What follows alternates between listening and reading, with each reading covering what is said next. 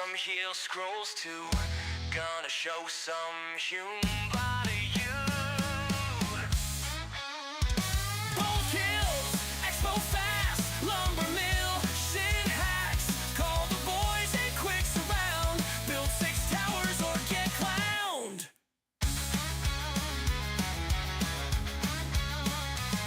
Where I out micro and outplay my opponent and still lose anyway.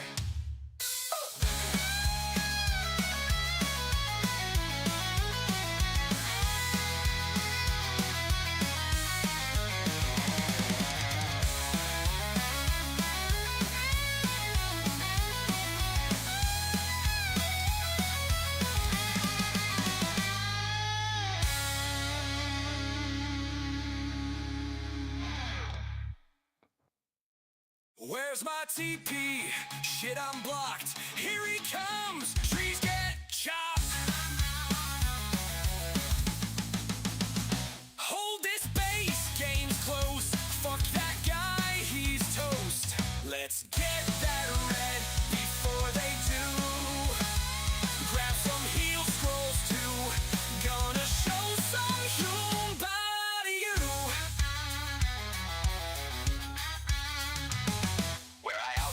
And outplay my opponent and still lose anyway.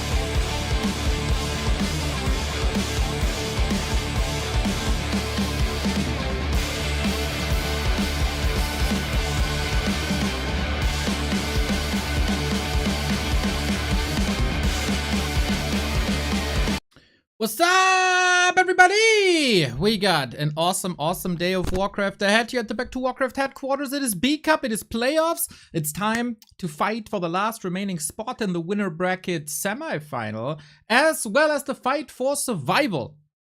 We have one game in the winner bracket. We got two games in the lower bracket, and we got some awesome Night Elves here for you today. I gotta check what consecutive streaming day this is. Days since March 2nd. 490. The big 9, everybody. The big 9 is here. Boom!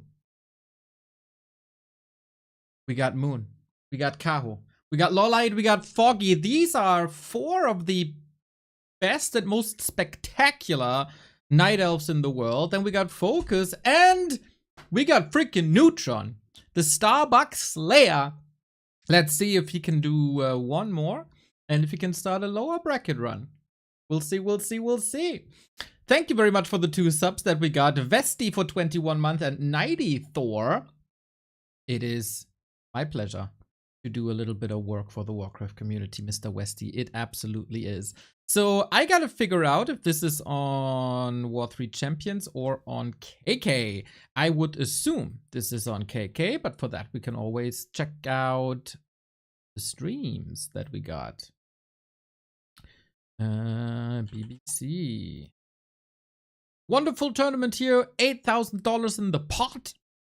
What the hell happened yesterday, guys? We'll go into the bracket, of course. Oh, Mr. BBC is checking out the Dolphin Warcraft Super League that is starting next week. Nice. Okay, so they're not in game yet. So, yeah, what the hell happened yesterday, everybody? We gotta check this out, because Mr. Remo was casting. Oops. Mr. Remo was casting, and I was watching up until a certain point, and then I had to get outside. And here we go, guys. In our wonderful OperaGX that is sponsoring us this month, we present to you the bracket of the B Cup. Infi was up 2-0, and then boom, reverse sweep. Sick. I was worried a little there for the Horde, but never doubtlet. I saw that was cool, especially Blademaster 3rd on Twisted, really innovative. What the hell happened here? Life slays Happy 3 times in a row. And then here comes 1-0 and 3 owes him? What? How? Why?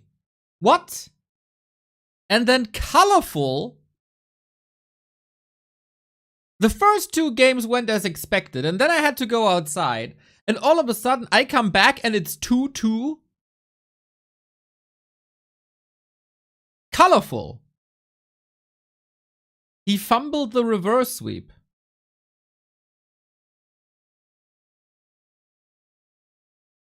Incredible. Thank you, Sharky, for spreading our links in the chat. Also, 13 MMR away from 2K. That is hella impressive. So yeah, that was yesterday. Okay. Today, we will determine who is the one Night Elf that goes into the winner bracket semifinal. Is it the GOAT Moon? Or is it Kaho, who is competing for the title Best Night Elf in the world? The winner will then be up against Happy, who currently struggles a little bit against certain Night Elves. Speaking of Night Elves, hello lower bracket. We got so many elves here, man. 1, 2, 3, 4, 5, 6, 7 elves in the lower bracket. Foggy versus LawLiet determines Infi's opponent. Banger match, that is. Dice is up against Soin, but that's reserved for tomorrow. We got FoCuS and Neutron fighting, and then the winner will go up against Colorful, and Iceock versus Sock also up for tomorrow. So that's the B Cup, everybody. And Of course, we gotta check out the BBC stream if the games have started already. You know it here. Games always start a little later. Hello, Benny.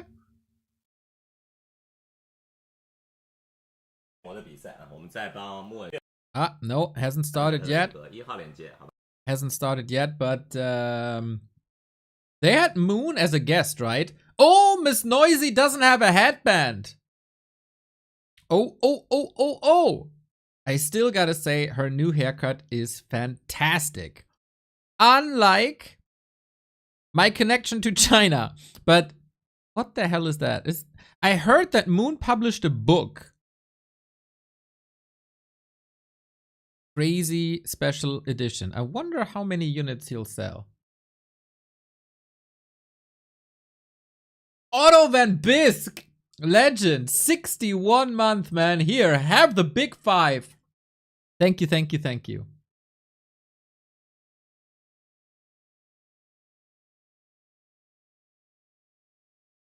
What's the book about? Well, I assume his career. But, I mean, I heard that through the grapevines not too long ago. So, like yesterday or something. So I don't know if that's true. So no games yet. So I don't know if it's on KK or I don't know if it's on Warcraft III Champions. Hello.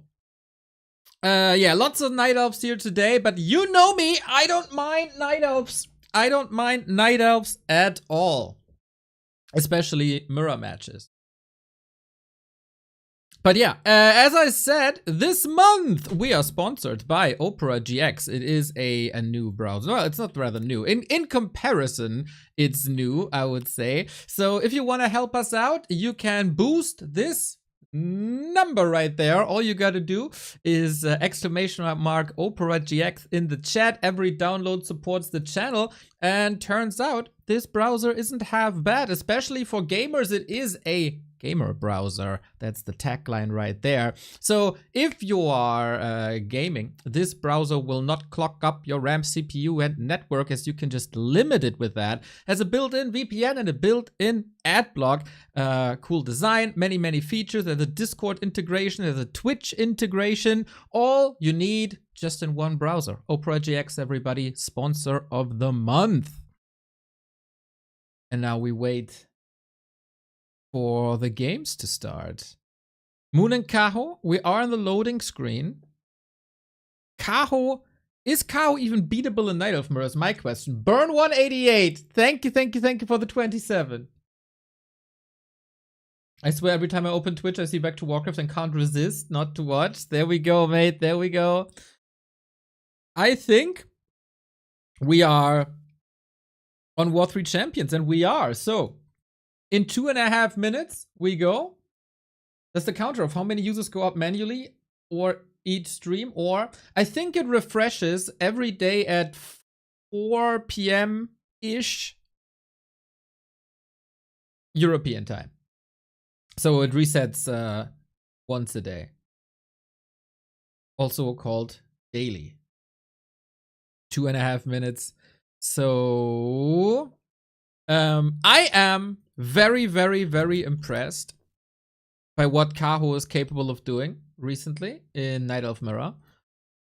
He just destroyed life. Like, this guy. Look at him go. Like, Kaho, what are you having for breakfast? Against Night Elf. And this is the best Night Elves in the world, right? All I do is win no matter what. You have to go to May, end of May. There he was defeated 3-1 against Live. But then again, win. Little bit of a loss streak in March, but then also win. But this is hella impressive, man. How many games in a row is this? 1, 2, 3, 4, 5, 6, 7, 8, 9, 10, 11 game win streak for Kaho in mirror matches. Holy smokes, man. He's so good at that matchup. He is so good. So we can check out how good is Moon, actually. I mean, we all know that he's the GOAT, but how good is he at the moment?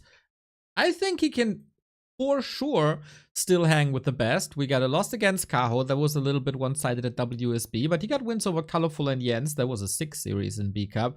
Also versus Sonic, close loss to Kaho. And then Moon is up there. Moon, surely good. It is a good matchup of his, but is it enough for Kaho? Mr. Unbeatable in Night Elf Mirror.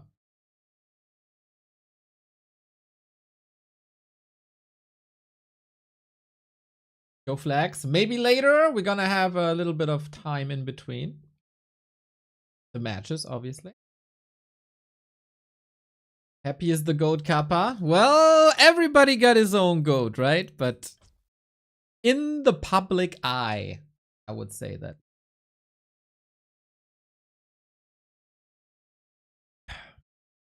So, one last shout out before we go into the game. Because next weekend is War 3 Champions Finals, everybody. The prize money stays at $1,500 and it was boosted tonight by $10. Thank you, Srdan Surucic, for the $10. 1,510. Let's go, let's go, let's go. Lineup is almost complete. 3 days, 8 players, lots of casters. This would be fun. Should be fun. Will be fun.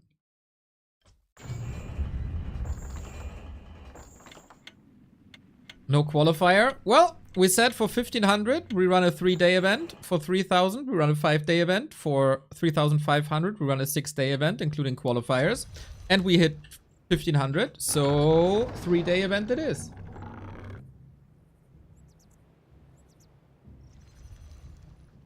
But now, without further ado, everybody, this is the last remaining winner bracket quarterfinal of B Cup.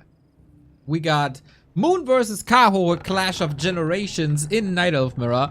Oftentimes frowned on matchup, but I tried to educate you guys for many weeks. Since this patch especially, this matchup is so good because more and more players are moving away from bears, and we go into Potom, and we go into Huntress Talents, and we go into Alchemists, and we have a lot of variety.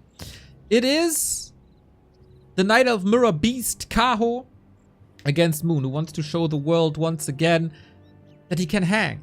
We heard that he released a book. He was on the BBC, the Chinese stream, to promote it and play some games there. But did he put practice in, is the question.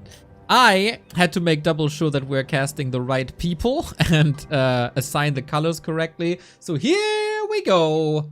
Best of 5, Night Elf Mirror, old generation versus new generation. It is Moon versus Kaho. First to 3 goes up against Happy in the winner bracket semifinal, where Kaho can show the world that he's not just a great mirror player, but also can beat Happy, like Life did 3 times in a row. The player's forces are under attack. So it already starts big. We got Kaho in the blue, bottom left-hand side. One of the 2 hot Chinese prospects that we got for the Night Elves. Incredibly strong recently. Top 4-5 ELO ranking. And he is the guy to beat in this matchup. While Life seems to be the standout player versus Undead, Kaho is the standout player in mirror matches. And let's never underestimate Moon, man. If he had time to prep due to all the travel and going to China and from China, etc., we'll see how it goes. So Kaho standard Demon Hunter opening, Moon on Concealed Hill with a Potom opening. This is pretty much what you should expect. Moon loves Concealed Hill, at least he did for a long time, and also for a long time I was sitting here.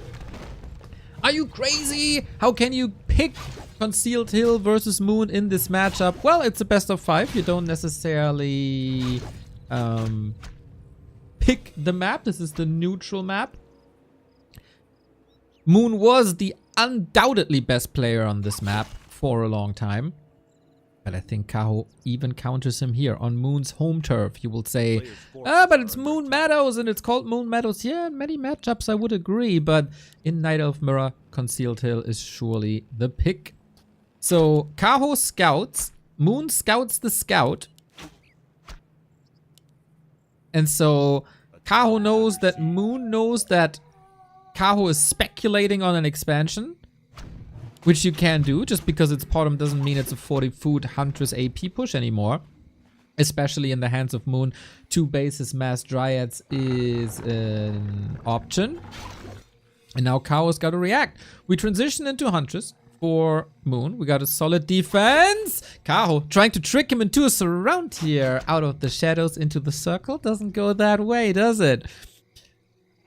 So for Moon, he's amassing units here in the north. He's expanding now, but it feels like this Archer and this Huntress are rather useless at the moment. No creeping. No second Ancient of War. It's Expo and Tech at the same time.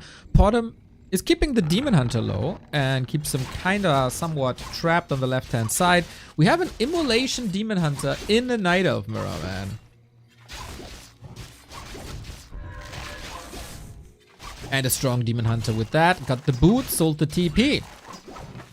Why do players sometimes not finish the camp like Moon just did? He doesn't get the XP now, no?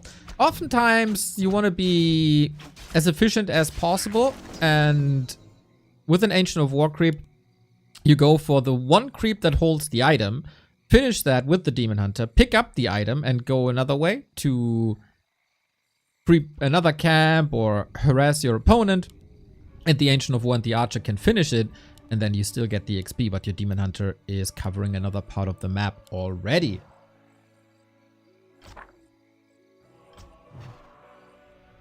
So Kaho's gotta have his eyes wide open for potential APs, but with the scouts in the north, he should be able to abstract that this is not an AP push, it's not mass hunts. Tier 2 is done. I wonder if we get a second hero here. And what the second hero is going to be. So far, only Potom. Still gotta wait a bit. I think Moon did a great job in keeping the Demon Hunter away from level 3, which is quite a power spike. No cancel in the north, but now that the Keeper is up and there's so much control in Kaho's army, he might just want to move. Yeah, because exactly that happens. He might just want to move to the north because the Keeper is here. He got Entangling Roots. He gets one of your hunts and boom, 200 gold gone.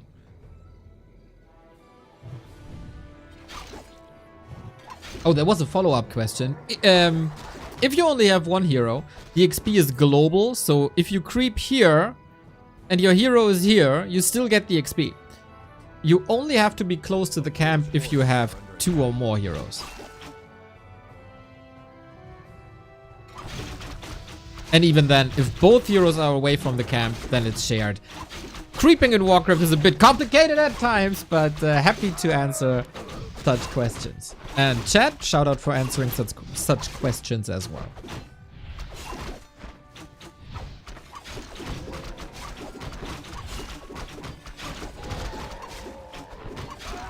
Dark Ranger by Moon. Interesting. With Black Arrow. Dark Ranger can be incredibly powerful, especially with the life drain second. I'm really not sure where the game's at.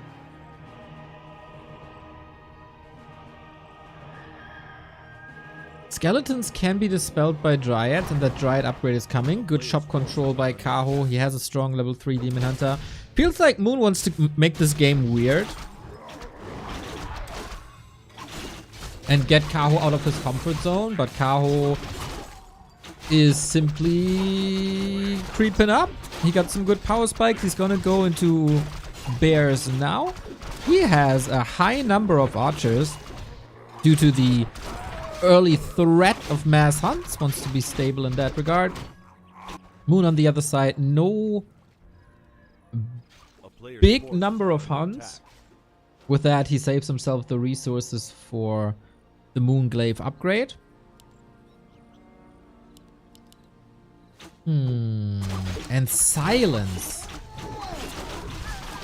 I don't know if this Dark Ranger is doing anything at all, but we'll see. We snipe each other's Dryads. Archers are doing fine. Against mass archers, Dark Ranger is nice, but what about the upcoming fight then? Maybe it's a timing thing. He just wants to hold this push and then he can rely on his expansion, and then he kind of sacrifices his second hero spot for the late game to fill that power spike gap that he got right now. And let's be honest, the focus fire of Searing Arrow and Orb of Darkness went hard on archers. But then this begs the question, how much will it do against Dryads and Bears? So if that was the purpose, that you survive this 9-minute push, that worked. He got a good supply lead now. So I would say Dark Ranger Potom for that time in the game. Super good hero combo. It falls off now heavily.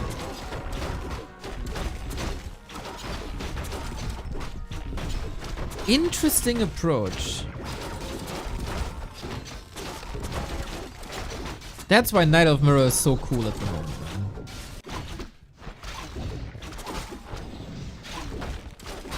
There's so much innovation.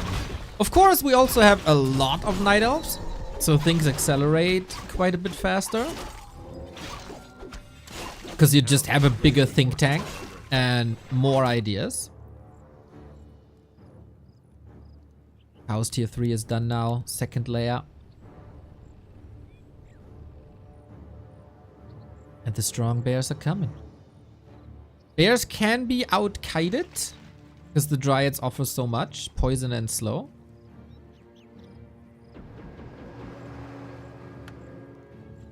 Got heal scrolls, invo potions. Big healing for a level 4 Demon Hunter. Whoa. And being on tier 3, Kaho has the orb up. Rat spot was done already.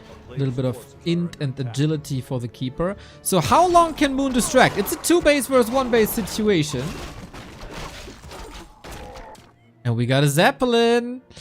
Ooh, this could be gnarly.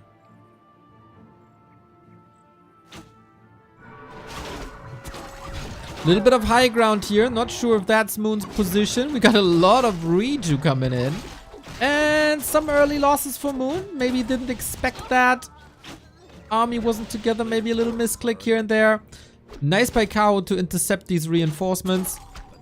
Pretty much impossible to run away from Dryads.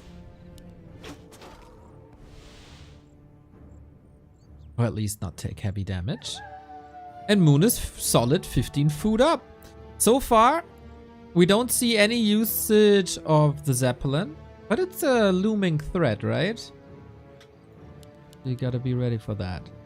Moon will just be going up to 80 food Dryads and attack and defense upgrades. Especially the defense upgrades, I think, are massive. A player's forces are under attack. We have to raise the question, what's the point when the Demon Hunter solos it all? Since we got a lot of pure... No, it's not pure damage. Spell damage. Orb damage. Demon Hunter's armor isn't that relevant. Also, we have a lot of poison damage, right? It's not a matchup where, like, we have so much physical damage that the armor values of a Demon Hunter matter that much. But yeah, what about that Dark Ranger? That is a good question. Ooh, Lion Horn, sexy. And what's the silence about? We have very little. We have only 1 Dryad.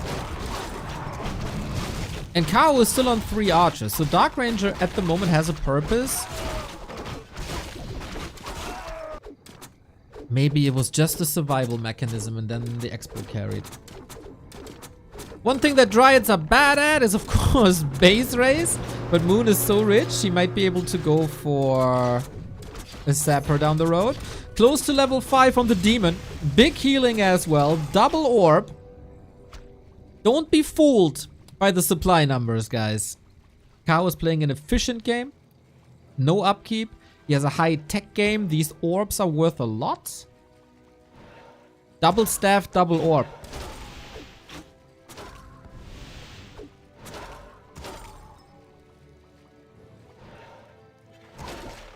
Isn't Life Drain a bad spell? It's incredible on level 3. It's very good on level 2. Just very bad on level 1. It's one of the highest damage spells in the game. And you can't die.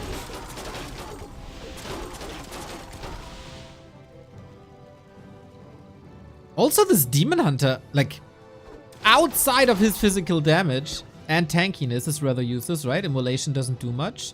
Banner Burn wouldn't do much either, to be fair. So yeah, one spell is basically useless.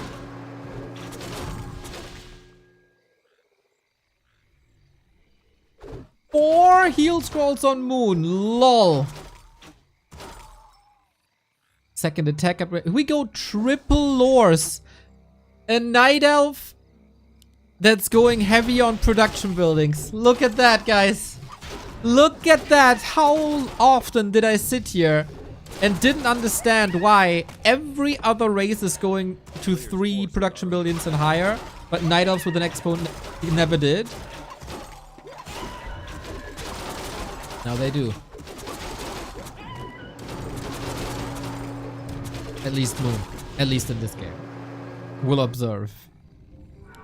Very efficient staff usage here. Hey, Ding Dong, what's up? Oh, Moon Wills.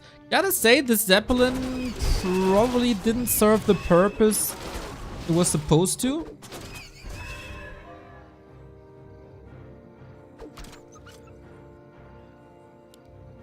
A player's forces are under attack.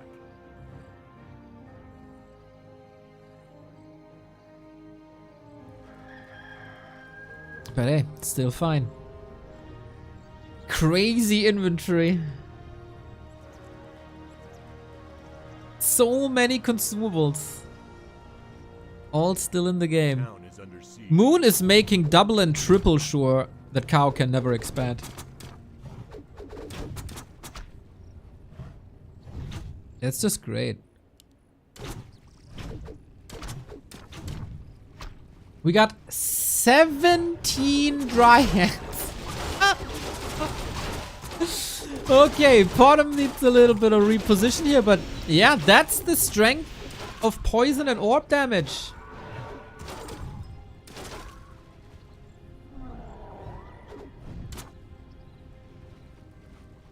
Demon Hunter armor values really don't matter. I think Moon should for sure have cancelled the redo. I mean, you got 17 Dryads, right? Dispel! No Dispel. Ay, ay, ay. Well, he is still in a very good spot. We go 90 food. This is 20 Dryads. And he's still got 1300 gold. 2-2 upgrades now. Moon is doing everything he possibly can without going tier 3. And Kaho realizes, all I need is my 2 heroes for now. Your base race is horrible. Now, bears are attacking the main. Instant TP.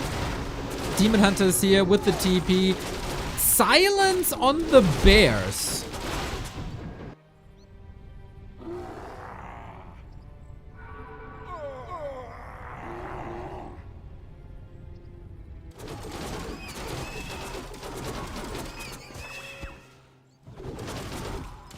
Huh. I mean... I don't understand this.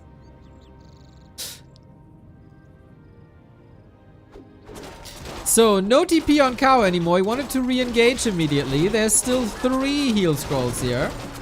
Now, more or less open fight. 22 Dryads!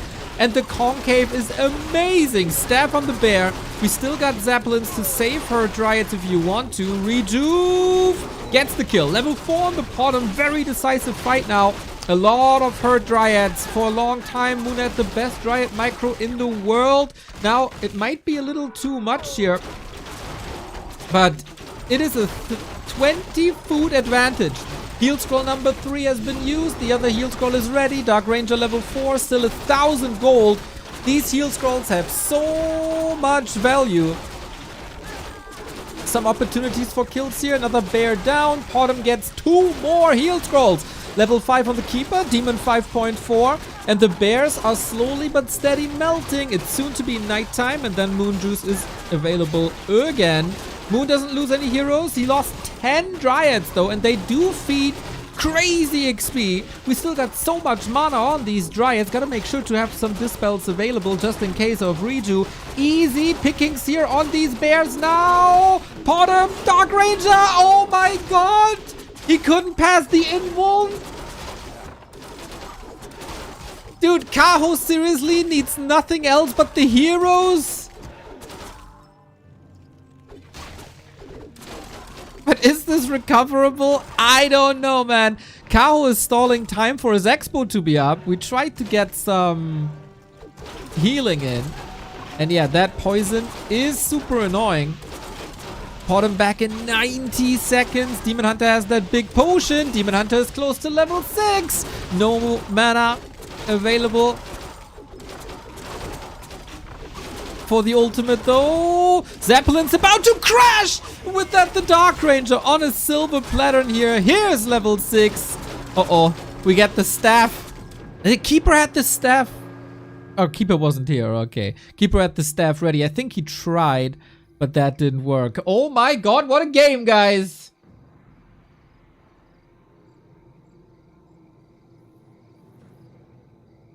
Kaho able to survive 6 heal scrolls and 22 Dryads.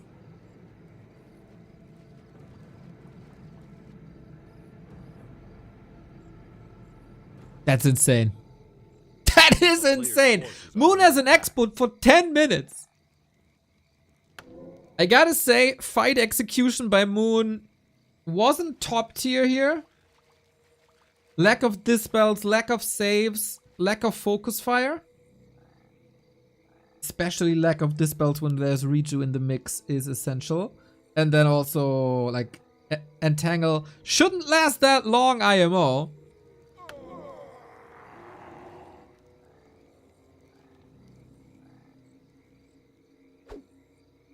So I think with better fight execution, Moon wins it there. A player's forces are under attack. We still have a 20 food lead. Moon is trying to get that economy lead up again. With Dryads, you can't really do much about enemy buildings. Bro, this game is so sick. I always thought Night of Mirror is boring, bro. Yo, bro. Thank you. I've been trying to tell people for a long time, bro. People should not hate on Night of Mirror anymore, bro. Yes, Bear Mirror is boring, bro, most of the time. But these past couple of weeks of Night of Mirror, bro, they're so good, bro. And it doesn't really matter what level.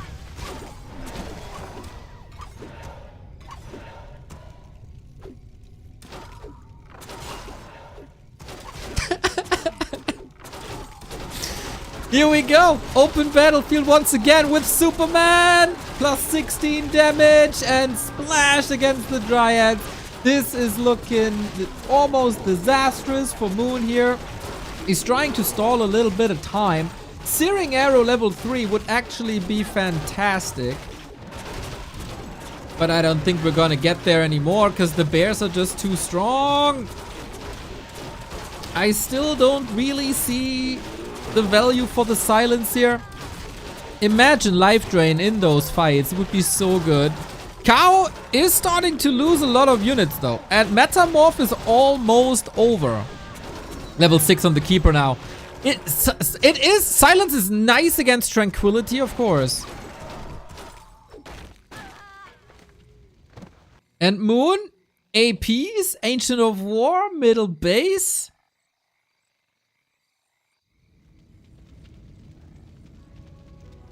Isn't Entangle just canceling Life Drain? That would be pretty expensive in mana. I don't know. I mean, in certain situations, yes, but it's not always available. And Yeah, if you use an entangle against life drain, you can't use it later.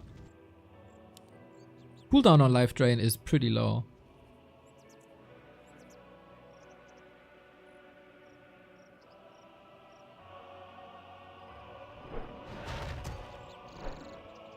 Players' forces are under attack. Man, what a game. 25 minutes soon.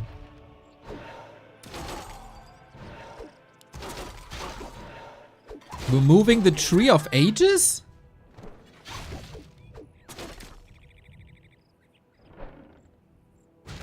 Why? I mean, Moon has no staffs. So the downside of moving the tree isn't even a thing.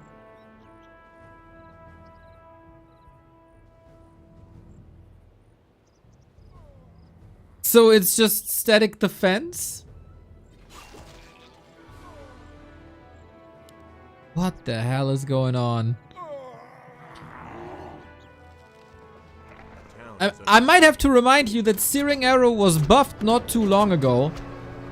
Searing Arrow level 3 does 48 bonus damage. 48! Players' On forces top are under attack. of the damage she already got.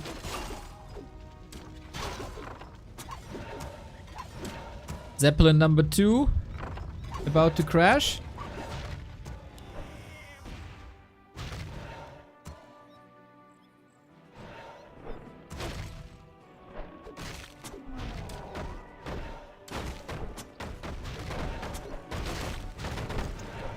Well, well, well. We got the Tree of Ages soon in the fight. Moon back at 16 Dryads. How much was it before? 30. It was always easy. 10, 20, 30. Now it's 12, 24, 48.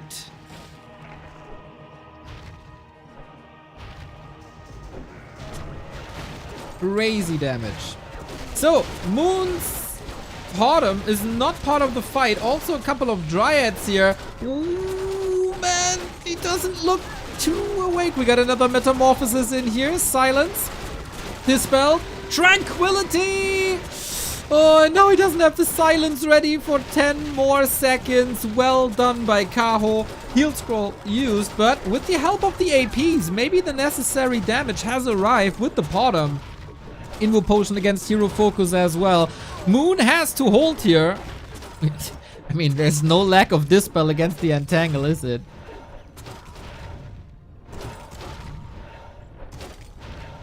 But healing. Healing is a problem, despite all the heal scrolls. Moon holds again!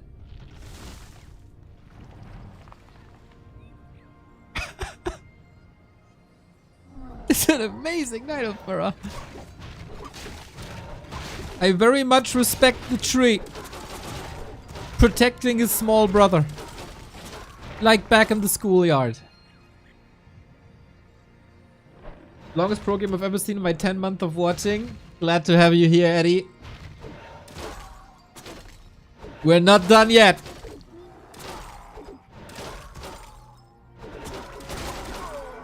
Orb damage spread incredibly well. Moon just can't get any kills, really. That's level 5. Okay, what are we getting? Aura? He goes Aura, man. It is +3 on every Dryad. That is 51 damage per volley. Plus heroes. So we gotta wait a little bit for that Searing Arrow. Kaho, 60 food, losing bears left and right. It is the beginning of nighttime. Moon's Dryad control is looking fantastic. If he can save them to the fountain and heal up there. Kaho is losing so much. Oh my god. One bear after the next just gone. And Moon is on 2 bases. He can afford these losses. There's nothing like worry about ultimates anymore. The ultimates are here and he can deal with it. The body block against the Demon Hunter. What a spectacular fight this is. 70 food. Moon. And we're getting Charm soon. Holy shit. And now we heal for free. Dude, the way he has the tree up front, and has this little sanctuary here. So the tree takes damage. He can easily sneak through, eat, and move back in. That's so good. That's so smart.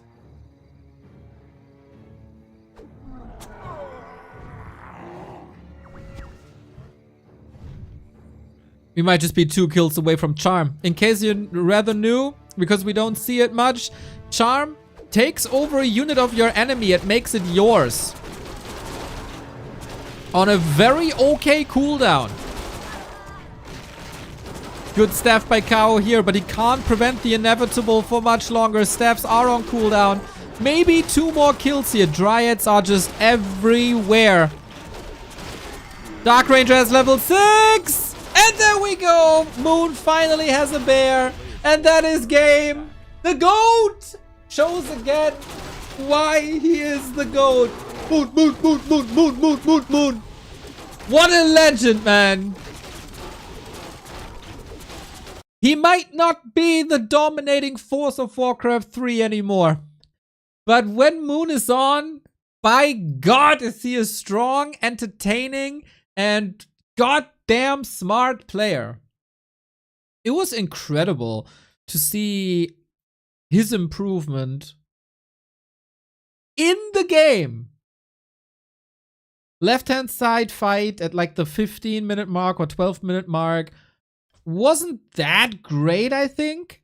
Lots of missed opportunities. But the last few fights, mwah, freaking Moon.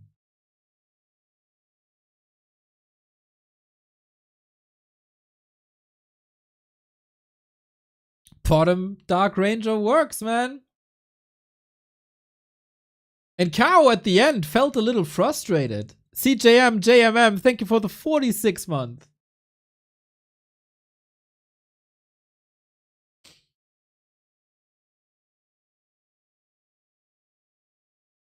What a nice display of mechanics versus strategy.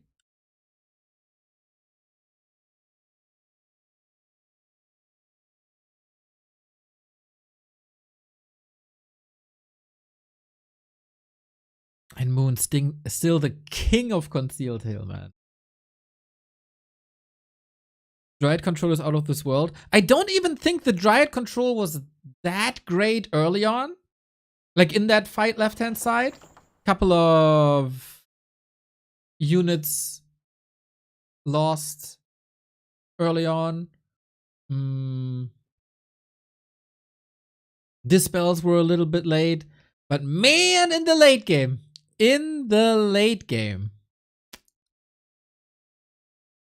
Class.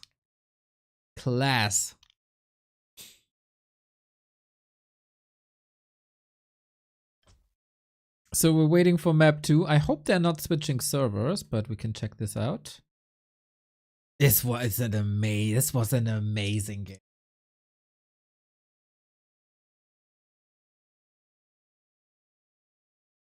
And yeah, no game just yet. So we can cue some ads.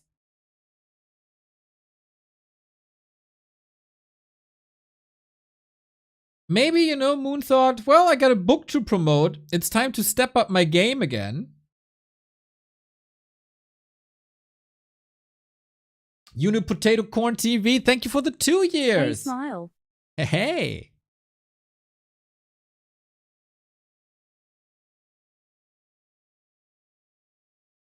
Serious question. How close is Moon to his peak in the past, or is he washed up compared to earlier days? Such a hard question, man. He definitely knows how to play Warcraft. He's not in bad shape.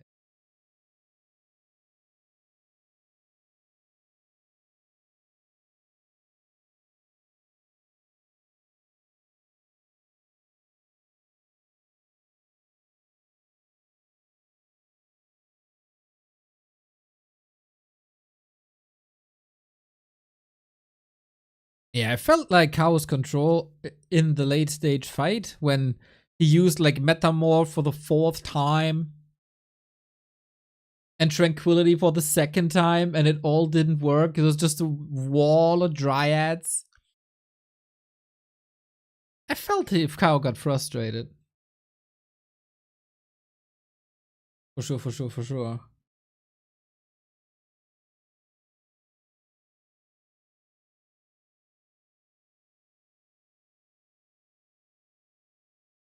Man, this dude is almost 40 years old.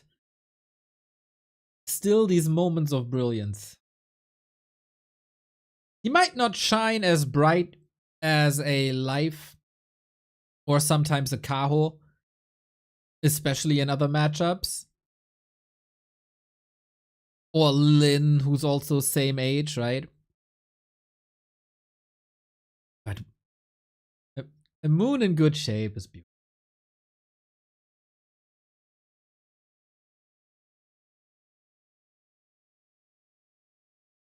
And that he can do that next to handling his business, next to handling his family, next to handling like travels to China. That's just freaking impressive, man. Sometimes I can't even manage to get breakfast before the stream on a day, and he does all of that. Well, multitasking has always been his thing, wasn't it?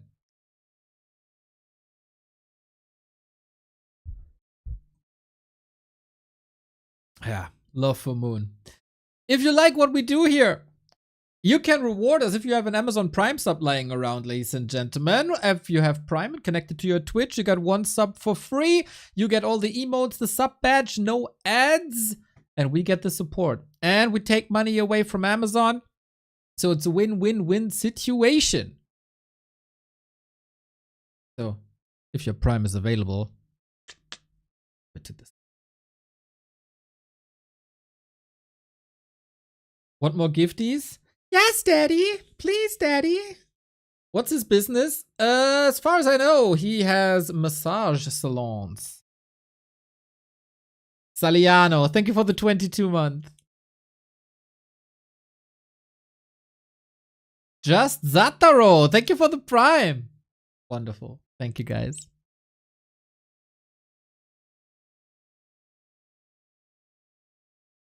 Map number 2 is coming up, everybody. Then we have to wait 2.5 minutes.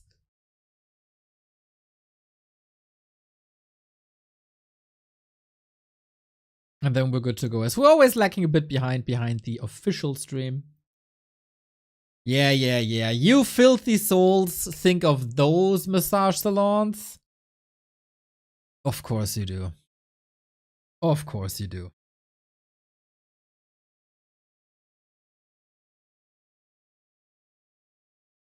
And he's streaming on top as well. What the fuck? Does this guy ever sleep? Yo, Young Fang with the 5 gifties. Let's go, let's go, let's go, let's go. You've been so generous in the past couple of days and weeks, man. It's really, really great.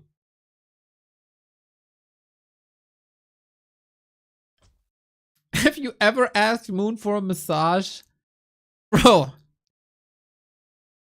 I don't have the balls to do such things. Imagine the chutzpah you gotta have to ask the GOAT of your favorite game of all time, something that's been a company of your life for 23 years, if he wants to give you a massage. I was on the receiving end of a sock neck massage, though, for a minute or two. That was great. That dude's strong. But I didn't ask for it. He just did it because he's a good lad.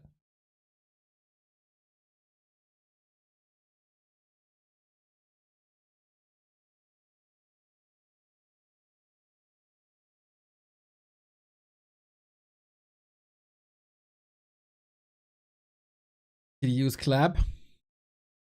You know this was more like Stormbolt, but it felt like Life Drain.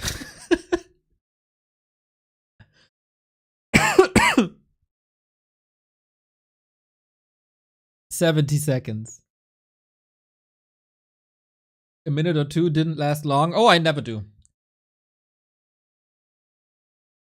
That's why I'm so relatable to you out there.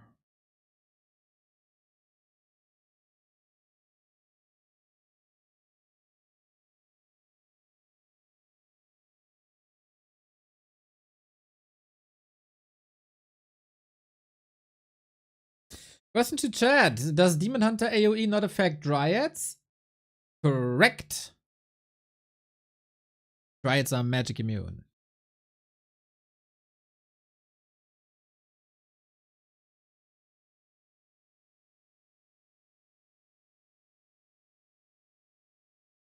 Twenty seconds.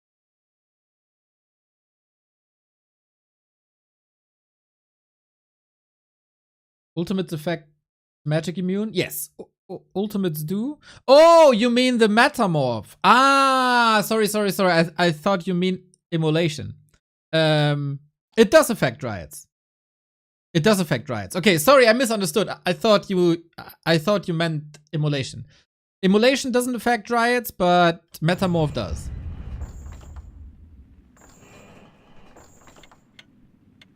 You just don't see the effect because the orb projectile overwrites it. So you see the orb of venom, but it has the effect of both in this specific case. So you get the chaos damage, you get the AoE, and you get the poison, and you see the projectile of the orb. Thank you, Moisan.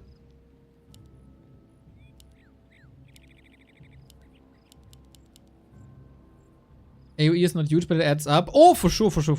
It's a solid AoE. It's a solid AoE. Just Dryads are spread that much in comparison to like air units or something. The goat is up 1-0, and now it's Kaho's time to bring it back. It is so fascinating to me how Moon's weakness in his glory days was always Night Elf Mirror. And now it seems like it's one of his best matches.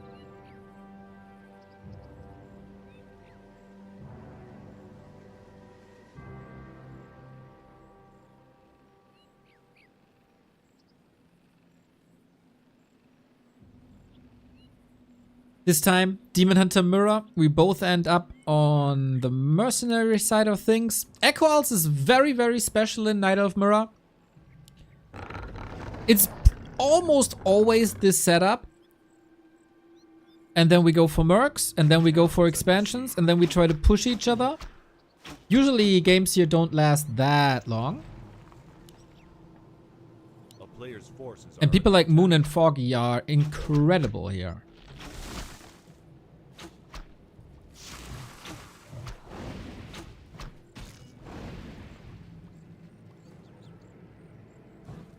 Good to see. Good to see. What was that? I don't know why I talk like that. Good to see so many people asking game mechanic related questions. player's forces. Keep it up. And also good to see chat answering them.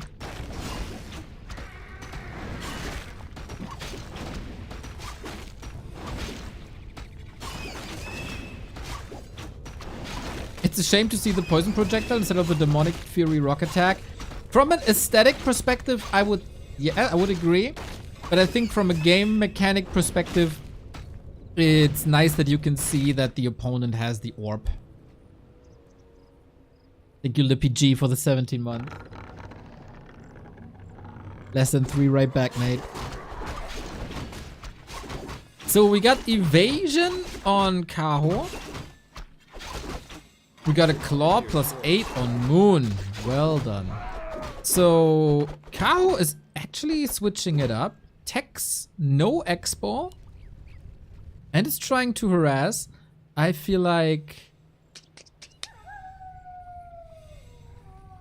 Moon has been really, really good at shutting down these attempts. Yeah, and he's ready. He was just waiting for it.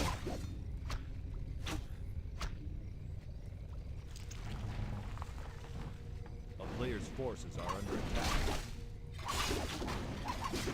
So, is it enough damage? We gotta circle it. Oh, Kaho got the Berserker. Alrighty, how much damage can you inflict? Oh, so close! Oh my god, if not for the Berserker Moon holds here. This was literally one attack. So much damage on the demon, on Kaho. But there was this one Berserker, man. Nice. Moon can expand on the spot. It's not the end of the world for him. To be fair, you can see the orb anyway orbiting their hand. Is that the case for Metamorph? Actually, I don't know. Do you see the Orb of Venom effect on a Metamorphosis Demon Hunter demon form?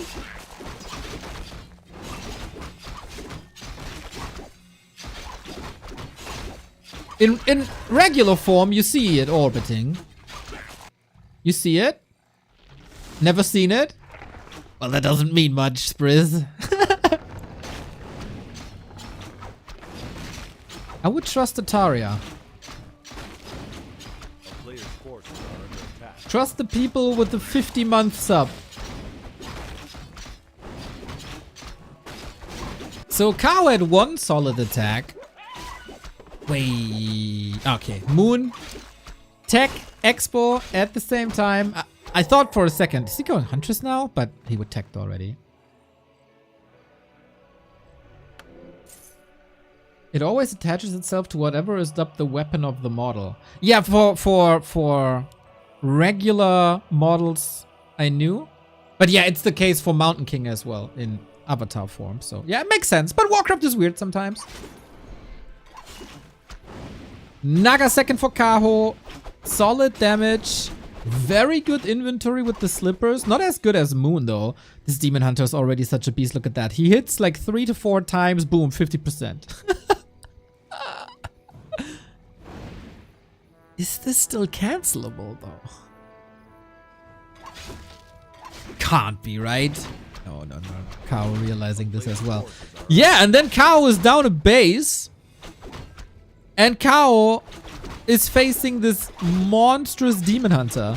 Naga second now as well. Ooh, Moon is cleaning up a lot of units in the back, eliminating a lot of HP. No deny here, interestingly, in favor. Oh, no Frost Armor enabled. Oh, Moon only fixes it now. Dude, but it doesn't matter. Player's forces are under attack. Just running her down. Super good body block for a second. Orb is not enough, is it? Boing, good night.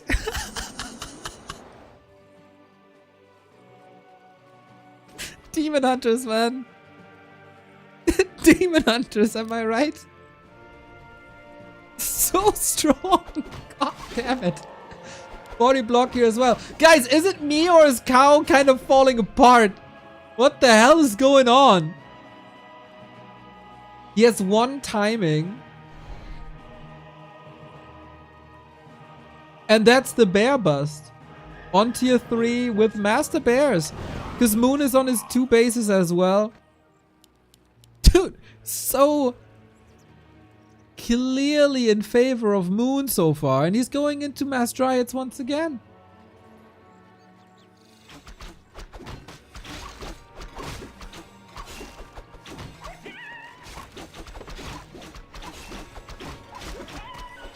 Demon Hunter, double gloves of haste, boots, and club plus 8. It's a good hero. It's a good hero.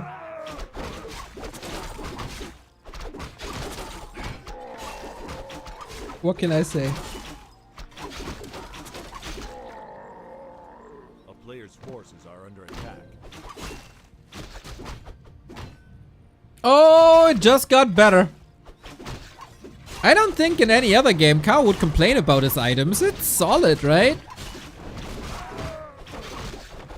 But solid doesn't match when you're up against Moon. Level 4.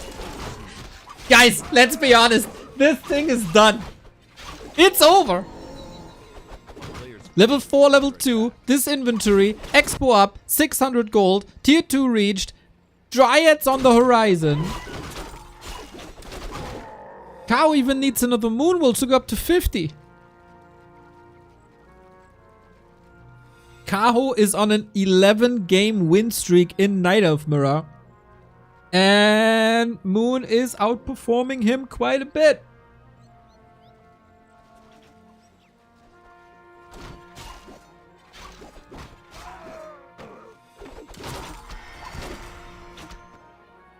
Okay, interesting invul potion. The town is under siege.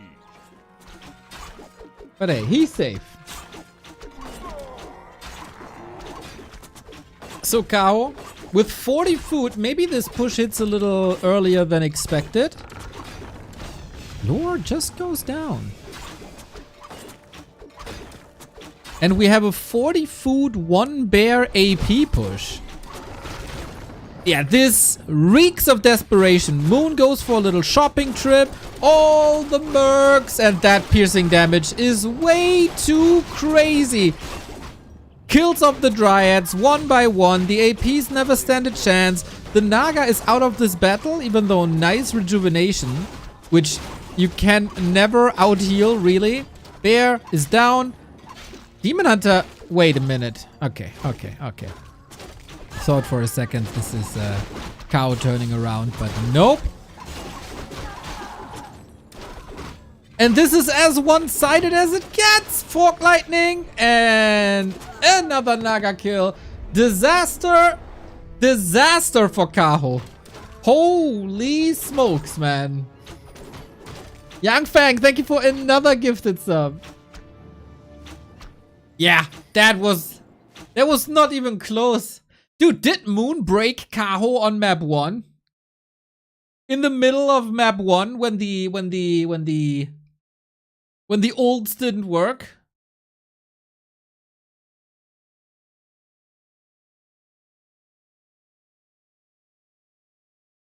Unreal. Moon is playing out of his mind today.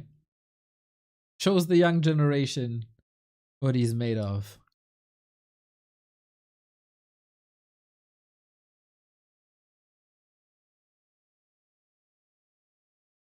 That was one hell of a demon hunter, though.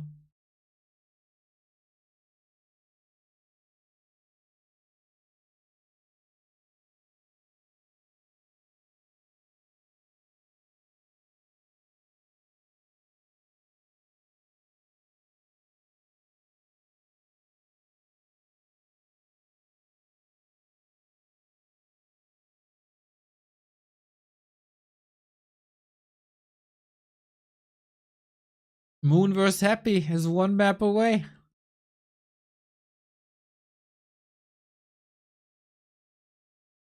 Good thing for all the Night of Mirror aficionados, we have one more afterwards, eh? With LawLiet versus Foggy, two very creative people once again. I thought Kaho was gonna teach Moon now. Here today.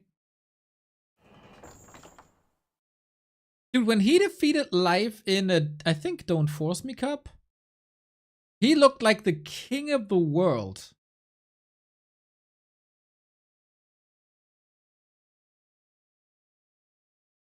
In Night of Mirror, that is. Well.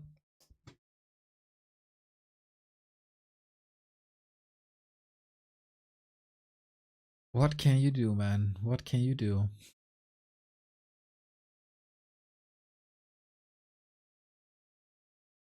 He needs a little shot at the arm. And he has to reverse sweep. To be fair, in 2 upper bracket matches, we had or were close to a reverse sweep.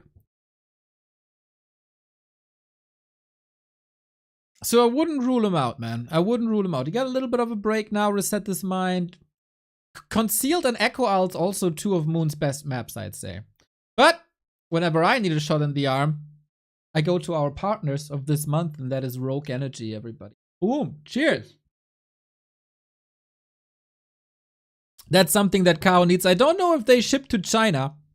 If so, you should definitely think about it. 20% off with the coupon code B2W.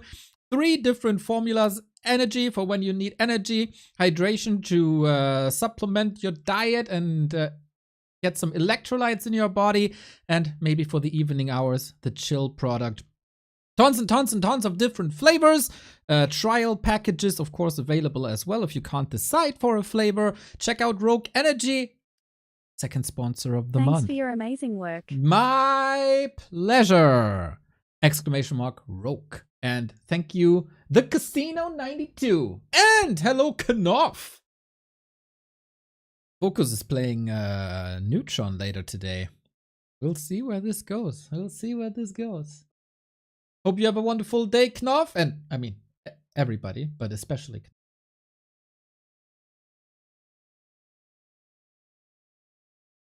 Two minutes and we go live with game number 3. Map, I can tell you, is twisted.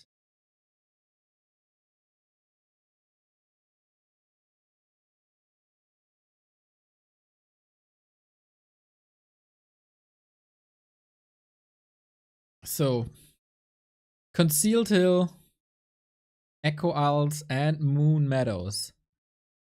Can't help but feel that this map pick and ban phase went a little sideways for Kaho.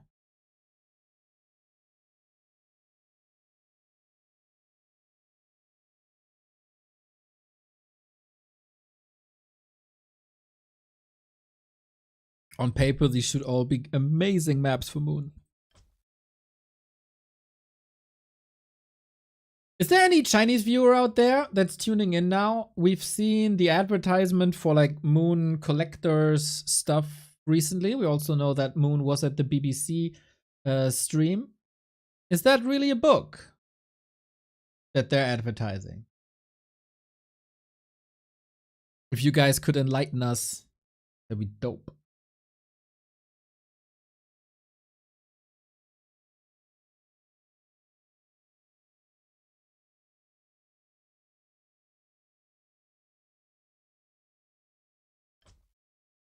Mr. Apeman, hello, hello, hello. I hope you had a wonderful stream with good games. Mr. Apeman helping me organize the War 3 Champions Finals. It's coming to your home stream screens in 6 days.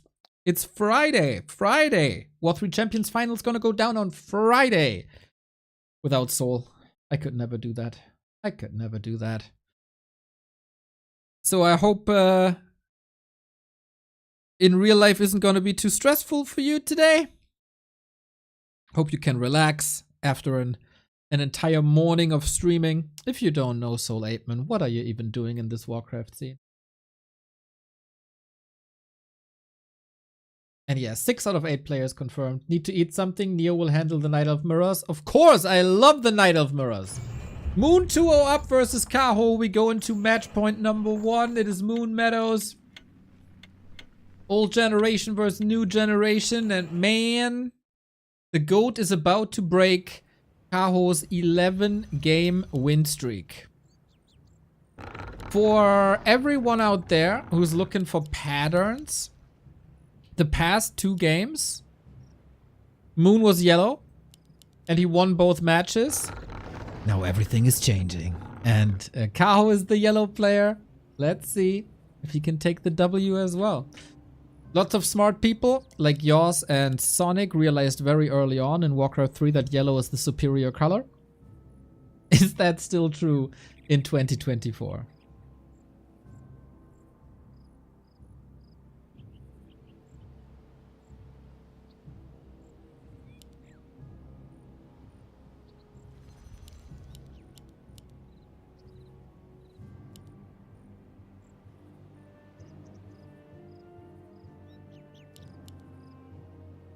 Any changes? We can play Demon Hunter, Podom, or Keeper here.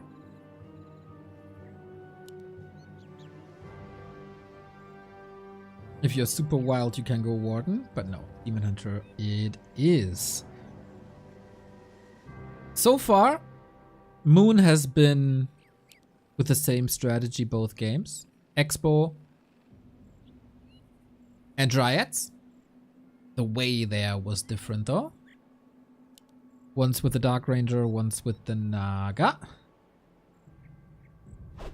Players' forces are under attack. So, Creep Manip. Heroes popping out, and then we go for one of the best camps early on. This makes it then very similar to what we've seen on Echo Isles. Mercenaries available, some fighting, combat items, some consumables. So, can Kaho be a little more decisive and deal more damage? Moon was blessed by a Claw +8 early on. Early on, finding damage, always great.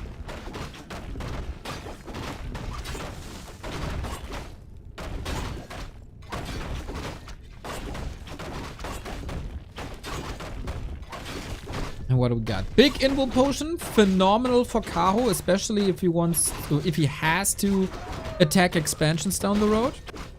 Moon with the Scroll of the Beast. Yeah, not that phenomenal.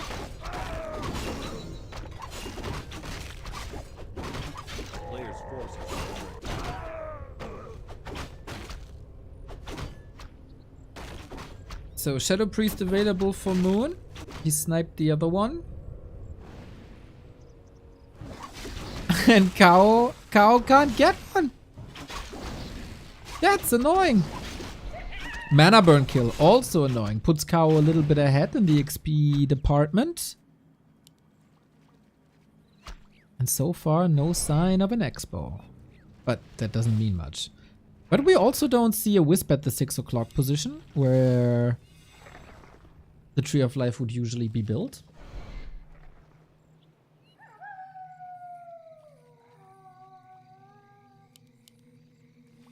So far,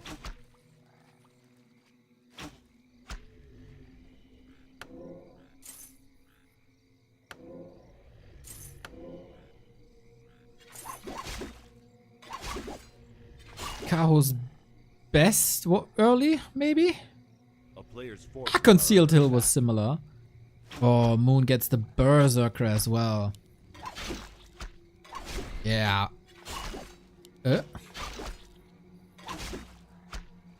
Town portal to save the Berserker, really?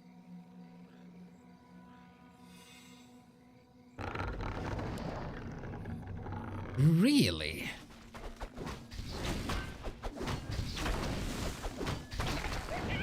A player's forces are under Well, attack. Moon not holding on to his items today. Joe Block, thank you for the sub. Keep up the good work, B2W. We try. Thank you for 17 months. To deny the XP, I presume? Yes.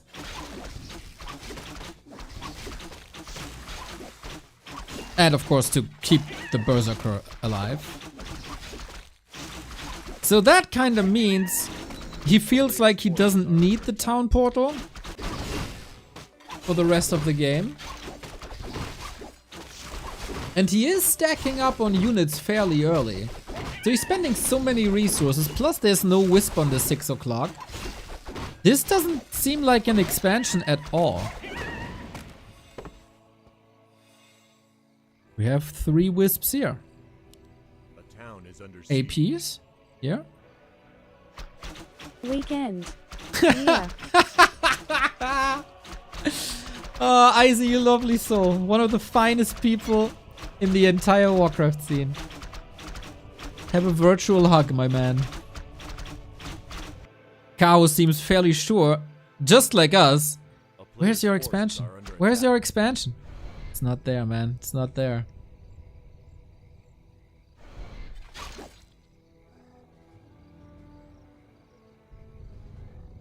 Invisible archer wall. Interesting.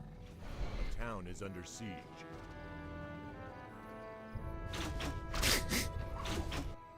There's no APs growing here. Dude, I got a big question mark over my head, and I got Omnivision. Imagine being in Kaho's shoes. What the heck are you doing, man? Well, he's just in the process of killing the Naga once again.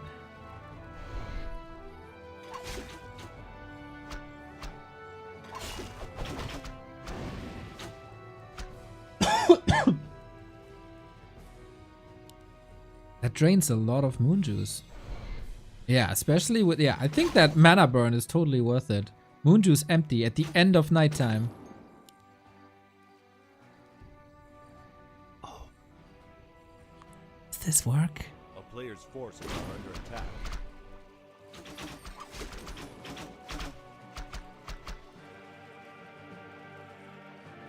Kaho has a blind spot on the right-hand side. I mean, who scouts there? This is a good ambush, though. Priest down. Of course, Moon used his town portal early on, sacrificing a bit of HP. We got 6 archers here. Could even be going to the mercenary camp.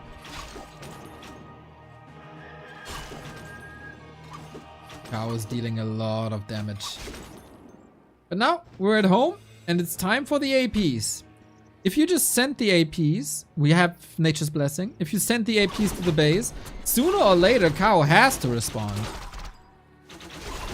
Very interesting situation. The 2 berserkers should be crazy good against dryads, of course. And Kaho has no TP. He has an Invo potion, but that's about it. Moon is sending the APs to the base. And they will cause quite a ruckus there. Yeah, Moon, for now, all he has to do is hold. Invo potion is over. No bears on the horizon. No healing anywhere.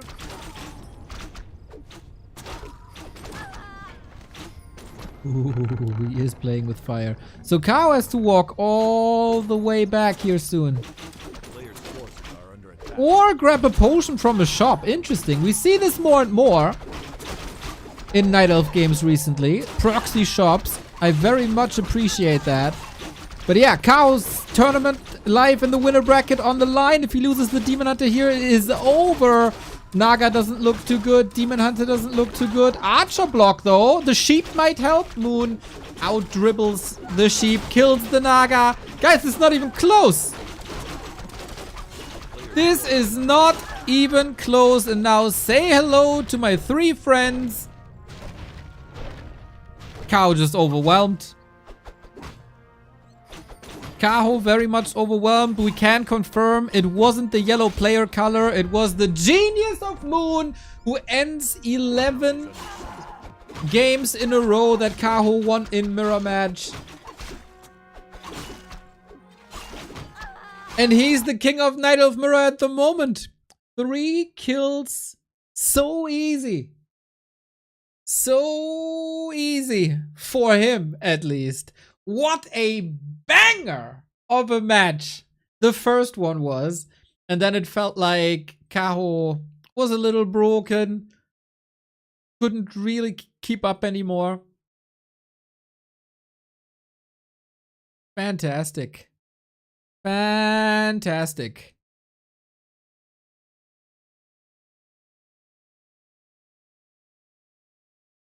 That was a lovely series by Moon, man.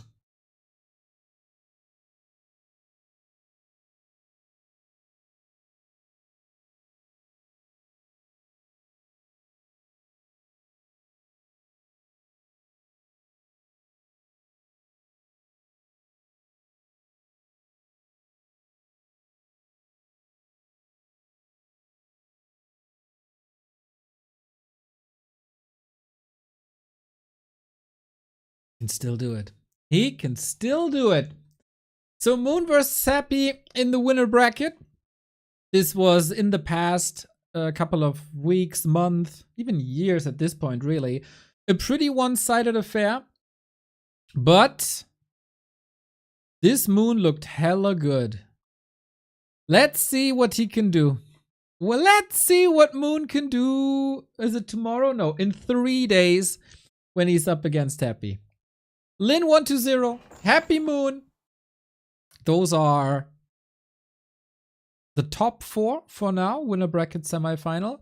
In the lower bracket, LawLiet Foggy, that will be up next, winner up against Infi. Dyson Soin, winner up against Life. FoCuS vs Neutron, winner up against Colorful. And Iceorg vs Sock, winner goes up against Kaho. As so often in B-Cup, lots and lots of Night Elves.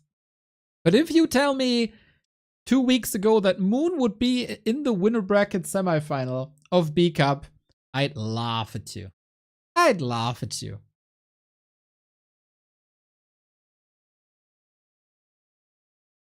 It was a good performance, man. Really appreciate that. Maybe Moon watched some live replays, but Kaho dominated live in Mirror. So maybe not.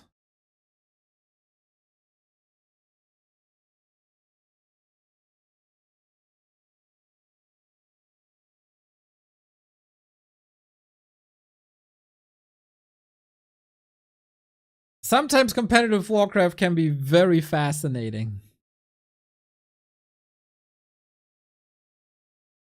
Can't help but notice that Neo's beard looks great today. Thank you, Touch for info.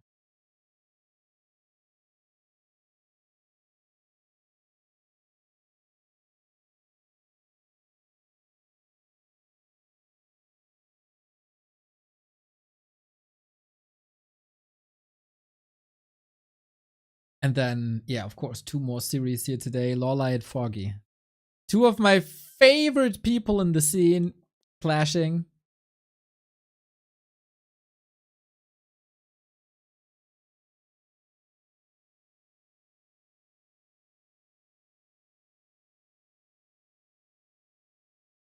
Oh! What do we got here? Jay Persky! Thank you for the 28. Much love to you guys. Much love. Coming in just in time because an ad is starting. You don't want ads? Go for a sub. Support the channel if you can.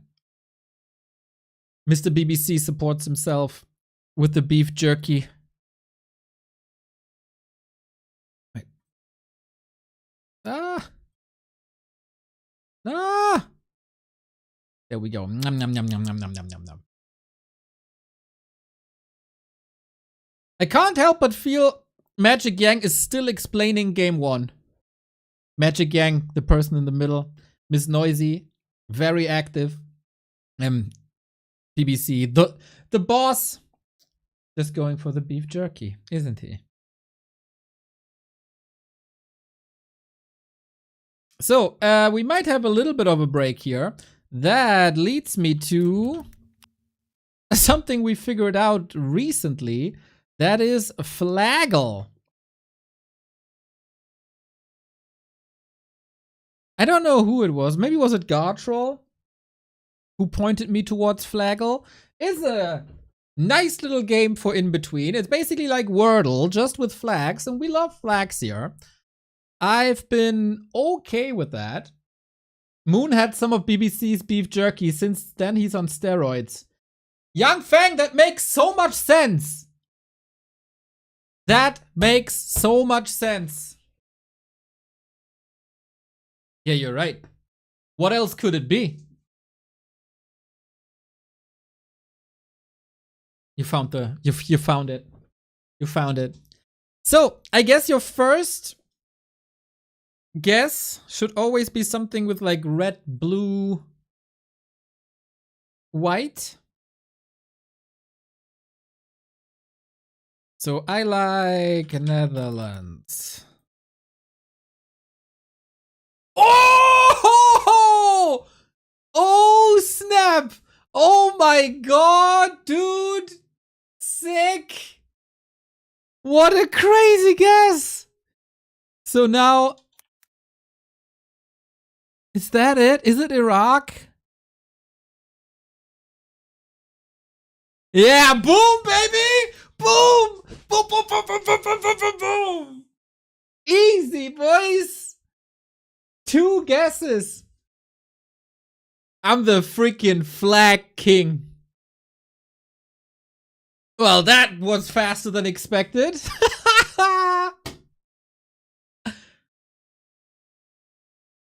Ah, it's so rare that I'm proud of myself. Holy shit, what the hell is going on here? W3C Finals prize pool just increased.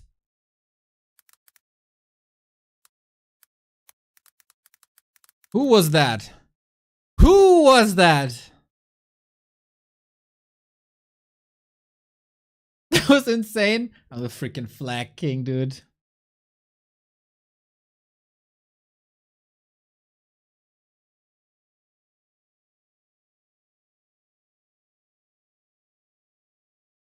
Let me check.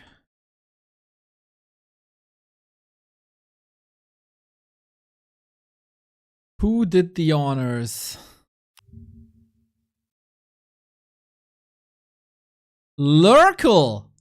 Oh, that's amazing, mate. 1600. Boom. Not even dropping a comment. Just a straight up 90, man. This is awesome.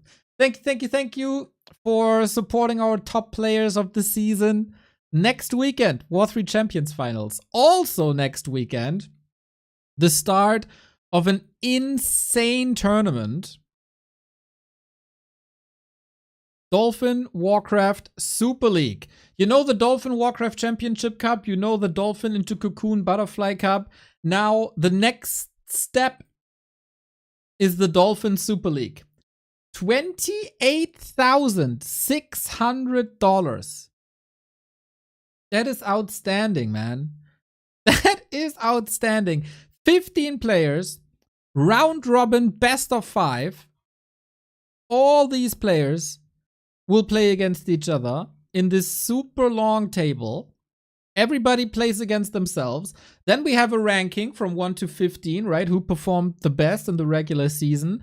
And then we throw them all into Ascension, a bubble system basically, to see who really the best player is of these. This will last 2 months. It's gonna be a hell of a show and so much content.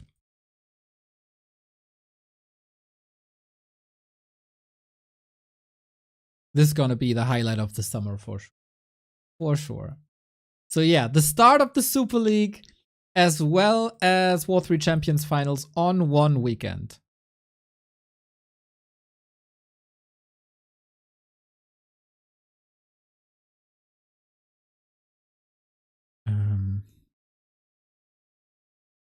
Our friend Orkwolf posted something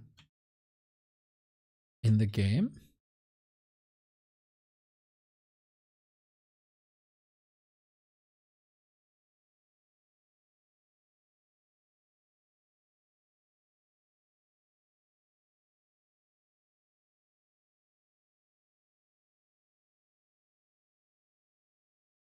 Incredible format, hell yeah.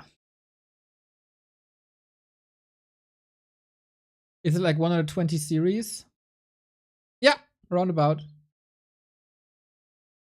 I just saw that they added Warcraft 3 Reforged to Game Pass. Any difference if I play it from there? Will I miss some features? As far as I know, no.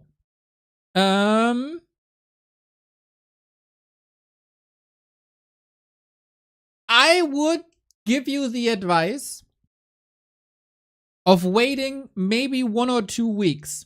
We will get a patch soon that will make the game more stable and better, and will add some quality of life to it too. Especially when you want to play campaign. Wait until the patch is there. But otherwise, yes, you can just download the game from Game Pass and can play, which is great.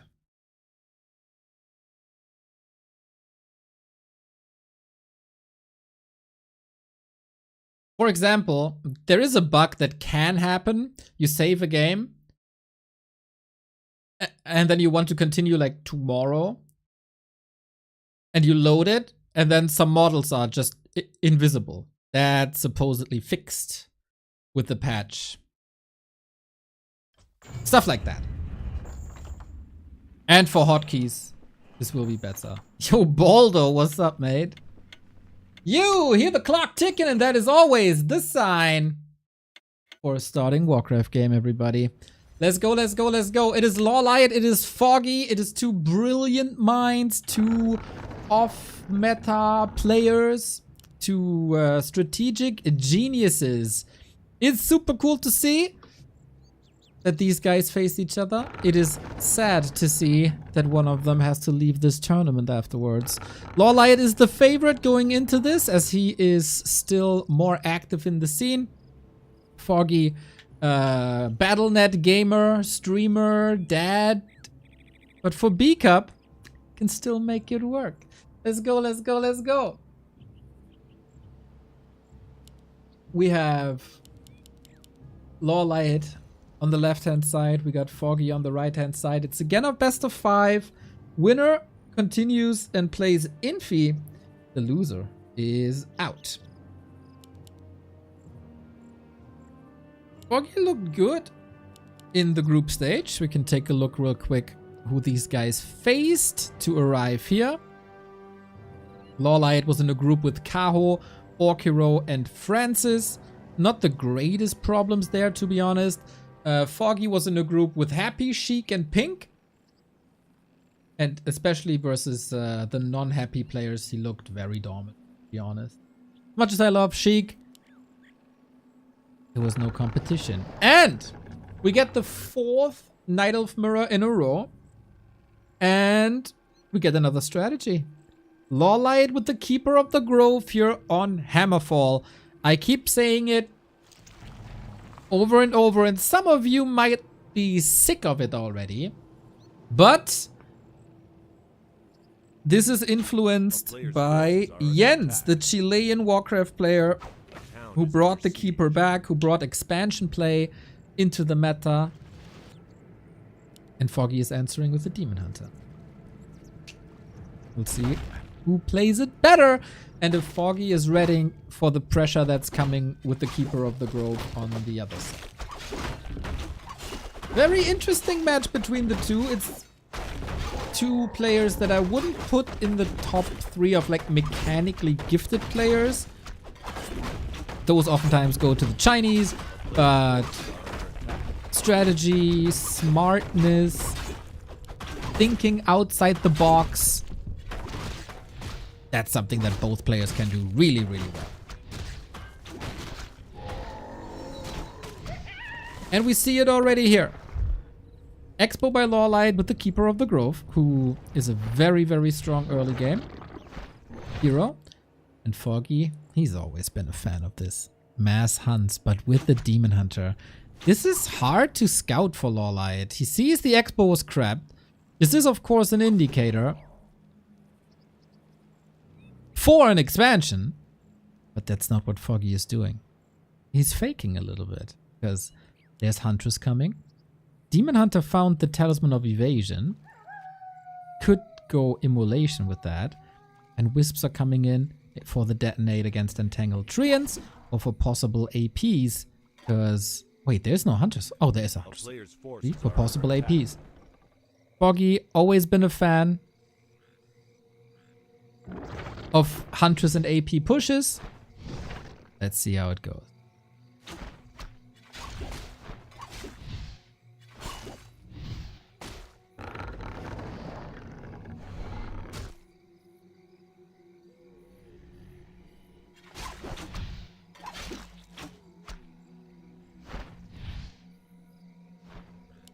Here it is.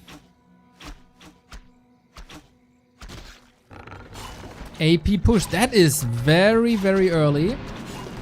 Maybe it's just a little bit of distraction to prevent the Keeper from level 3. Burning Blade! Thank you for the 59. Closing in on the 5 years. Amazing.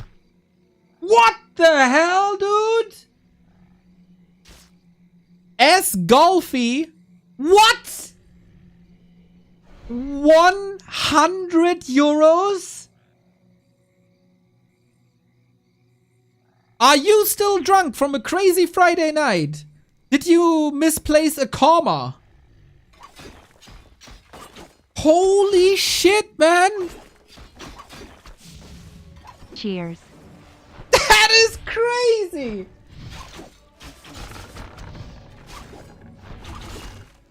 I don't really know what to say. It's distracting me so much. Oh, incredible support, mate. Thank you. You guys have been nothing but lovely. Nothing but lovely. So, we got Huntress on both sides. LawLiet with an expansion. Foggy with the push, so this game will not last too long. Huntress are getting 2 kills here, but are in the process of getting killed himself. Demon Hunter, of course, a very, very good fighter. Keeper out of mana already. And so far...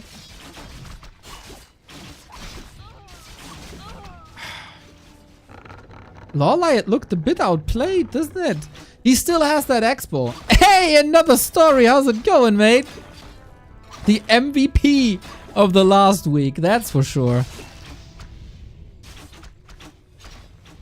Can Foggy completely break LawLiet here? Base is under attack. Moonwolves are getting shredded. Problematic for Brother Joe. Foggy kinda overwhelmed him, it seems. Expecting this Keeper expansion play. Having something prepared. There's an AP by LawLiet in Foggy's base now.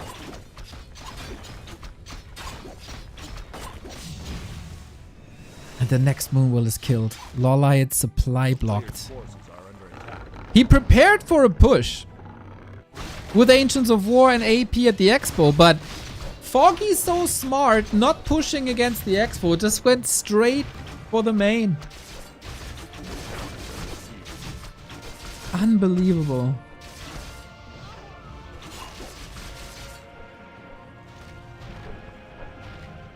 I could watch Night of Mirrors all day.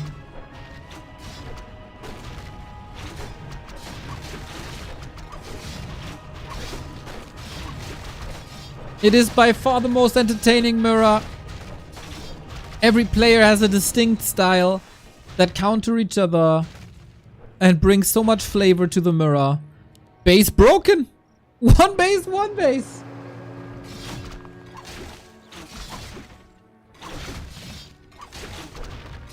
Neo, what you do? Yeah, I mean, I am, but I'm not complaining.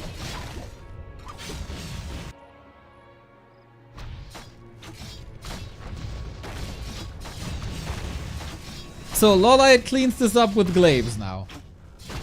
Foggy counters glaives with glaives. We have no tech 8 minutes in. LawLiet had a bunch of gold because he was supply blocked. And he is basically expanding again.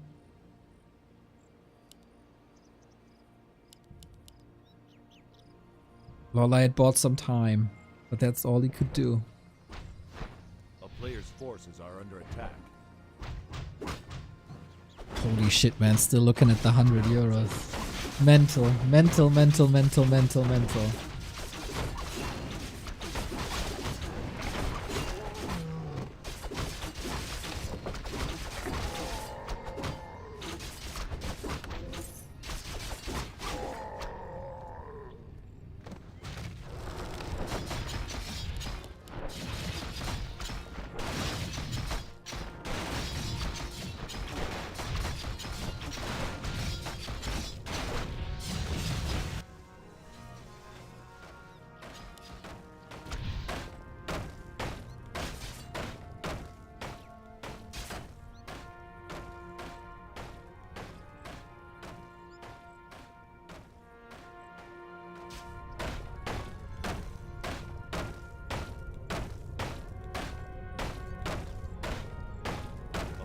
Forces are under attack.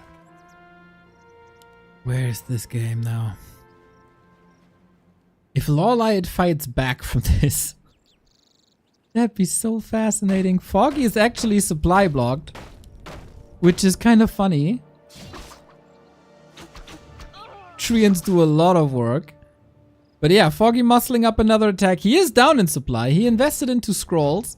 Siege begins. No wisps here for detonate, right? Oh, the glaives might be a little too far forward. LawLiet jumps on them. 2 control groups. And off we go. Oh my god, he's doing so much damage. Oh my god, LawLiet is trampling on him.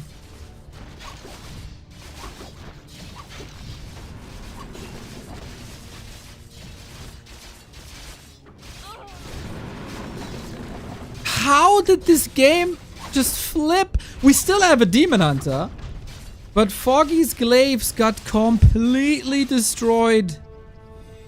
The heal scroll has some nice value. Demon Hunter immolation looking fine, but it's only level 1, so yeah, what can you do? And all of a sudden we got a 20 food lead. Foggy had a wonderful early push, killed the base, and then couldn't follow up anymore. What the hell? Being supply stuck obviously hurt.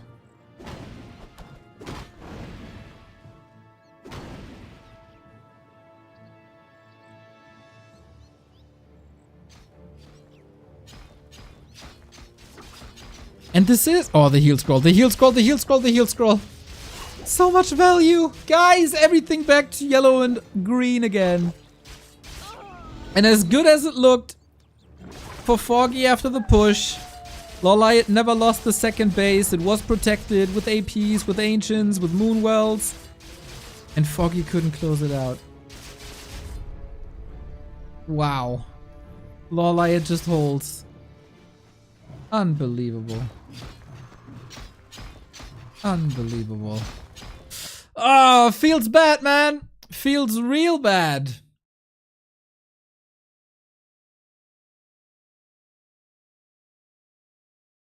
If you're in favor of Foggy, then. Well, well, well. Not the end of the world. It's still a long series, best of 5. Stuff can happen. But that recovery by LawLiet was indeed impressive.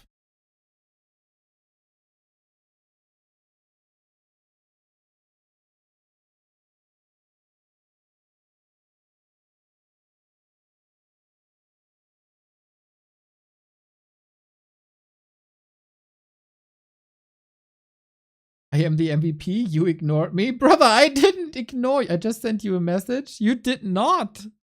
Or where? I didn't see it yet.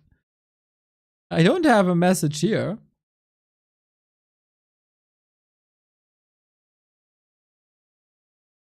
Foggy lost when he TP'd back to kill 1 AP and left his 2 APs to die for nothing. He should have expanded there. I agree that the TP lost him a lot of time. Gave him some health, of course. But yeah, he lost a lot of time. And allowed LawLiet to come back. And if LawLiet gets an opportunity like that with an Expo, then he takes that, usually.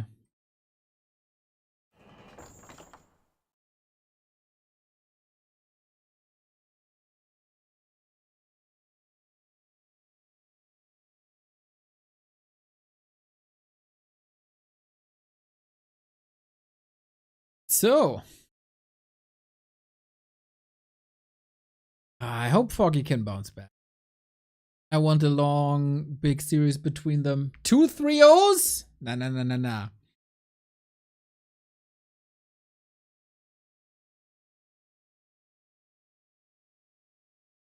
When is Lin 120 and Happy Moon?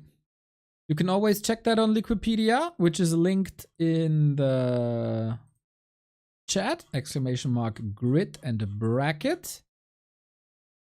That is July 8. That is in 3 days. Until then, it's lower bracket time.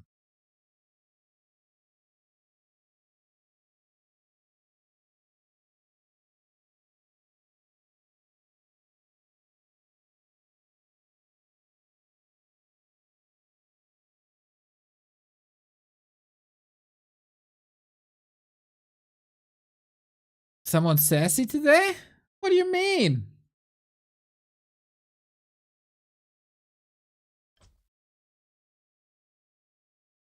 I'm unironically hyped for Neutron vs. FoCuS, guys.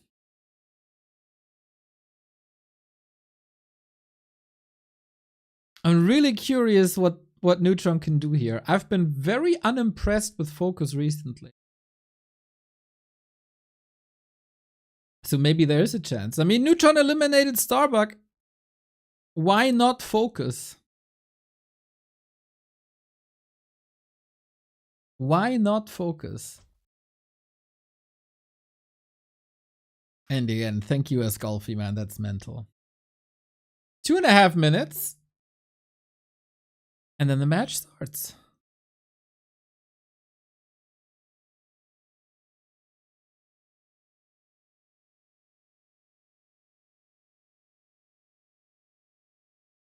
Neutron's big comeback. I think he's just...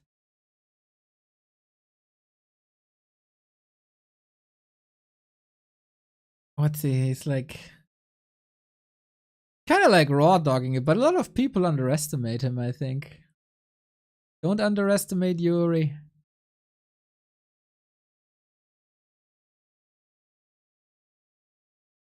He said in the group stage in game 1, which was a disaster, I was super hungover. And then when I sobered up, it worked. Where's Jens? Eliminated. Eliminated by Ice Orc, unfortunately.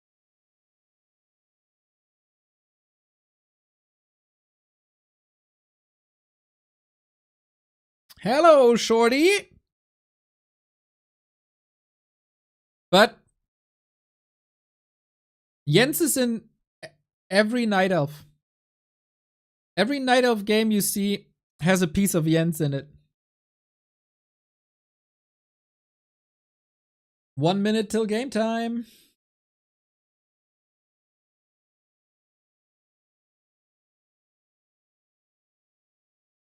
But Jens will be in the War 3 Champions final. Last time he got second place. Only eliminated by Hawk in the final. Feels weird, man, that the reigning champion is not in the season final.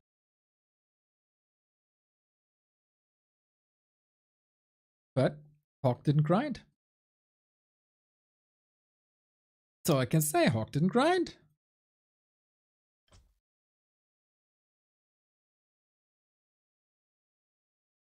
How's everybody doing? Well, Moon is doing the best of all of us. Moon is doing freaking crazy. And now we'll see how the others are doing. Game up.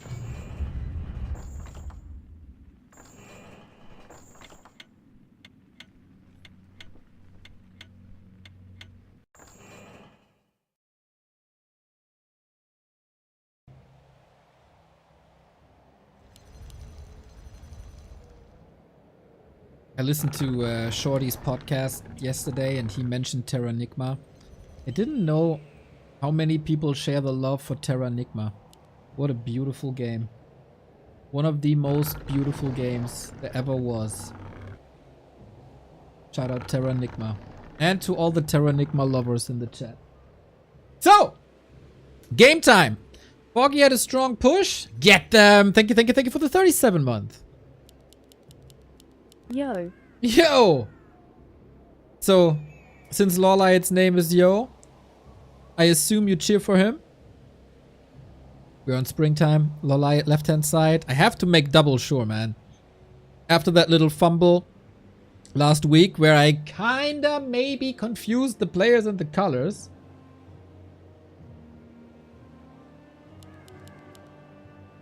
I have to make double sure in mirror matches. Who's who. So, LawLiet with the lead, left-hand side. Foggy, right-hand side. We have a kitty! And we stay asymmetric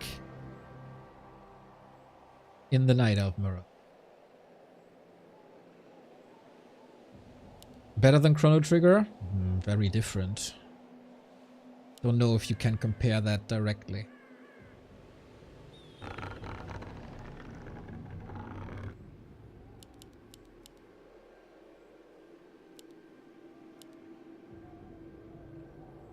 So, Podem can be incredibly strong. Harassing first, Forces are under attack. providing aura later, dealing damage throughout, and then oftentimes pairs with Huntress. But with Foggy, you never know, man. He could come up with some weird mass archer strategy. I wouldn't mind. Usually, Foggy's Night Elf mirror strategy is dictated by hunts and APs. Similar to, well, partly similar to how he plays versus Orc. And LawLiet, the standard established way of the Demon Hunter. No Keeper this time. So both players are switching their early game. Both players are switching their early game hero. And yeah, Huntress it is. Now the quest. Okay, second Ancient of War. Preparing for the mercenary camp. This is a very dedicated attack by Foggy, as it seems. This is almost a classic Night Elf mirror. Outside of bears. Demon Hunter trying to tech, get that advantage up, and trying to level, and Foggy's trying to end it as fast as possible with Hunt's APs. And Mercs.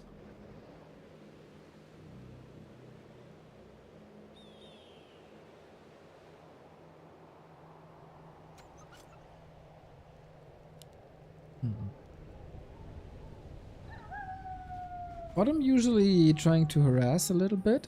That doesn't work at all. So all the freedom in the world to LawLiet. At some point I'd say both players were on a similar level. Now of course Foggy has fallen off a little bit. A town is under siege. But still, on a good day, never underestimate Foggy. Especially with preparation. Scouting already, but LawLiet is out on the map as well. 4 archers, not overcommitting. And Podem is far away from level 3. Same goes for the Demon Hunter, to be fair.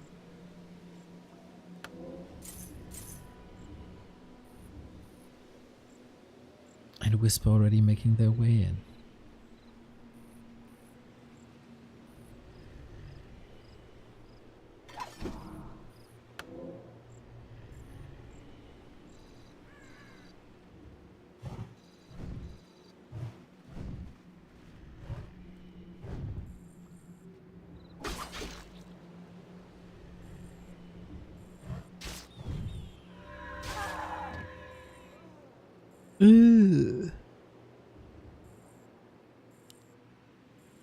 Calm before the storm.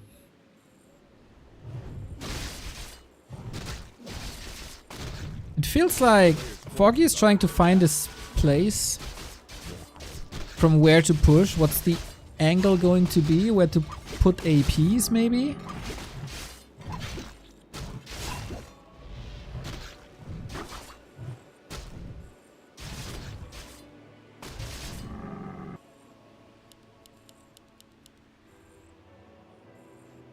But LawLiet's eyes are everywhere.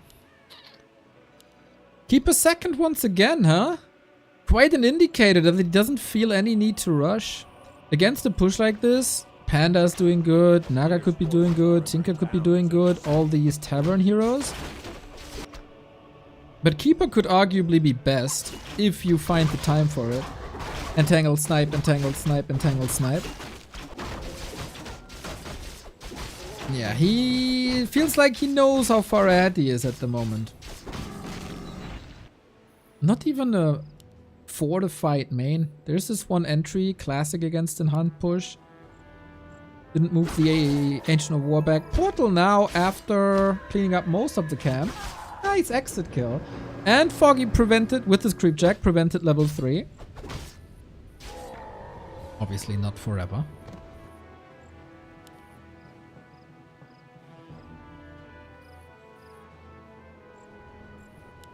A player's forces are under attack.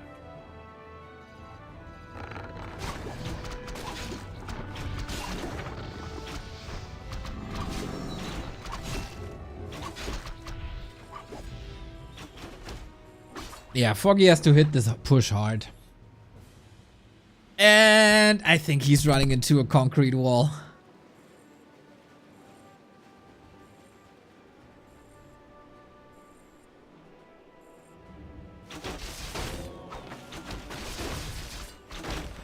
glaives this early, man. Foggy is only tier 1. The hunters stay unarmored. And so glaive siege damage and archer piercing damage is doing very well against them. Maybe LawLiet pushed out a little bit too fast. But gets the help of Ensnare, of Entangle. Don't know if I agree with the detonate, but he'll know. No protection scroll whatsoever, man. Ooh, this is pretty one-sided here, guys. Demon Hunter runs the show, deals constant damage with Immolation. Foggy banking on the mercs. Even the Mud Golem reeks of desperation here. Yeah, we need a Striker Genius by Foggy here. I don't know if he has it in him. Staff is online. Demon Hunter is safe. Moonjuice should be fine, even though it's daytime. Bottom close to level 4. Foggy, throughout his career, had quite a talent for pre- or postponing timings. And have like a plan 1B. But oh, I feel like he's just getting countered, man. I feel like he's getting countered quite a bit.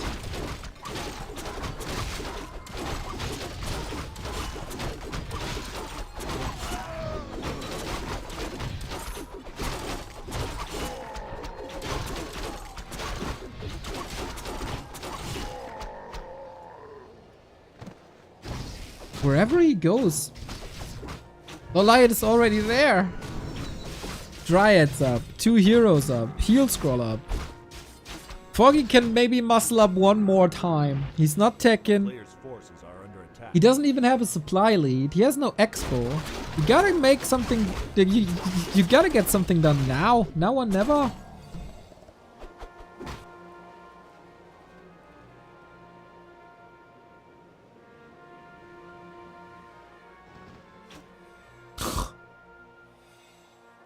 Again, LawLiet is so ready.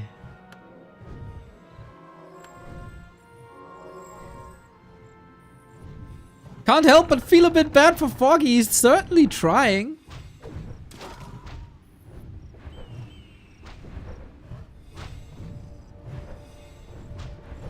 Two glaives versus 2 glaives. Of course, Foggy's glaive do a lot more damage, right? LawLiet upgrades Vorpals. Oh, okay. Foggy doesn't have that. Still doing more damage here, especially thanks to Aura. Can he take out the damage and reign supreme? Lot of damage aiming on that Demon Hunter. There is a staff on the Keeper. Needs it, gets it. And to be honest, Foggy is not doing too bad, man. If he keeps the hunts in the race. The glaives. The damage is mental. Holy! Demon Hunter level 4 now. Should split off some more units maybe to kill the glaive. Glaives MVP, bottom level 5. This is 19 bonus damage now. But is it enough? Can he break through? This glaive way too close to comfort. Gave on a knife's edge, but the Keeper is the Hunter. Demon! Oh, one more shot and it would have been out.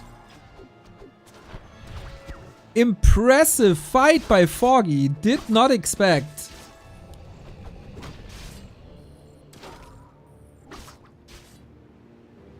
He doesn't have glaives anymore. So can LawLiet recover now?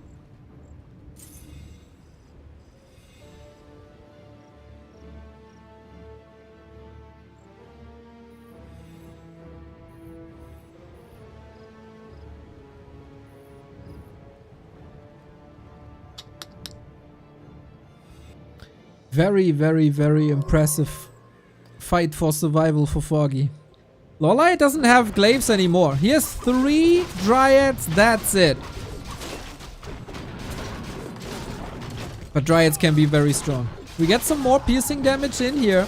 No kills at the moment. It's all like a lot of attention on that Demon Hunter. Muddy can be quite amazing. 6 slows. The Dryads don't have Dispel yet.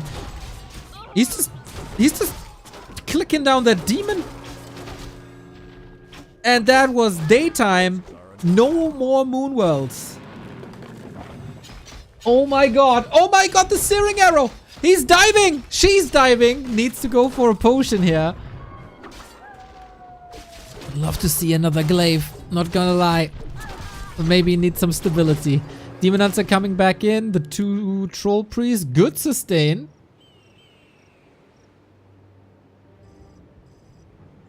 And more mercs. Still tier 1.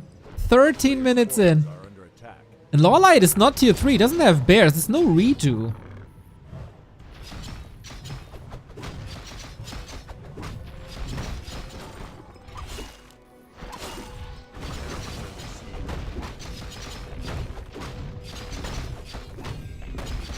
I am fascinated by this game. Oh, can he kill that Moonwell? It's 73 Moonwell juice. He's going for the demon once again. Staff ready. Got it. But Searing Arrow. Very, very strong weapon. How do you save this Keeper?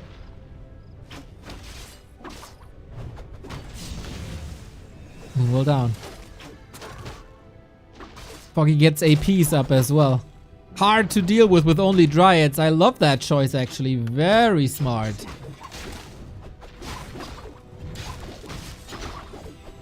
It feels like a matter of time.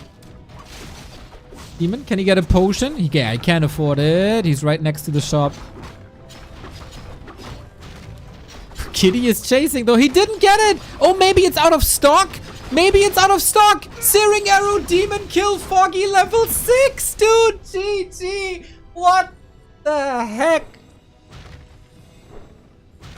LawLiet had him pretty much exactly where he wanted him to. Was super far ahead. But Podem and Glaives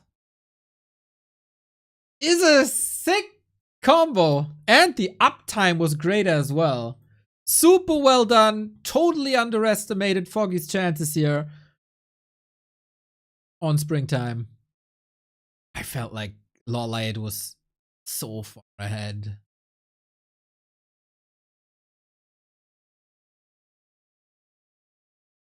But Glaives MVP.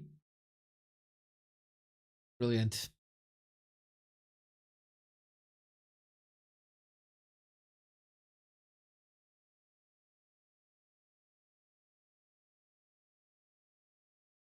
One.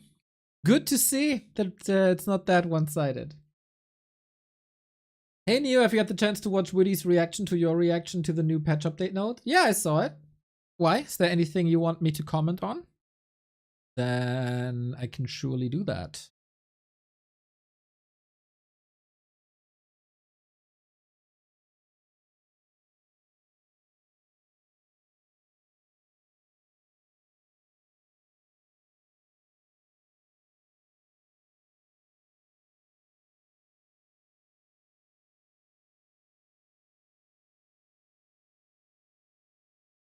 Where did that fall apart? Can he burn? Hey Neo, shout out to my friend from Transylvania, Hugh Drac. Hugh Drac, man.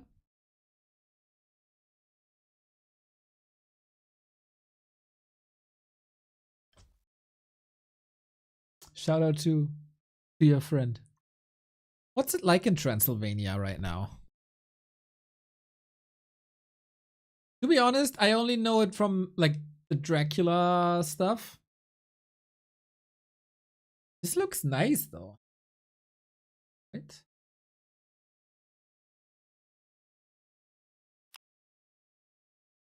This looks super nice. That's a beautiful landscape. Holy shit. Wouldn't expect these colorful houses. What an awesome street.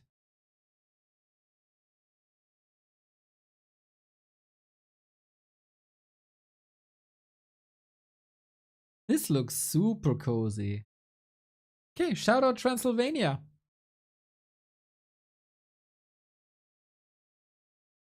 It was mainly to do with the Huntress bounce. Are you happy about it because you're an undead main player?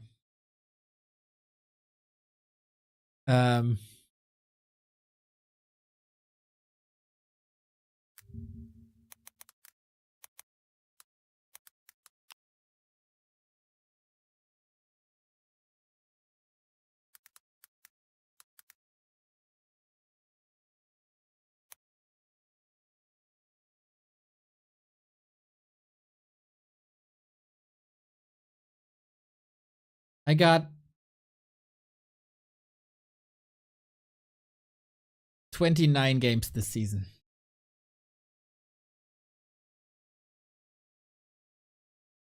Does anybody really think that I make comments because of my in-game experience?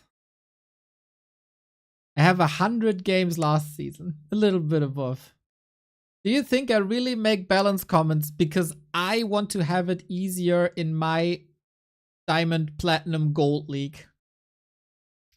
Really?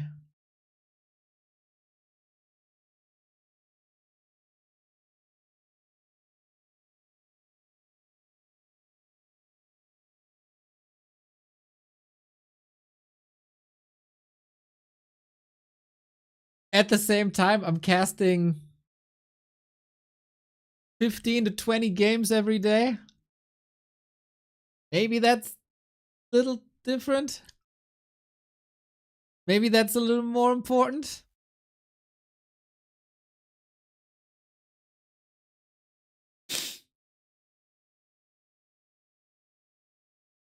That is such an interesting argument.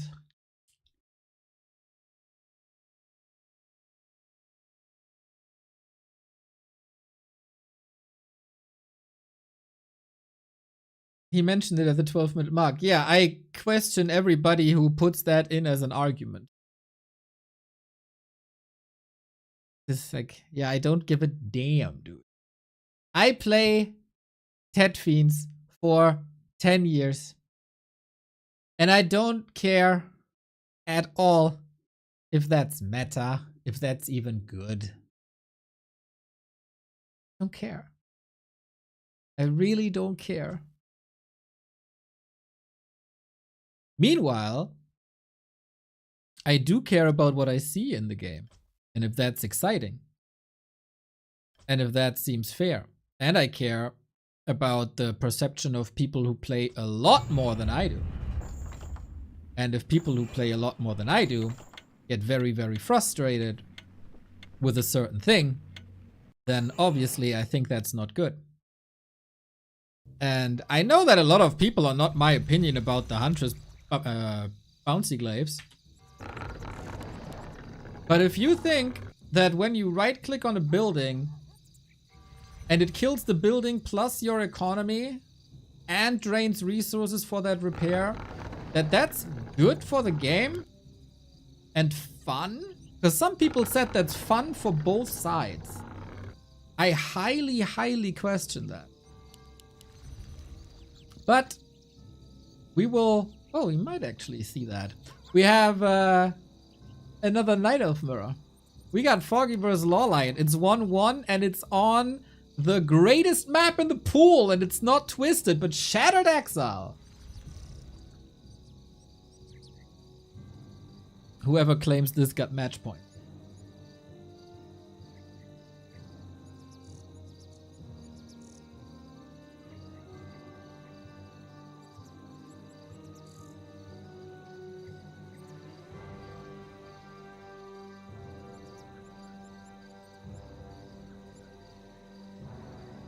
Pretended to be a caster for 20 years to plant opinions on game balance in his race advantage. Exactly. Oh man.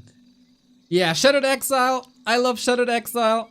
Especially, like, there's one War 3 Champions Finals where Foggy was up against Happy, and also LawLiet. This might have been the same War 3 Champions Finals, actually, where both played against Happy here on Shattered Exile, and it was just class, man. Expansion on both sides, lots of sappers. That was truly explosive gameplay. We get double bottom this time, so we'll see where this goes.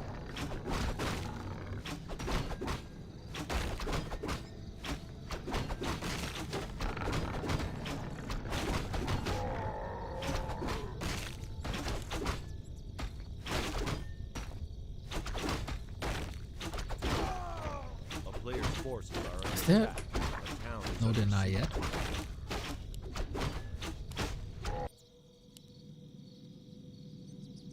Claws on both sides, bottom on both sides, hunt on both sides.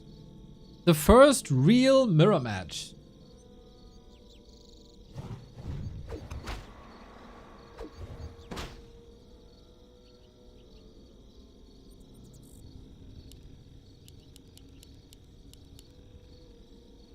Oh, and little addendum.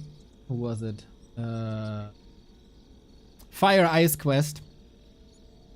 I probably sounded a little bit annoyed because of it, but it's been something I've read like thousands of times. And usually, not saying that it's because of you, like you are that, but it's coming from one certain corner of that community that doesn't like me very much. And so, that is indeed a talking point that I don't appreciate much.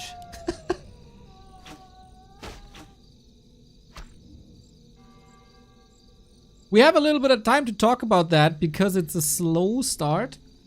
LawLiet with the tech. Foggy as well. Oh, no, wait. I got it mixed up. There we go. Okay, now I'm getting confused again. Foggy, yellow, left-hand side. Okay, for 3 minutes, nobody mentioned. You're getting lazy.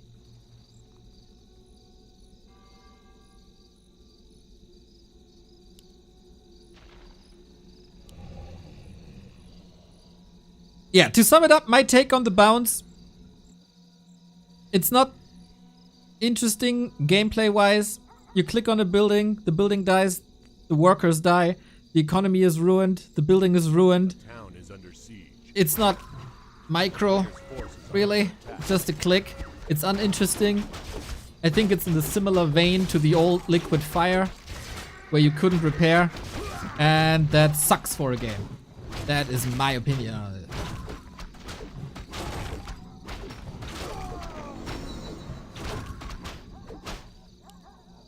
I don't mind buffing hunts because of it. Like, you take that trade away. Because that opens up a couple of opportunities for hunts, right? Like, before, like now, every time you want to do something to the unit, you always have to think about, yeah, but you can use hunts for that lane play. And because of that, their damage can't be too high. And now that this toxic trade of the hunt is gone, you are way more open. You can buff their damage without buffing this lame right-click thingy. So I think it's good for the game. And I know, I'm alone. But everyone else is wrong.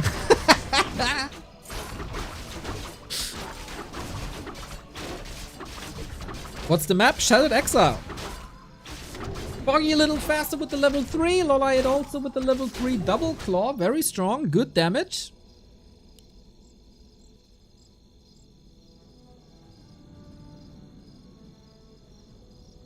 And Alchemist second. Is this one of these games where we might see talents? I don't think so, but I've been also very vocal about the fact that I think that every map and every match up that includes talents is automatically better. So Huntress Talents is amazing, IMO. We got the Glaive upgrade up, heavy armor now. And an Alchemist, like Foggy can't fight this at all. No chance. Orcs would have killed you for that a decade ago. You know what I mean. Players' forces are under attack. I don't think mass talents are spectacular, but Huntress talents, talents versus undead. Talents are great. But mass talents suck, yeah. So, Foggy's catching up with that alchemist. Unfortunately, being delayed in tech means that LawLiet got a lot of XP already. Usually this map is determined by expansions, because it's such a big map and you got so much time getting these expos up. That wasn't really the case here.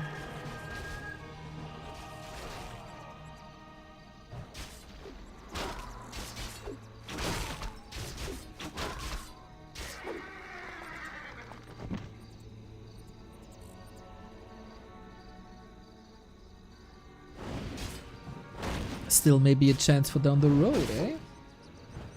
A player's forces are under attack. Yeah, the alchemist is the big difference maker. Heal Spray is an incredibly strong spell in Huntress Mirror especially. I guess we don't get to see talents here because we got these strong mercs available. Oh, he's going for it! There we go, there we go, there we go. Hunt's talents. It is probably my favorite strat in the entire game. I am a bit weird in that regard. Hunt's talents, alchemist.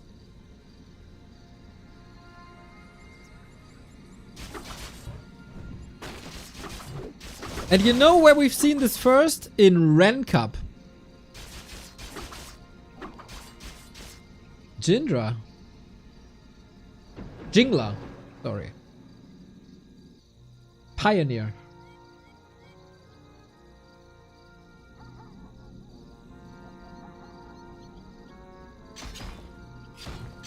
So be Mathcon Alchemist. Yeah, and level advantage, man. That's really strong.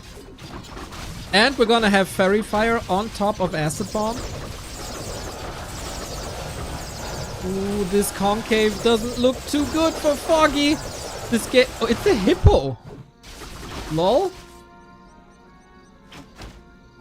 Anti-Zeppelin, I guess. Oh, don't go hippo. Go Talon. We have a heal scroll for LawLiet retreating to the shop, protection scroll. So we counter Acid Bomb with protection scroll. I like that. The assassins deal quite some poison damage here. That's good, as poison always ignores armor. 50 food, alchemist for Foggy is bleeding bad, and also his Huntress don't look strong. It's not good. It's not good. GG, GG, GG.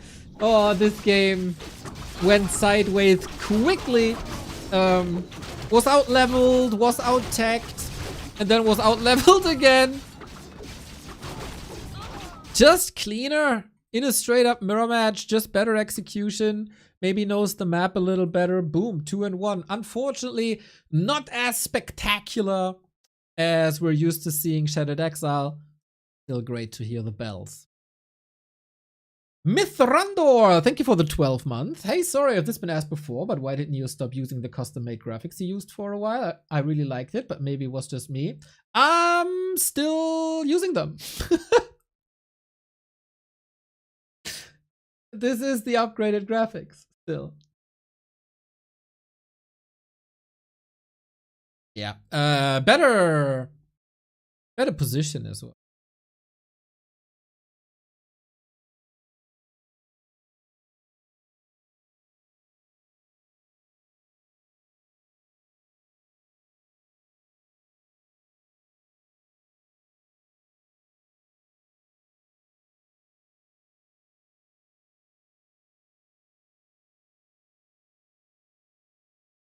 You just got used to them? Lovely, eh?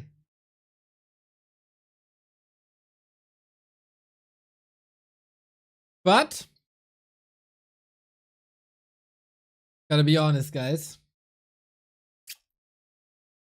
If we get it to work, that Reforged Classic HD is working on War 3 Champions, I would probably switch to Classic HD. I think it's starting to look good. Like, really good.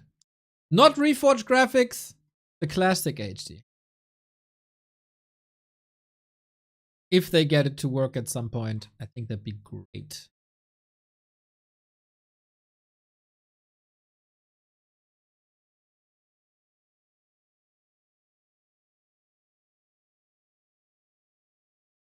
Finally, time for the main event. Toxie, we need one more.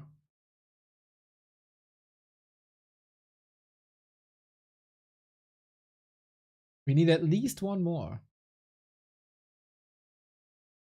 Yeah, Foggy a bit outperformed here, but that was also LawLiet's map pool choice.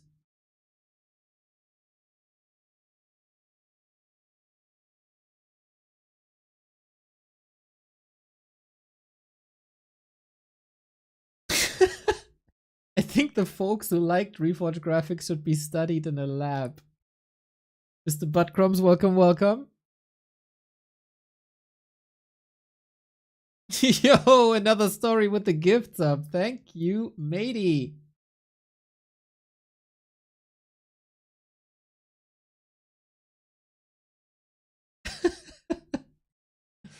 I can't stop. Dee dee dee dee dee dee. You know, I played quite a bit of Reforged graphics as a campaign for Chronicles of the Second War. And Reforged. There I really don't mind. Especially for cutscenes.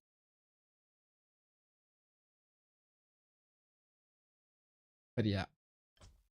Didn't like it when I had to cast.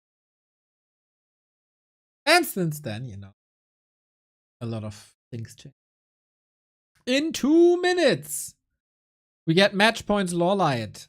He would be up against Infi, which is a pretty damn good match. Pretty damn exciting.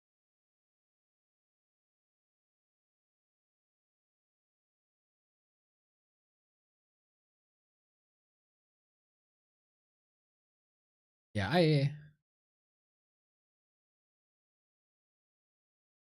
FoCuS versus Neutron afterwards. Can we get a Gamba? It's the story person. Of course. Of course. Start a prediction. Who wins game 4? LawLiet. Foggy. Boom.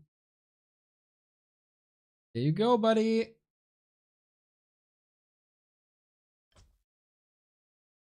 In 50 seconds we go. So, before the Gamba closes, you can see the heroes.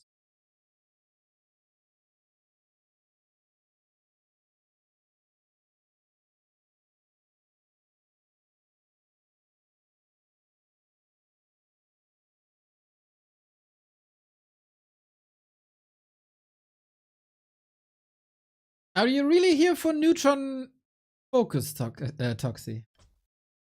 Are you a little bit of a Neutron stan?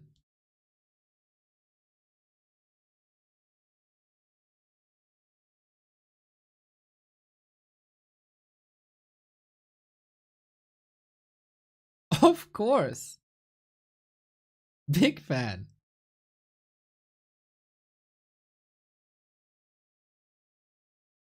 Jimmy Neutron? Yuri Neutron. There's a chance he wins, guys. I really do. What flavor, Neo? Blueberry. I'm always a blueberry or banana kind of guy.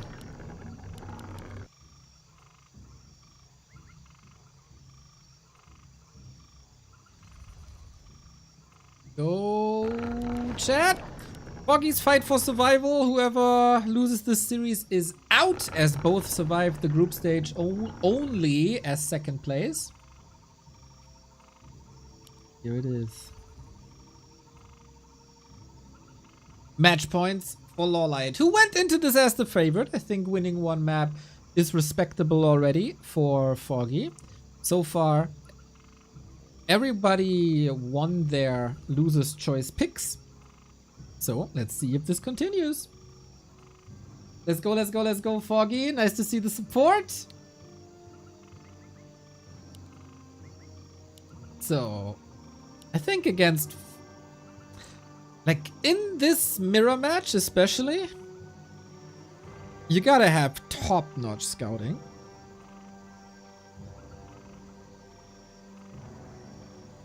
Basically everywhere.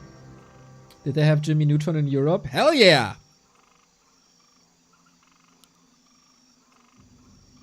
I was a bit of a fan, to be honest. I love that theme. I think it's gifted butt crops with the gifts up to butt vape. Thank you, thank you, thank you. 3,173. Especially like the theme. Especially like the theme covered by Bowling for Soup. Players' forces are under attack.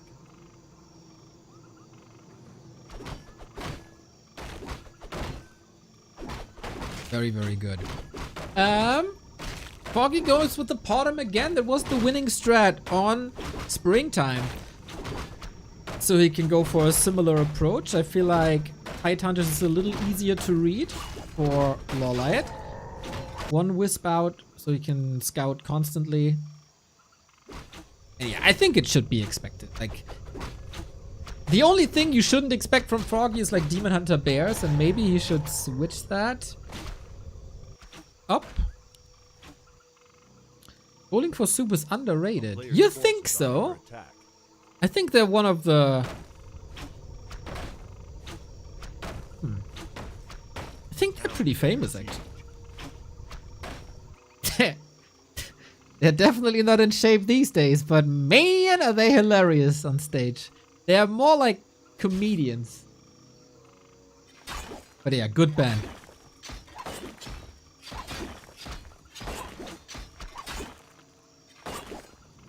This could be a little bit of a disaster for Foggy, to be honest. If that Ancient doesn't come up, his strategy is in shambles. That hurt. That is a 30-second delay? 40-second delay? Oh, that's nasty. LawLiet is a smart person. A player's forces are under attack. You got a smart person here that gets more and more accustomed to Foggy's strategy. And yeah, it's a weird thing to say, but Foggy is getting very, very readable with his style in mirror.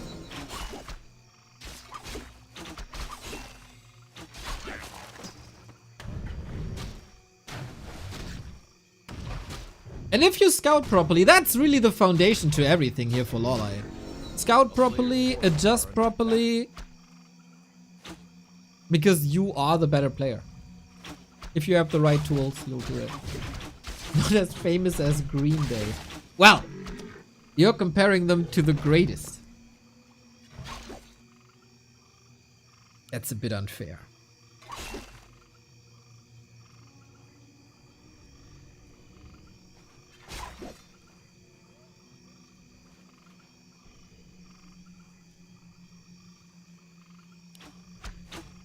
So what can Foggy do from here? There's no Merc camp this time on this map, so that will hurt him.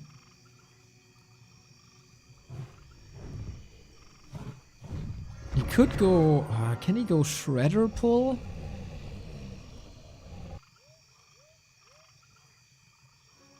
Doesn't really help that much, does it?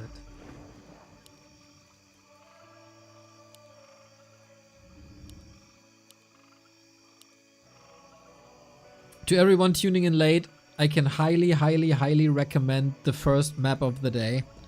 Moon versus Kaho on Concealed Hill. One of the best Night of Mirrors of the year, probably. Lots and lots and lots of ultimates. Moon doing Moon things. Players' forces are under attack. That was outstanding, Warcraft.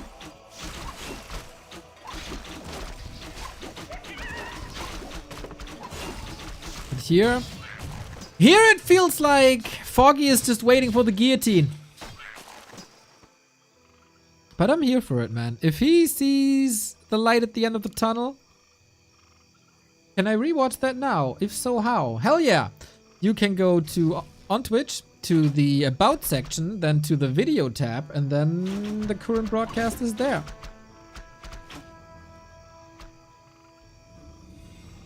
How's the weather? I really don't know. I got the blinds down. It is for sure cooler than on a Wednesday. Master Mugambe, thank you for the 47. B2W coach, B2W muddy, B2W muddy, B2W muddy. Let's go, Mugi.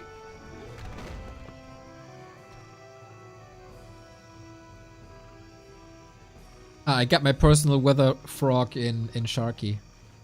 I got a weather shark. Thank you.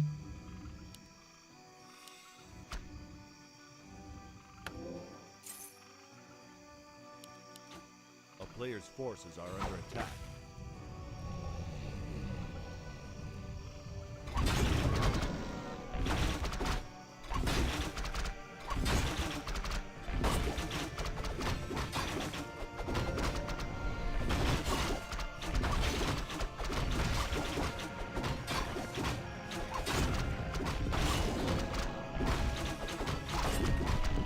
Is LawLiet getting stressed by this illusion? Nah. Sometimes Night Elves have their phases where they entangle and coil Nova illusions and mana burn them. Not today, man. LawLiet cool as a cucumber. Okay, we try it again. Hunts, glaives, APs.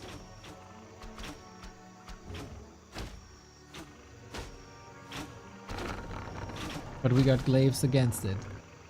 The big glaive war of 2025. LawLiet can go for Vorpal Blades. Town is under siege. Big damage boost, actually. But on the other side, we get Potom for the damage boost. We get attack upgrades for the damage boost. This wonky position. This glaive should be dead in like a second. Same for this one. They are still super fragile. And that is some damage taken out of the equation here. All the archers are also clumped up. They are clumped up next to the Moonwell, so that will help. But now the glaives of Foggy has arrived. 93 damage. Demon Hunter level 3. He's fighting for survival in B Cup, and he killed every single glaive of LawLiet. Oh man, that was a botched defense. Jesus, that was so botched. And we are down to pretty much a Demon Hunter. Ui. I mean, tier 3 is finished. We have Demon Hunter supported by bears, so I wouldn't rule him out. But if there was ever a bad glaive thrower position, it was this one.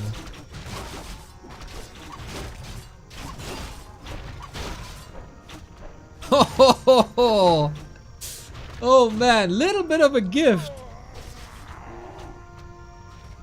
I mean, you lose 3 glaive throwers, you lose 270 potential damage per shot. But we got bears and Demon Hunter now. And you know,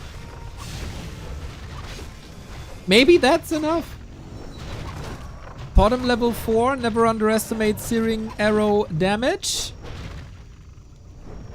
But it's tier 1 versus tier 3.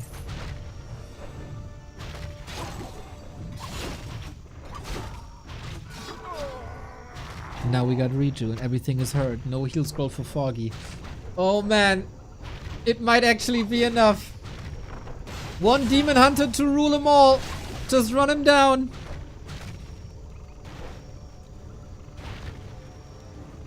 A player's forces are under attack. He's just soloing this, isn't he?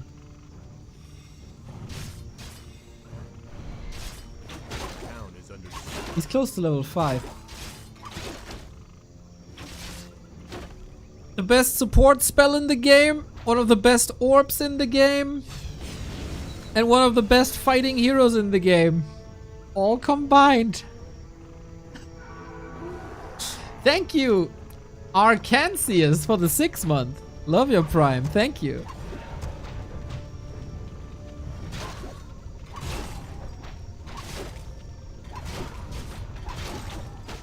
Delave battles to be won by LawLiet. Oh man, the Zeppelin was not on point. The Potom is out of mana. The Demon Hunter is not getting surrounded there. And there's more Ritu, isn't it? Oh. Too strong! Too strong! A demon to rule them all. And LawLiet goes through. A bit sad for Foggy. Was a bit outclassed here as well. I think in other matches he could have had chances. But that's how his B Cup ends in the mirror match. Ay, ay, ay. A bit unfortunate for sure. But Foggy came prepared. He tried a bunch of things. That was fun. Like, I think Foggy has good chances against an Ice Orc. Also against the Neutron, against the FoCuS. Against the Soin too.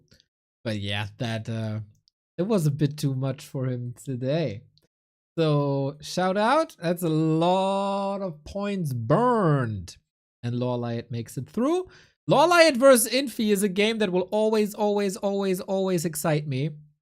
And that's coming up in a couple of days. Or maybe even tomorrow. I'm not 100% sure. We got one more game, everybody. And that one more game is FoCuS versus Neutron. FoCuS, man. Couple of weeks ago, best orc in the world.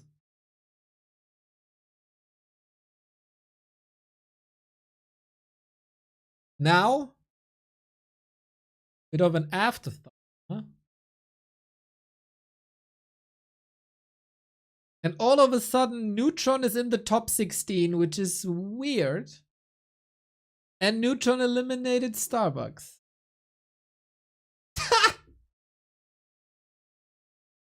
Is there a chance that in 2025, Neutron and his Potom is eliminating FoCuS?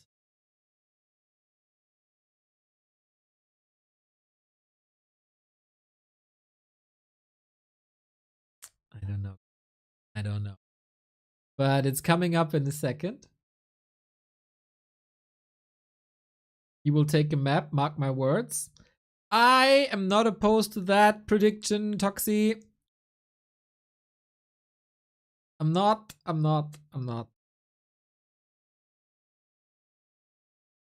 Neutron will win 3-2. Yang Feng doesn't believe.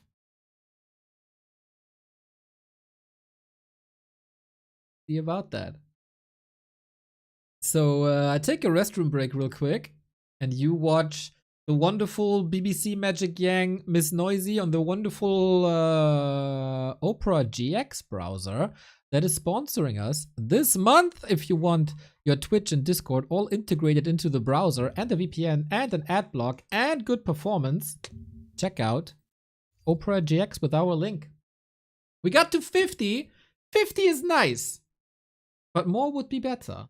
So I'll be there. I'll be back in less than a minute.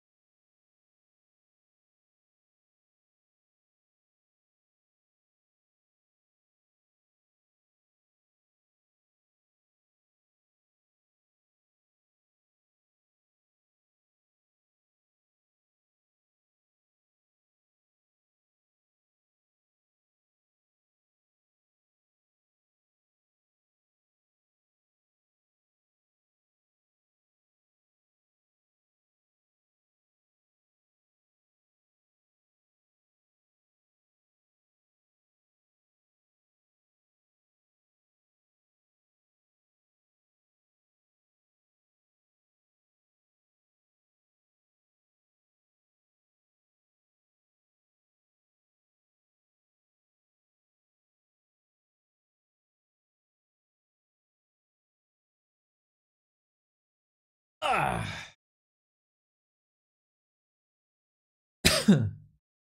Toilet break. Someone called Remo. He claimed Neo never leaves the stream. Yeah, that was an odd call, wasn't it? Mr. Remo Demo hasn't watched my broadcast in a while. Because, I'm drinking a little bit more on stream these days. And I feel like I take a break every stream. I was a bit baffled by that call. Miss Noisy without a hat, so weird. Toxie, since she has her new haircut, it's kind of 50-50. Done, +1 Opera. Thank you, Mr. Celtic. It will update in a bit, I think.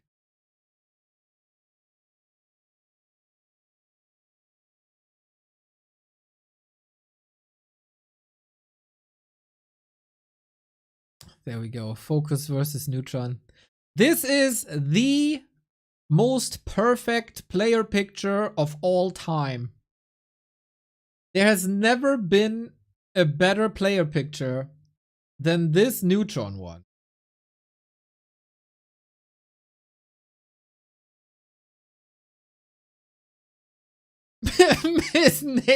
Miss Noisy advanced to front row seat. They did change the setup, so they're all in the same perspective. That's true.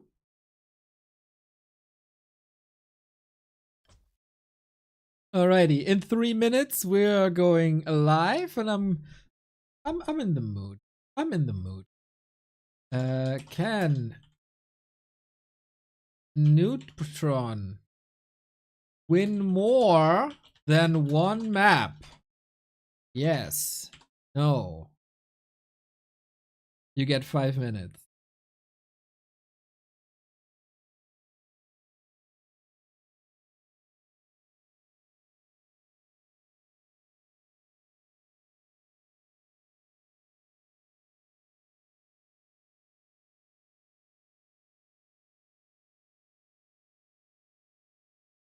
All in? Okay. Good luck, good luck, good luck.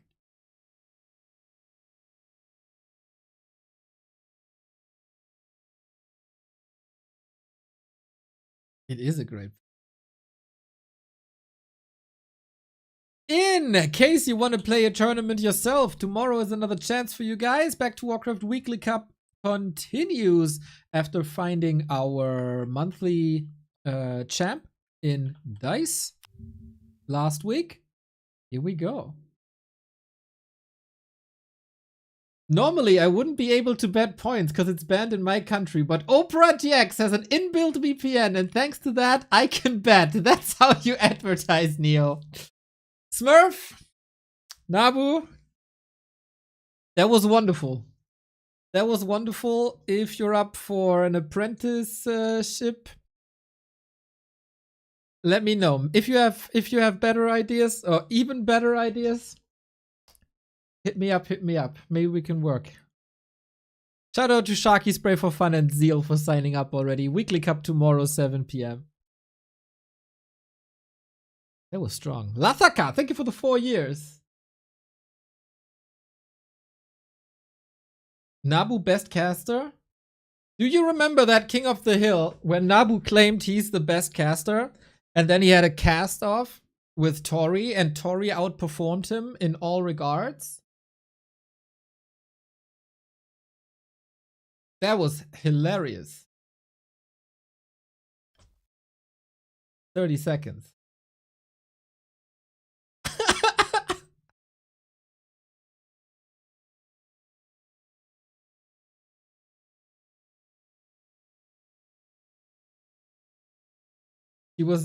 She was checking Null Hut. Doesn't matter. She was better. She was just better that day. Happens, man. Happens. They only had one match against each other, really. In the Anod.io Cup.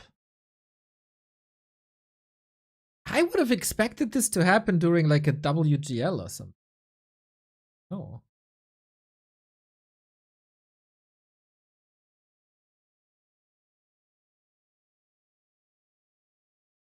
All right. I think a lot of people are rooting for Neutron here. So am I. Just to have this upset. So, can FoCuS redeem himself for the performances in the past couple of weeks, or will Neutron cause more trouble? He's always been a troublemaker. He, of course, nobody cares, bro. Legendary Castelline. Picked a little fight with Starbuck recently, and then eliminated him from B Cup. That's actually quite a sick statement. But hey, Starbuck wasn't his best that day, so shouldn't comment too much about it. But it's a thing that happened. So now, after slaying Starbuck, can he eliminate FoCuS as well?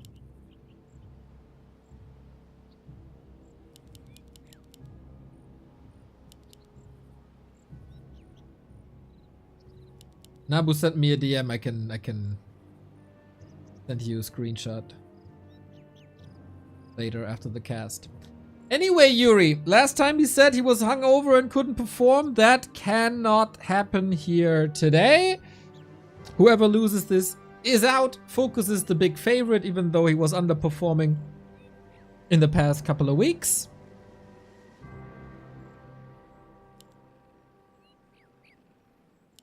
And we go keeper. No Potom. Neutron had this interesting Potom style, especially versus Orc. He played it versus everyone, really.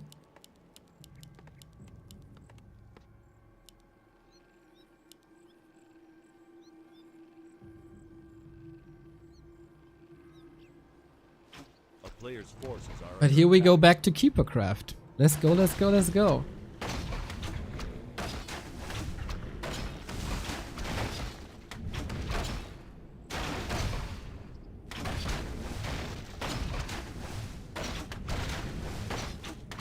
FoCuS on the other side, Blade Master. That is pretty normal in this matchup. No Potom. Well, Potom is saved for later, I'm sure. What country is Neutron? Neutron decided to play under a neutral flag, which also kinda funnily fits the name.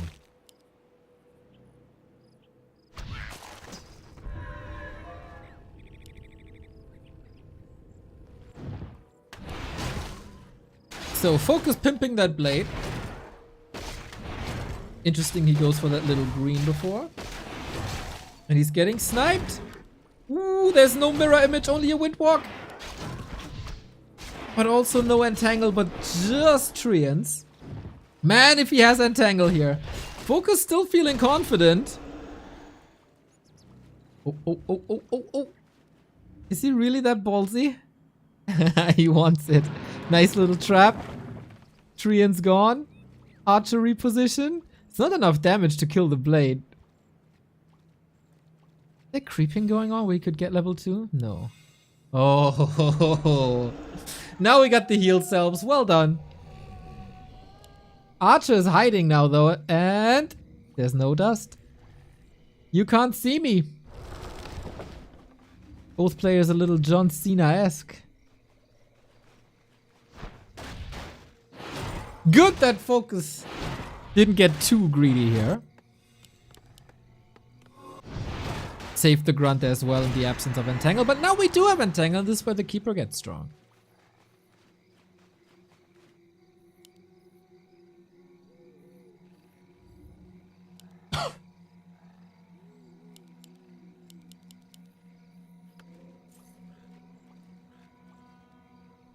Against entangle, we get a telestaff to get out of there. But yeah, apart from that, straight up tier 2 tech. Same for Neutron, expansion as well. It's almost a classic, almost classic 2020 style. Without a second Ancient of War yet though. And Expo cancelled, nice. This is really something where FoCuS might be the best in the world. Blade Master timings against expansions and entangled gold mines. Yeah, Lin is fantastic at that as well. I feel like FoCuS, you can wake him up in the morning 5 a.m. and tell him to cancel expansions, and he does it A with player's his eyes forces are closed. under attack.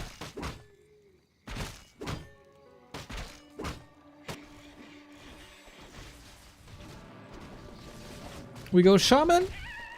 The natural pick against the Keeper. Early Dispel, single target Dispel. Nice deal.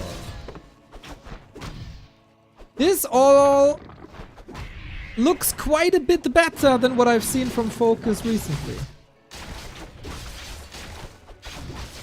Can we do it again? Oh, he's tanking the Entangle. He's tanking the Huntress shots. And Neutron holds for now.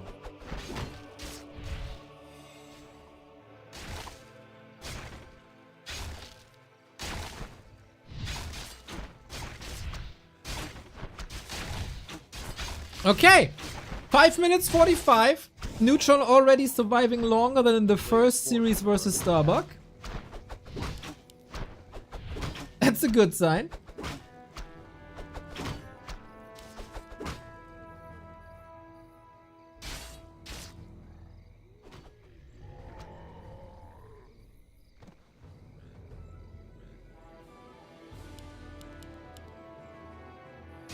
Good commentary, thank you.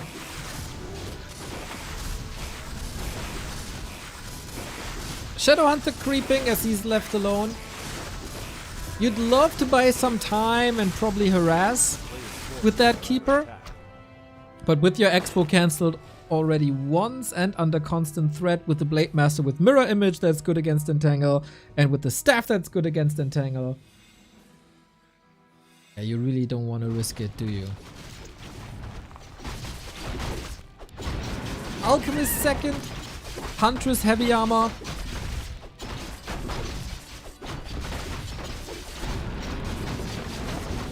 Huntress will be quite a bit better versus Serpent Wards, eh?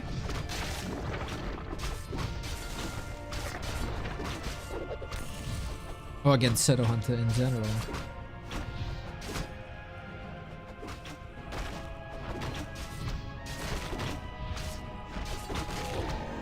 We got level 3 now. Rush to level 3 usually on both sides. Love the item distribution on Neutron. Very tanky Alchemist. Blade Master still has some work to do here. Cut, cut, cut. And he is gardening more than grubby. The player's forces are under attack. That's another kill. Neutron is quite a bit delayed on everything. And that's gonna be 3 for 3, no? Unfortunately, this was just the moment FoCuS was waiting for. I feel like you could potentially buy a staff up top. Go north, shop control, Player's forces are under grab attack. the staff, portal the Keeper back, who can then entangle against it. But then there's also Mirror Image, so I don't know.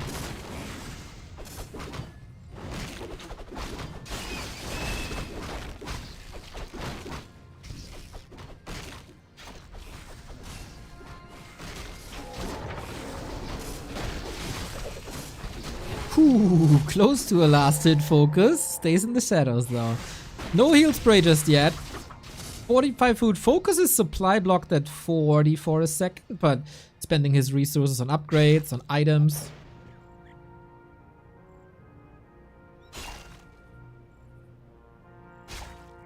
Second Ancient of War only now is painful. You really want that, like, the old rule of thumb. I'm not really sure how strong that still is, how true that still is.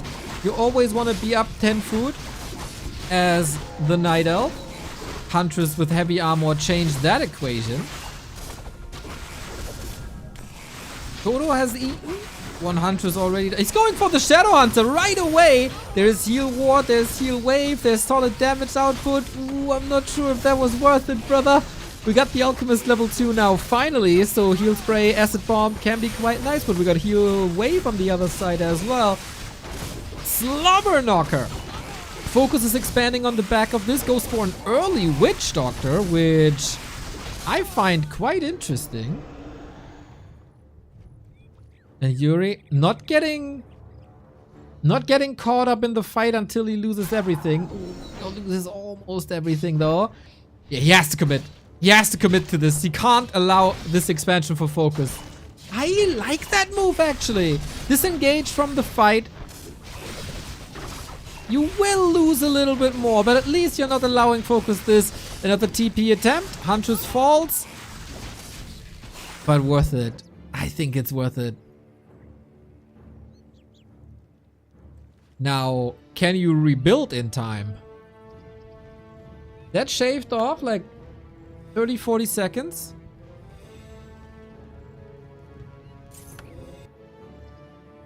And is buying neutron time.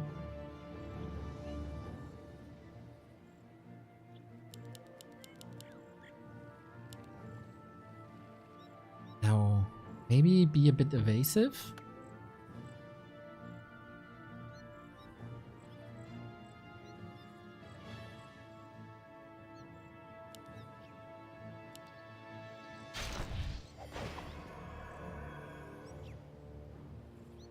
Not a bad game by Jimmy, to be fair. Yeah, I don't hate it either. 3-3 heroes are a bit of an issue. A little bit more time. Really like the shop control, heal scroll, protection scroll. Super useful in the fights. Odo has devoured. And FoCuS goes for defense upgrades against Acid Bomb. Also, thumbs up for that. Threatening a fight a little bit. But waiting for another round of production. These two hunts that are coming in now shall make the difference. And they're here now. Okay, big damage output via Serpent Wards. Shall take care of them soon. Taking out the Kaho would be quite big. Again, we try to surround pretty much at the beginning of the fight. Expo seems safe. Kaho is down. Shaman are falling. Alchemist in trouble. Oh, there's no staff. That is the hero kill. Surrounded by FoCuS, but at what cost is the question. He's losing a lot of units. Any chance we can get the Alchemist back from the tavern maybe? 2-3 hunts about to drop, but same goes for the Raiders. The damage output of the Blade Master is also crazy. Level 4. Grunts versus Hunts. It rhymes, but it's not that great, especially from the FoCuS perspective. We have a Moonwell up still. Good thing for FoCuS though. He was able to level both of his heroes. Neutron wasn't, with the Alchemist benched for a long time, and so he still doesn't have that critical level 2 heal spray.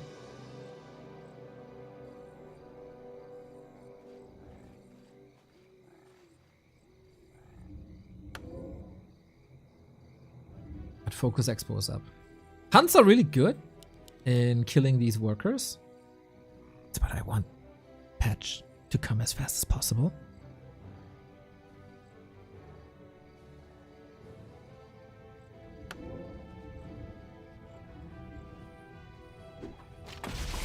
But we can't detect the base just yet.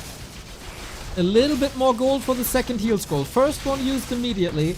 Alchemist.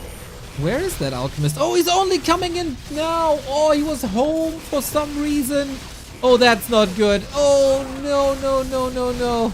Double invuln for FoCuS as well. Heal scroll to Neutron. He might be throwing his game away. Against the Shadow Hunter. Invul potion pass. 7 seconds save. Plus the heal wave. Oh, no. And a town portal because he just can't afford it. And Neutron loses everything without his support hero. An under-leveled support hero on top of that. FoCuS stays as long as he can. Oh, even saves the Kaho, I think. Yep. On pretty much 1 HP. Oh, that's really sad. Good second fight by Neutron there for sure. But always on a lot of losses. He bought 2 boots. Yeah, a little bit of a misclick maybe. He needs them. He surely needs them. That is game. Respectable performance by Neutron. But FoCuS too solid. That underleveled alchemist really hurt him. Imagine these fights. Imagine these fights with level 2 heal spray. Ah, that would have been good. This way, FoCuS, the favorite, closes it out. Takes the W as so far expected.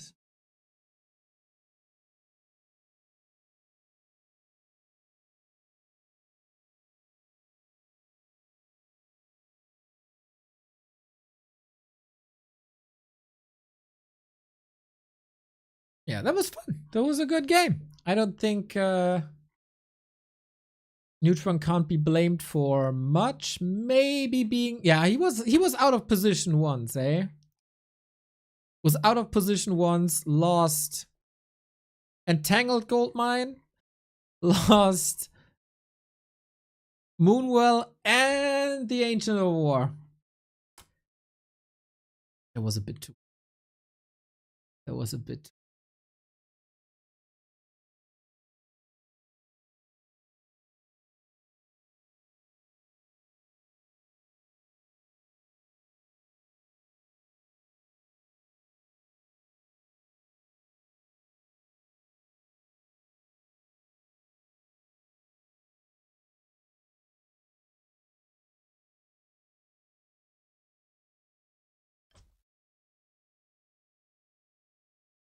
I like those wild brawls.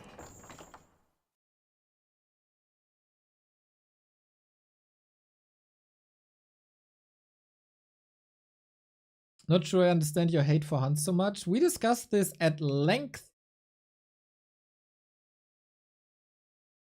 during the LawLiet Foggy series. I don't hate hunts. I hate that hunts destroy buildings and repairing workers at the same time. That's all I hate. But yeah, since this has been discussed already, I think I made my point. In 3 minutes we go.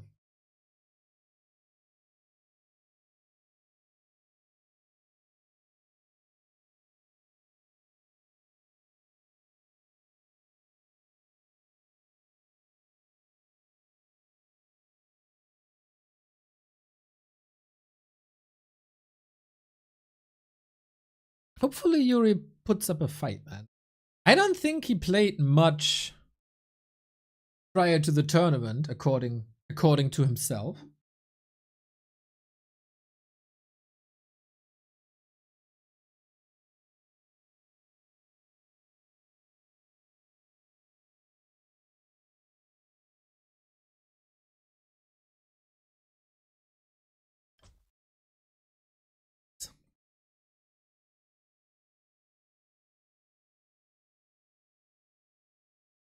So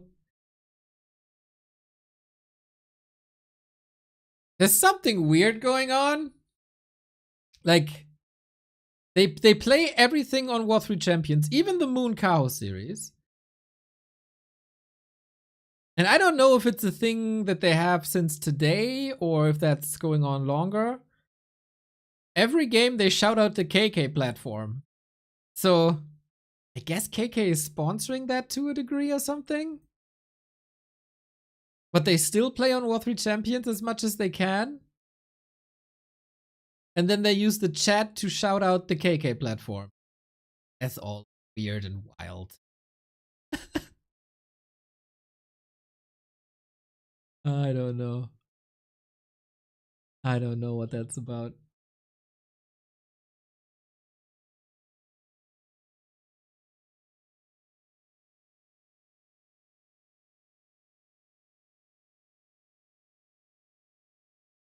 Poor admin. Has to write every game now that they appreciate the KK platform.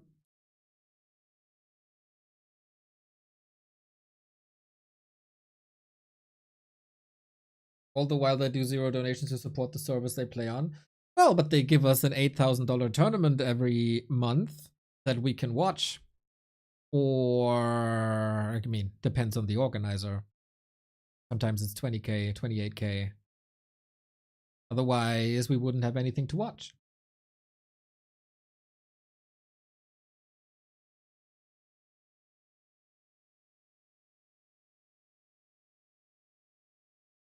But that's a big discussion.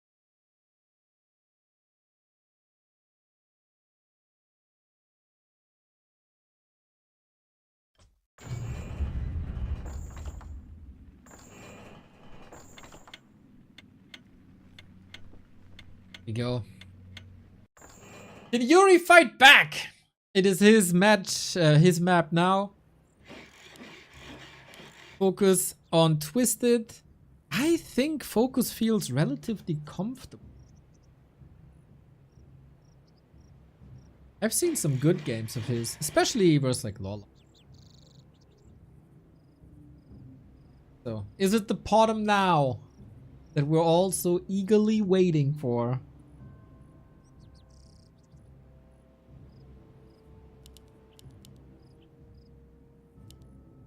Or is it another keeper? Or is it a demon? Or is it something super wild?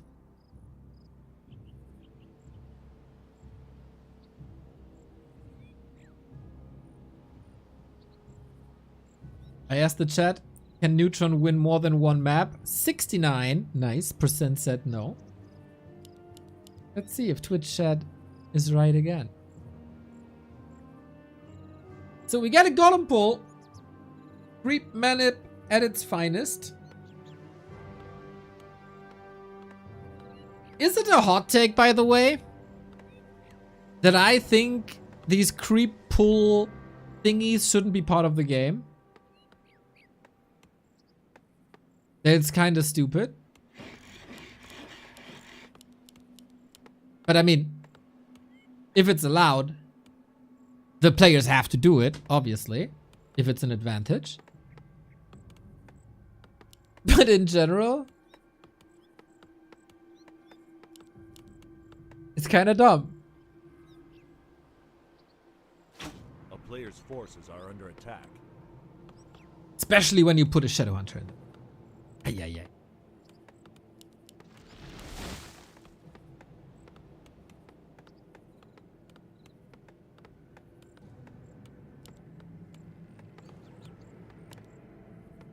It should be part of the game if it's possible. Yeah, question if it should be possible.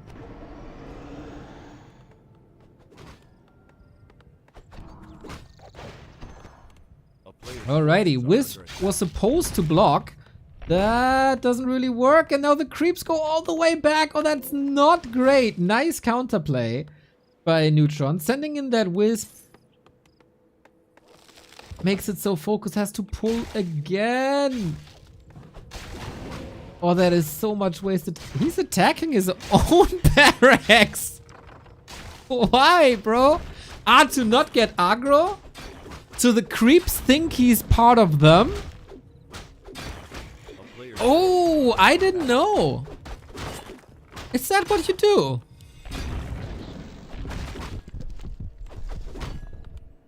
I think I've seen this pull hundreds of times, never with attacking the barracks. Otherwise, he does get the aggro. Oh, because he's not in Windwalk. Because usually when you do this, you're in Windwalk. But he wanted to save mana for the Windwalk.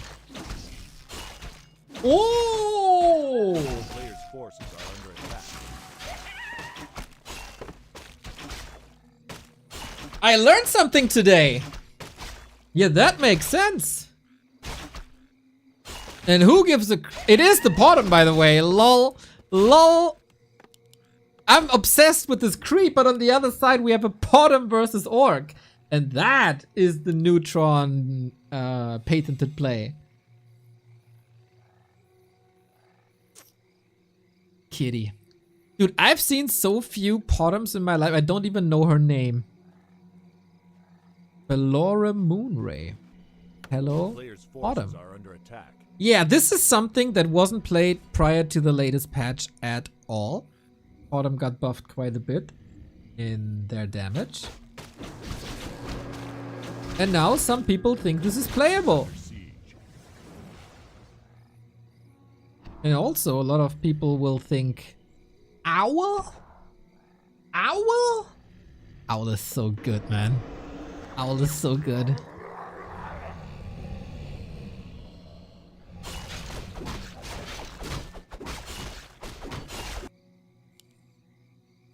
We had a little bit of a double tree thing going on, right? So we're still expanding. Good by FoCuS to identify what's going on. Okay. A player's forces are under attack.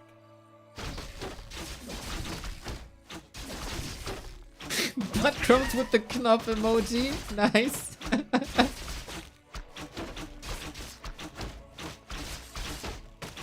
Knopf says he played Potom and Alki 2-2 upgrades with Expo against me. Felt really strong.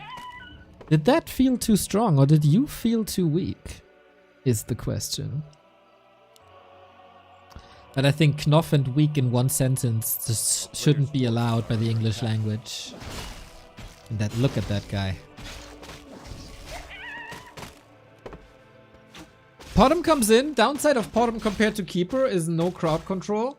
And she's even squishier.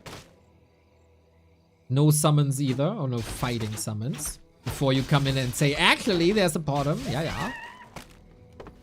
But yeah, Windwalk doesn't do much. That's why we go Mirror Image.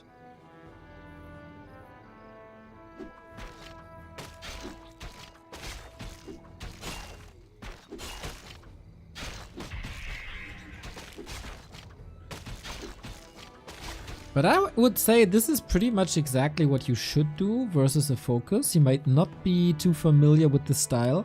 A style that clearly can work. Especially if you're somewhat surprising your opponent. So is FoCuS just satisfied with the fact that he cancelled the Expo once? Because we're in position.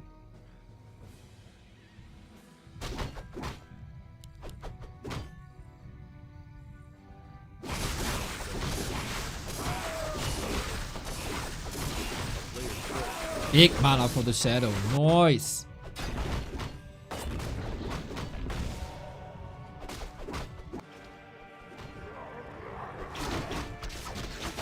$38 food. It's not too much. No heal wave yet. Bottom level 3. Neutron doesn't have bouncy glaive upgrade yet. I have to stop calling it that. The most prominent feature of the moon glaives is not the glaives anymore, it's the armor. Oh, Pendant of Energy is of course mega unfortunate. Yay, you can spam more owls.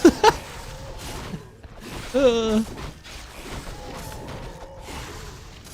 my god, that Shadow Hunter! Jesus Christ. Double rope, pendant, as well as the big mana potion. Oh my god. Hand over that circle, please.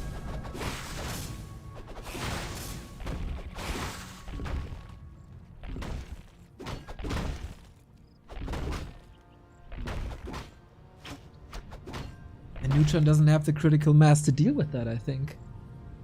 But the fight comes before upgrade, when the upgrade is finished. He sold the big mana. Yeah, we see this more and more, huh? People valuing gold more, especially when they have fewer bases. No town portal on FoCuS, and the creeps are bribed. They're helping Neutron for now. But where is the damage? I feel like there was a lot of move command, not much attack. And FoCuS with the troll Berserker brothers, he loves to go for them. Heal scroll, nice. Oh man, heal wave also, fantastic. We got a mud golem here, reducing the damage. And reinforcements are trickling in, but man, Neutron is losing so much. And FoCuS, like, not really. There's still so much damage on this goddamn Shadow Hunter. Alchemist stopped by Rock Golem and RIP. IMO, the creeps win this. And FoCuS goes up 2-0. Oh, snap. Oh, snap. Maybe this was all that FoCuS needed. A little bit of time. 1 expo cancel.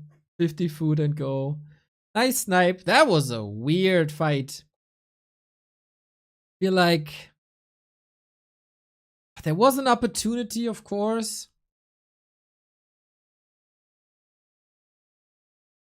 You see your opponent has no TP. You try to manipulate the creeps.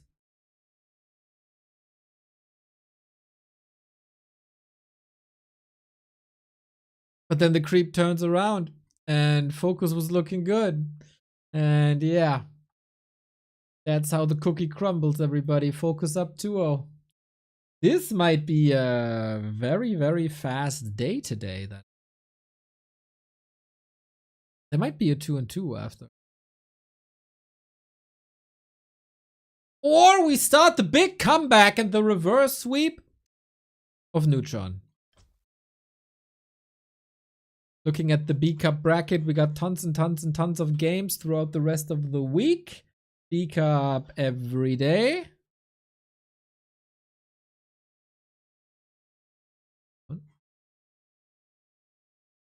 Lin 120, July 8. Happy Moon, July 8. Until then, we have a lot of lower bracket to cover. With Dice and Soin tomorrow. Icehawk and Sock tomorrow. As well as Infi and LawLiet, and that's a match everybody should be excited for. July 7 is then the 3 remaining lower bracket games on Monday. And then, yeah, winner bracket time. And then War 3 Champions final time. And then Dolphins Super League time. Warcraft Esports fans eaten good after a dull June. July is gonna be hot.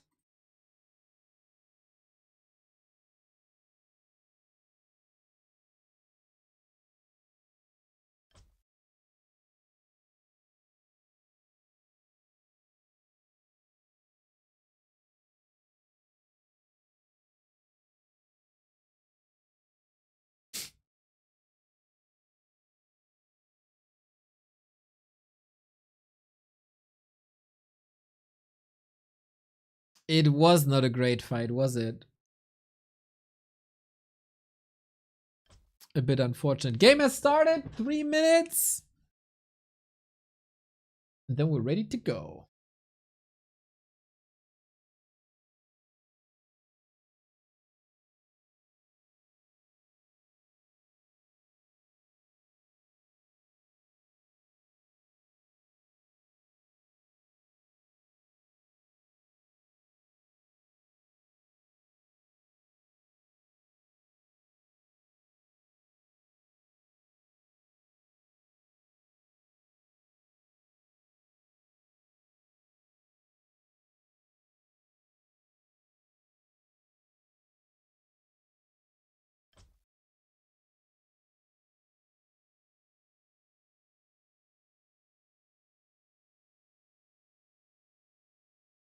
Let's see, there's a 2-on-2 going on. Infi and Kaho, Yumi and Fly. I think that is something one can watch. I like 2-on-2. I haven't seen 2-on-2 in a long time.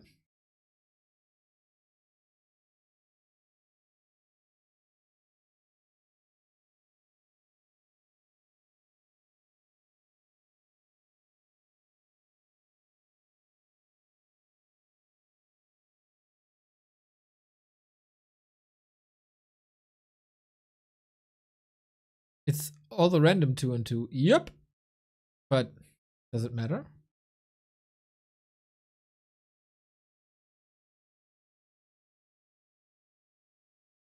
Even funner.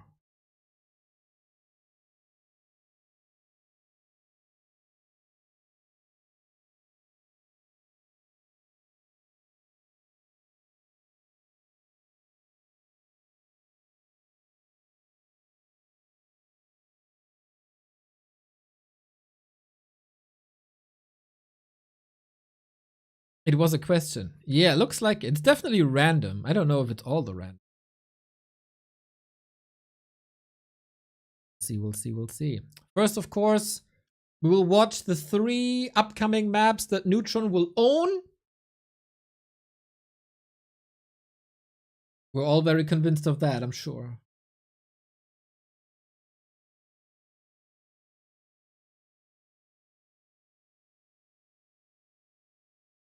"25 seconds. So if you need to stock up on snacks, drinks, fruit, ice cream, tea, cake, do it now. Do it now.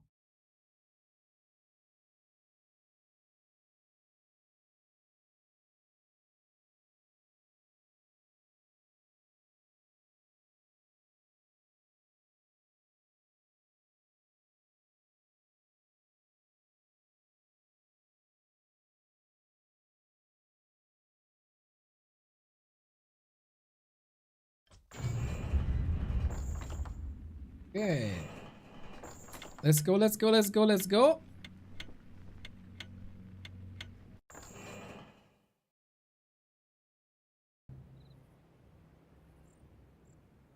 Wing. FoCuS with match points. Came in as the favorite. Neutron, probably the on-paper weakest player in the entire round of 16. Was phenomenal that he qualified for this round of 16 in the bracket with Hawk and Starbuck. Let's see if there's enough fight in him to try the kitty once again.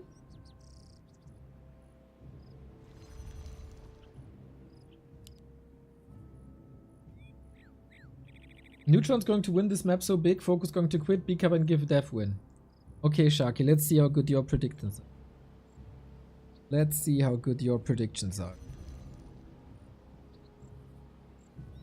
You might get a profit apprenticeship. I think the chances are rather slim. But let's see. For FoCuS, there's no reason to change anything, right? Blade Master's good. Timing is fine. And Neutron is not going for the bottom. Foxy said. But Keeper.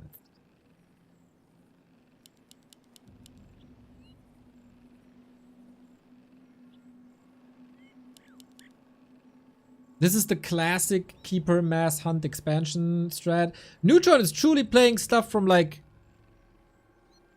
2020. Then of course his bottom as well. So he's in the past and in the future at the same time.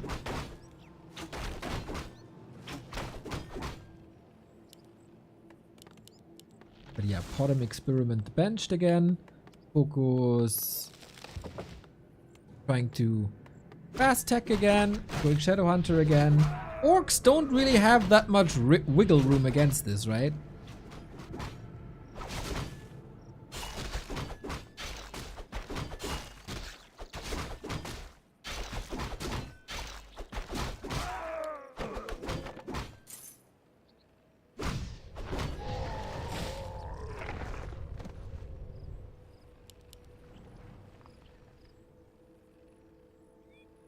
Is Neutron a bit too predictable? I do agree though that with, I don't know, he has some lack of practice, right? He's not grinding as much as in the beginning of the previous season. Hunters are very simple to play. So you should go for that.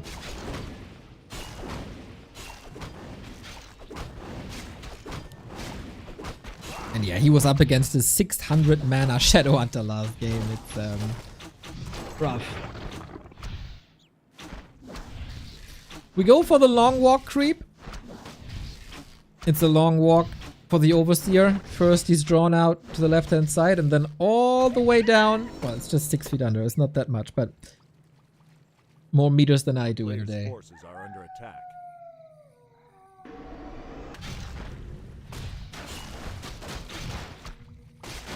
Then, with FoCuS being so good at Expo harasses and Blade Master play in general today, Should you always aim for that expo, I wonder, if that's smart strategically?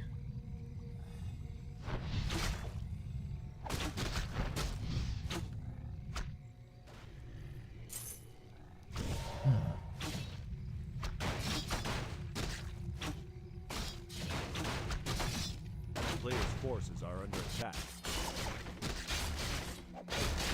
FoCuS, same spiel as before. Same tech, same timing, same units. Last hit. That's the 2.5 already.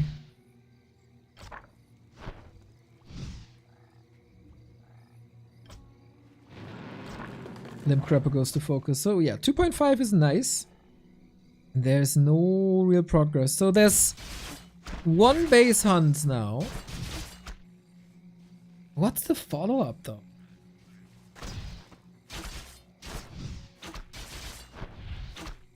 I wonder if he's asking himself that question.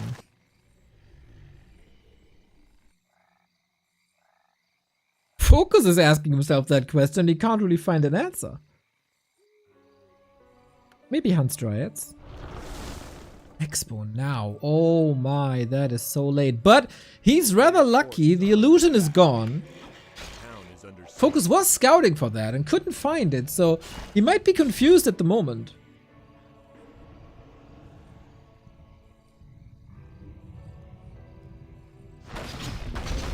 Yeah. Blade in for the steal. If only you had a bottom now. That might be a huge... Oh, reveal. Nice. Can he click on the blade? It's a little wonky with the hitboxes. Yeah, nice. Oh, Blade Master still got it. Item on the ground. Blade gets that one as well. Ah, things are not going the right way for Yuri.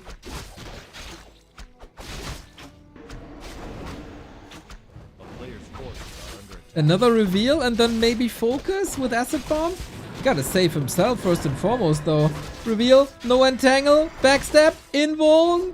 Oh, are we fast enough? Town bottle out.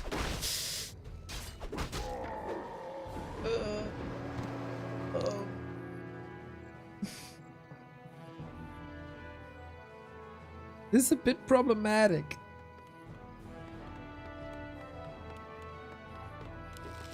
Players' forces are under attack. That's a bit problematic. Radar Shaman coming. Shadow can creep. You can go for the expo pretty much right away. Blade Master got amazing levels.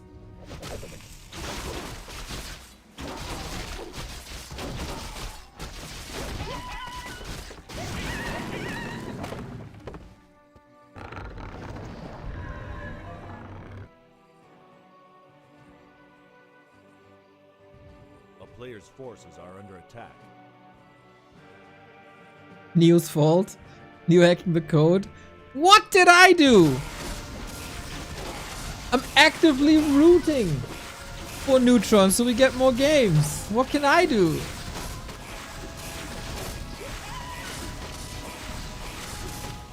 But yeah, you're right. I want to move on to the 2-on-2.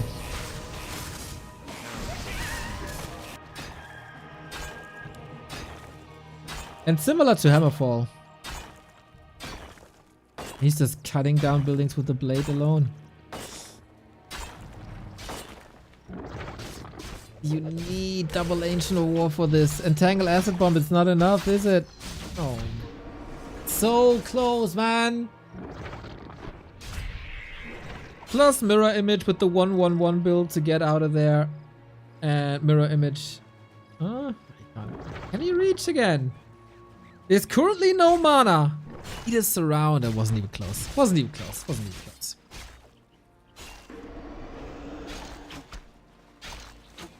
FoCuS plays well, man. That's the best FoCuS I've seen in a while. Arguably one of the weaker opponents that he had in a while. But it feels like FoCuS is on track again, man.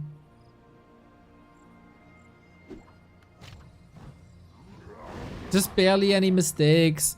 High baseline play, not sloppy at all, not forgetting about stuff. Whoops, that was close. And we got a creep check once again. So kind of lucky that the ogre didn't stay there. Counter expansion.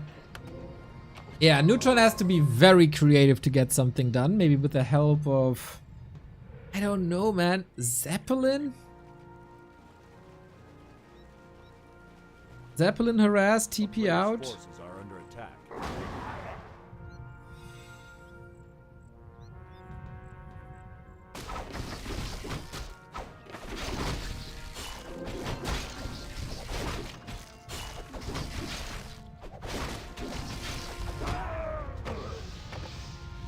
Oh, Blade gets Cloak of Flames as well.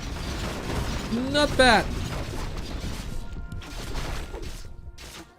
Scroll of the Beast Huntress can be sick. They do good damage and you add 25% on top. This is not impossible. Spend the gold.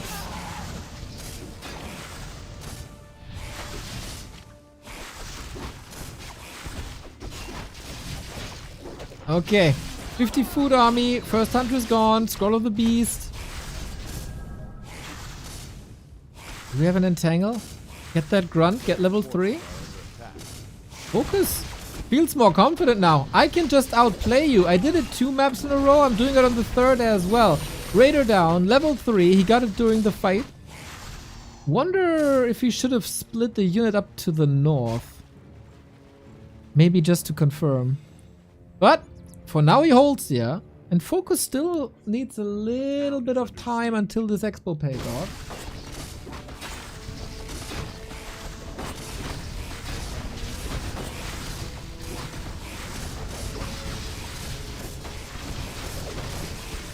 Off we go. 200 almost died immediately, but same can be said for the grunts. This time, no heal, no Scroll of the Beast anymore, and with that, Hunters are a lot weaker. Oh man, what a disaster. This is 14 food about to die with not too many trickling in anymore. Arguably, not the greatest army to base race, but solid prep against Hero FoCuS.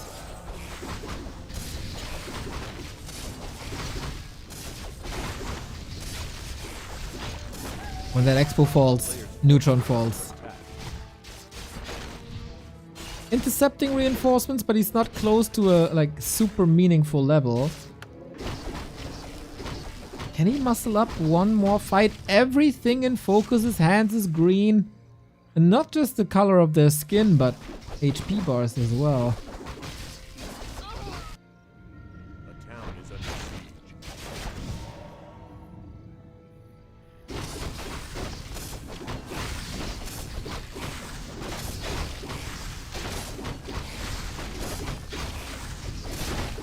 Ah, I guess he tried. There wasn't another miracle possible. Wisps exposed now. With Raiders and Grunts, you put in more damage than before. Town Portal? No way. Oh, perfect. Perfect. GG. Nice snipe. FoCuS. Best FoCuS I've seen in weeks. And then unfortunately... Oops, I punched my mic. Sorry about that. Best FoCuS I've seen in weeks against a Neutron that wasn't on the level. We had a very competitive Neutron in the group stage where he eliminated Starbuck and Hawk. But yeah, a FoCuS, when he's not making any bigger mistakes, can be a beast. And it's just rock solid, man. If you're hoping for an easy mistake of your opponent, usually that's not FoCuS.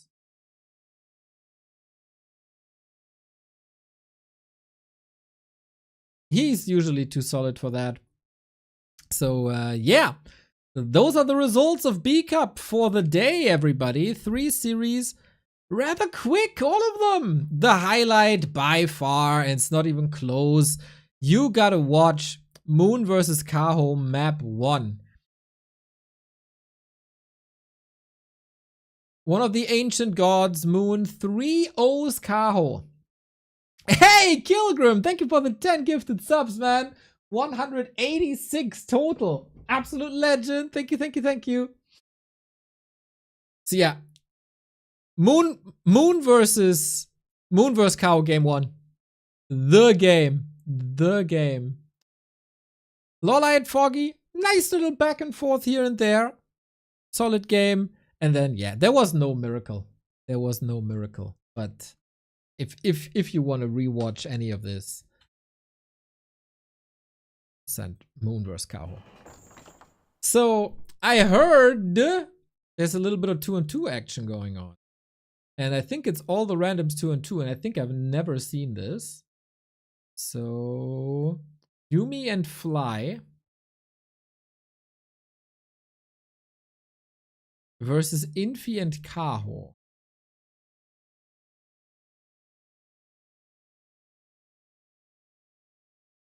And I think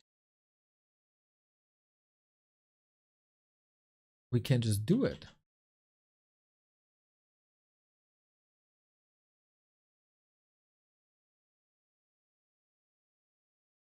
Interesting constellation. Yeah, Kilgrim, thank you, man. That's a lot of money. Thank you.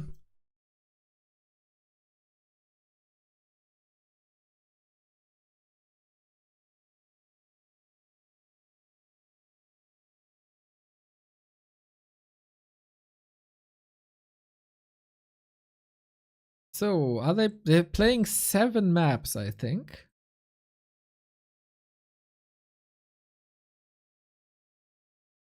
Or 6.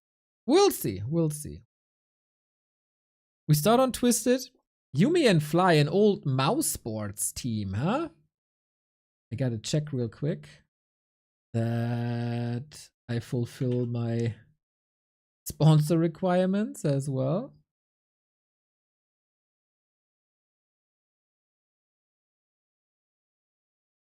Can't do it without. So, it's 5 maps. Oh, there's a rehost. Ah, Stufka. Legend. Of course, you know.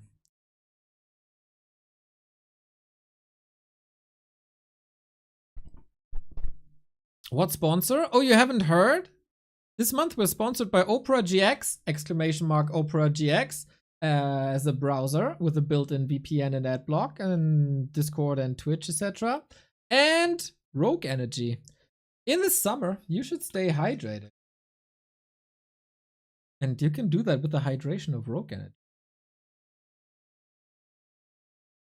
Code B2W for 20% discount.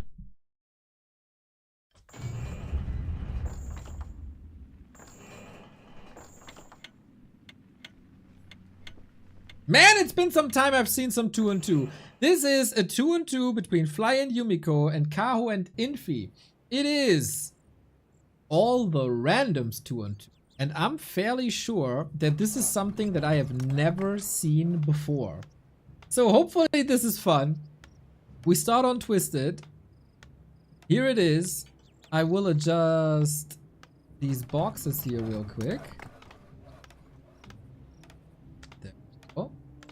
And oh, Chumpesque the legend.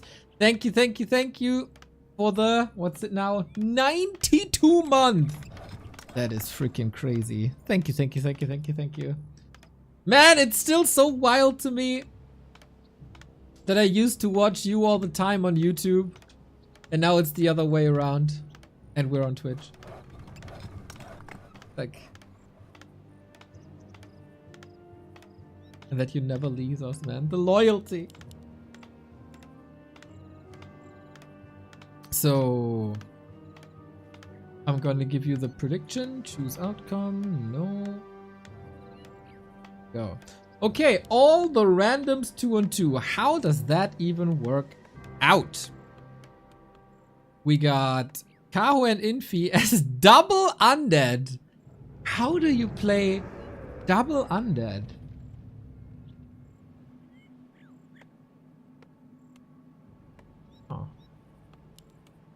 Well, you can't prepare for heroes, that's for sure.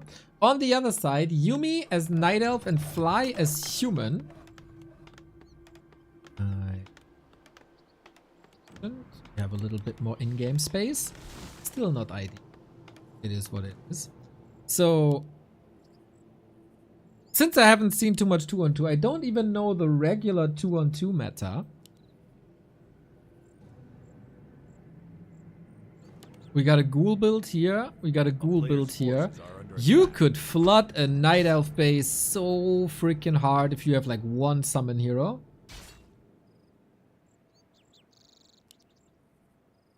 We got a Naga Archmage. I think that is pretty good. Farseer Tinker!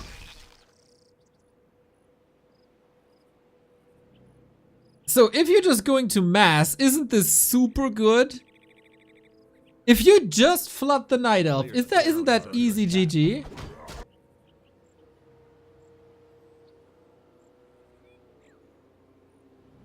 We'll see, man. Kaho, I think he has quite some love for the Tinker. He tried to implement him in one-on-one a little bit.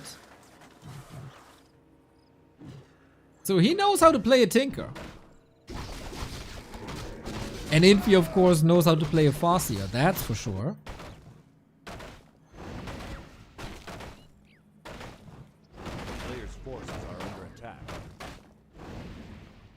So yeah, that is super annoying. Water Elementals help a ton in this regard.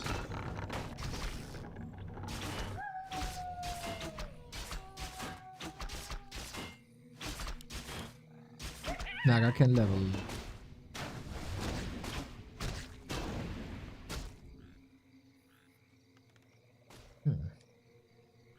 With Fork Lightning, both are good, right?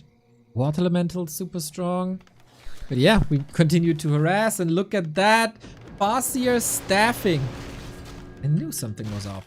Farseer staffing onto the Tinker. More summons, more harass. Good position by Fly though. Ready for the defense, but doing something against wolves and clockwork goblins is rough.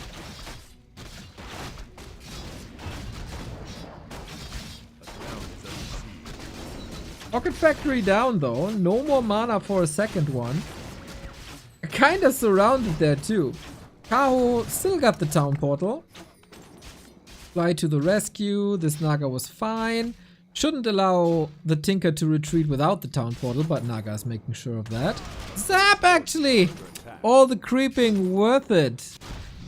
In another meantime, ghouls ravaging the human base of Fly. Okay, this is quite wild. I like it. Expo needs way more acolytes. So both expos up. Ghoul pressure can still hold for a while. We get Huntress for AoE. We get APs in the base. We get more towers here and also another AP there. Yeah, they're stabilizing quite a bit.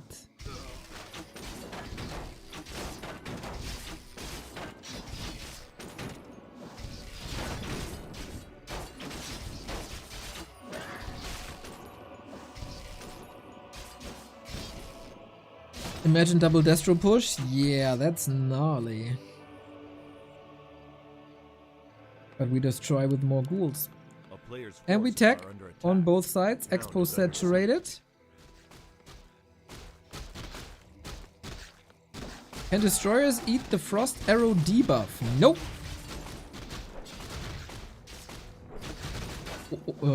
Orbs are not spells. They're more like an ability. I mean, they kinda are spells, but it's weird. But no, you can't. That goes for every orb. Mass murder here in the base. We have a little push going on with the Tinker again, but the defense by Yumiko and Fly is just rock solid, it feels.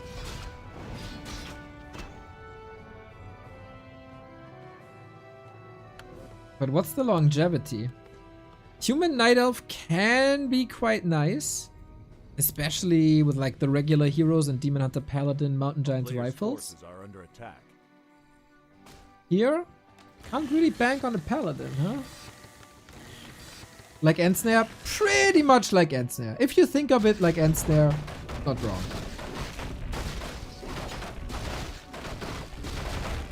Just that they cost money.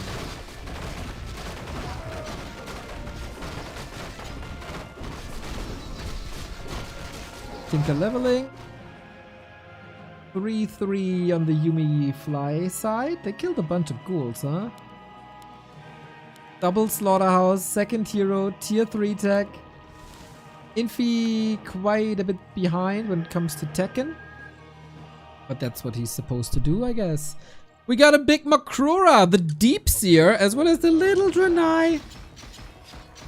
If they can get some Slaughterhouses here, that would delay the push significantly. Oh, that also goes for statue snipes.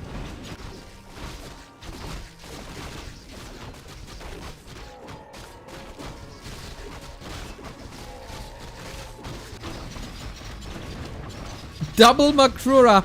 The Makrura spawns Makrura. Makruraception. Somewhere in Krasnov, Mr. Ape-Man is jubileeing. What's better than a Makrura? A Makrura that gives us more Makruras.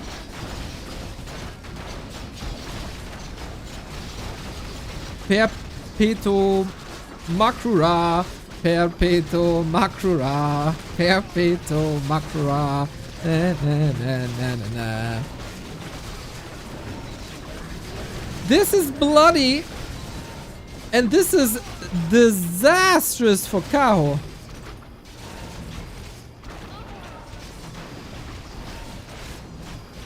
I think all the timings are out the window. Level 4 for Portum for Kaho.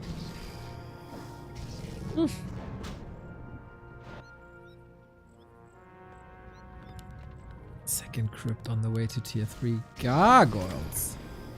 Oh, Lightning Revenant, one of my favorite units in the game.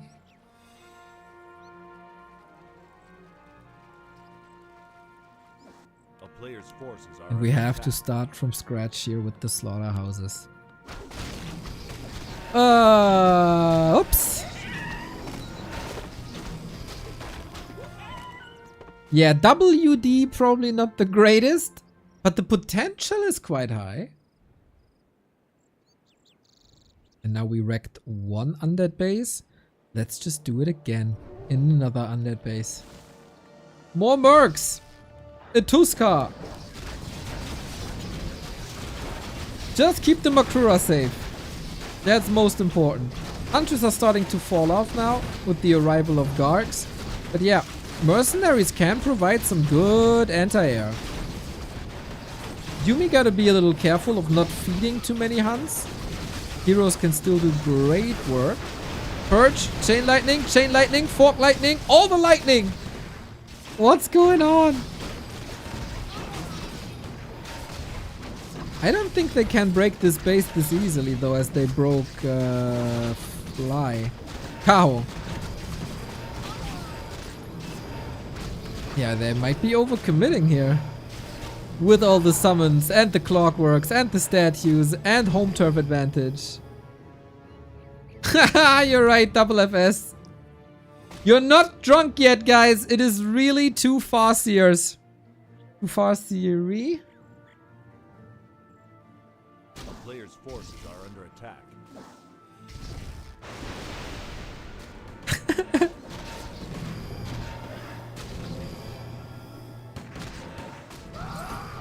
Dude, they might actually do it.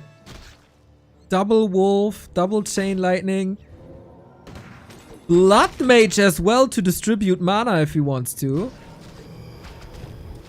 Man, all the randoms in 2 and 2 offer some sick combos.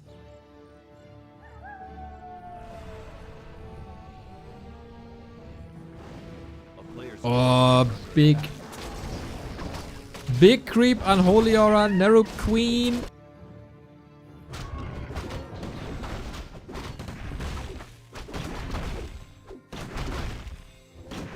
Infigo's Farsight, despite having an owl, tells me he's not satisfied with Kaho's scouting. Full mana pot him. Ay ay ay.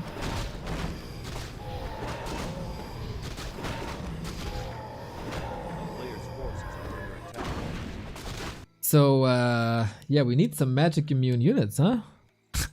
I think that's fairly clear. But we go rifles, casters, and bears? Yeah. Okay.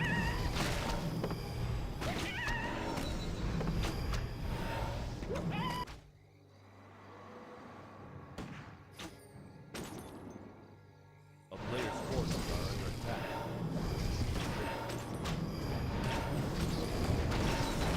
Alchemist heal spray essential now. Supply numbers are still fairly low, despite being on 2 bases for a while. Of course, we had to tech across the board.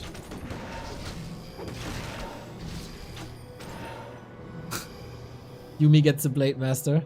I mean, this is not great, but imagine this Blade Master on fly. Would never cross level 1.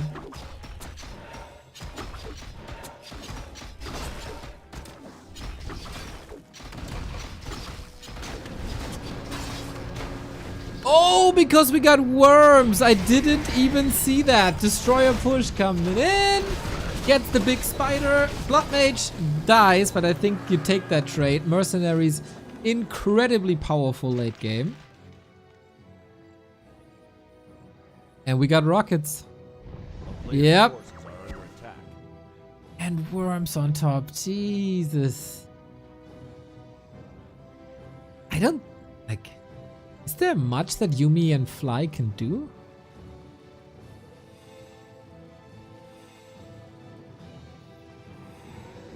I see them crumble big time. Another worm, 7 food. Oh no! No, no, no, no, no, no, no, no. Ah, we like when the Back to Warcraft universe is donating to the channel, but we don't like when the players are donating their most expensive unit to the enemy.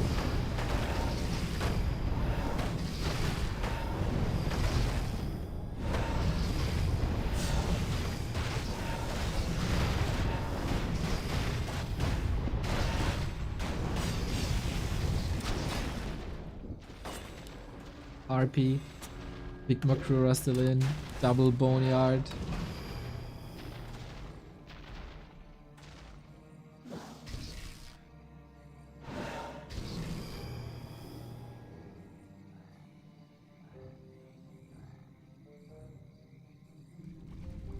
Let's A try. player's forces are under attack. How do you counter this?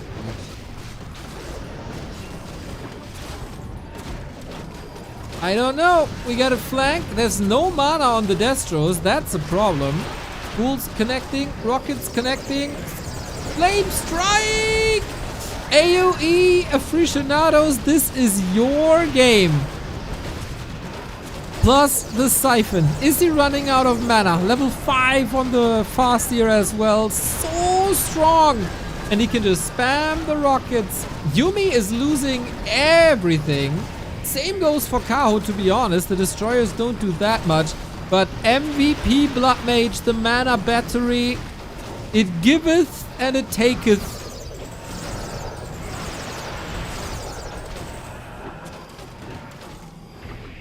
But the rifles, man, the inner fire rifles, they go through.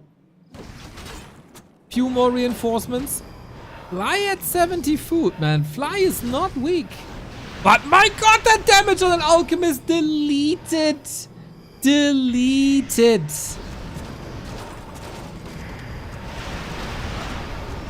And it's 3 frostworms. That is mental. Flame strike on top as well. Yeah. No chance without, I guess, gyros or tanks.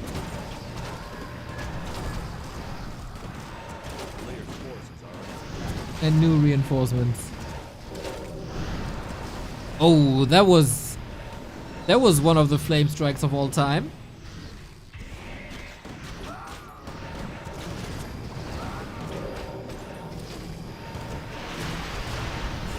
But yeah, I guess you should rocket first and then flame strike so the enemy can't move out.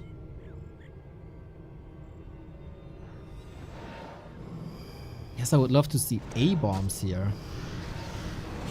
That would be the knockout. But maybe they just want to have fun. Because with the Tinker level 5, you have a lot of fun. Level 6 Naga, since it's constant brawling, she won't do anything.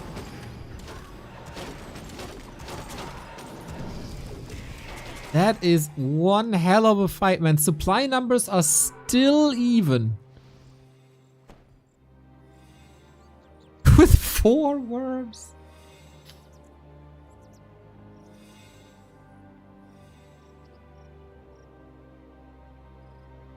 Yeah, Kaho clearly on the receiving end, but his heroes are carrying. No additional base anywhere. Oh, there I say it.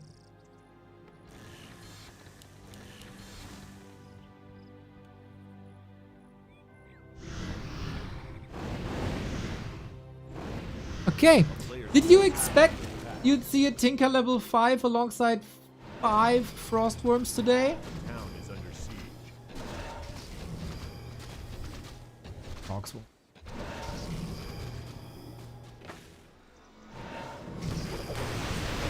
Way too much damage. Level 6 Archmage with mass teleport? Maybe.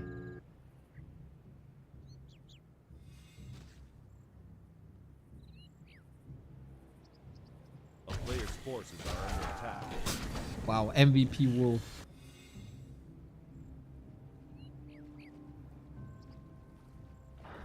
That was rich. What's he doing with the money? Is it 52? That's you. Okay.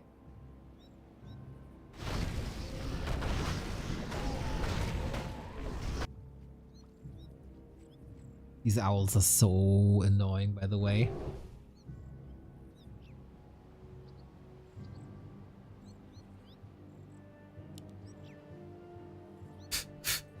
What? What's this?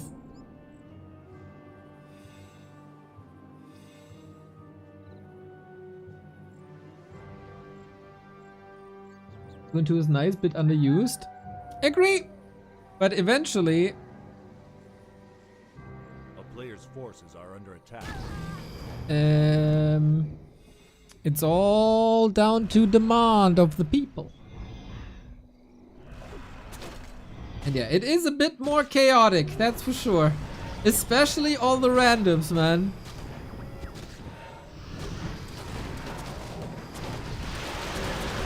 Okay.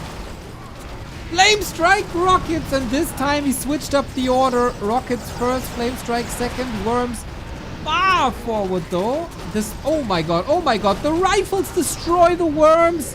Infi, what the hell are you doing? Hard counter so far.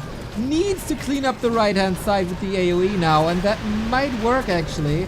Level 6 Flame Strike again! All the damage! The AoE is sick! Neck and neck fights, only one worm remaining. Who has the better fights now? Blade Master, of course, hella strong. Naga! Town portal home. Nicely done. What the hell is going on? These fights are awesome!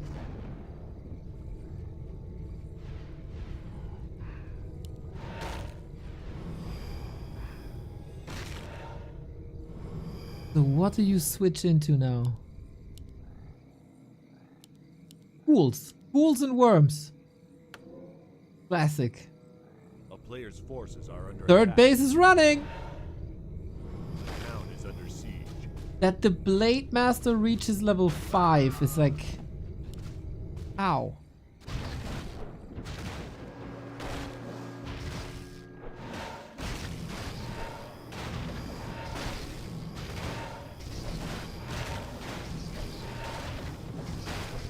Do we have Earthquake? No, we don't. Invis Wolves.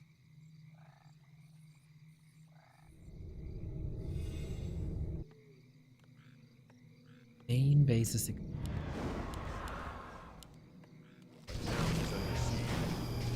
Players' forces are under attack. Can he commit? Does he want to commit? No. He hopes the day, but in the meantime, Flame Strike rockets onto the last remaining bit of economy. Shredder taken out. Lumber-wise, that doesn't really do much. Fly at 2k anyway.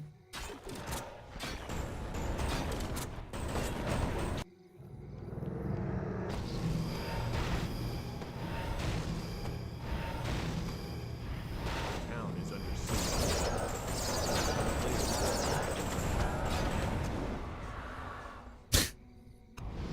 What a unique game this is, man. Big up to all 4 players.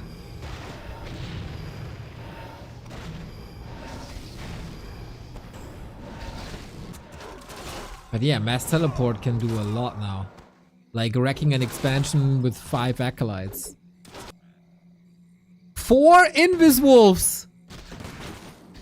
They deal a lot of damage as well. Powerful summons as we don't have the spell, but on the other side we do have a Granite Golem who does so much damage! I don't know what to say.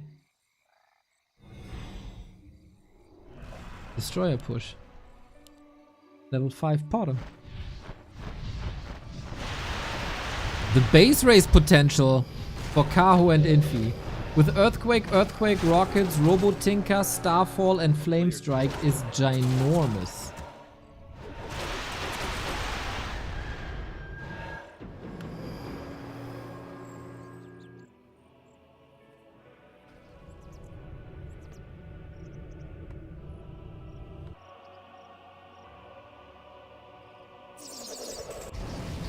If we're going there. Yumiko, the only player with gold at the moment.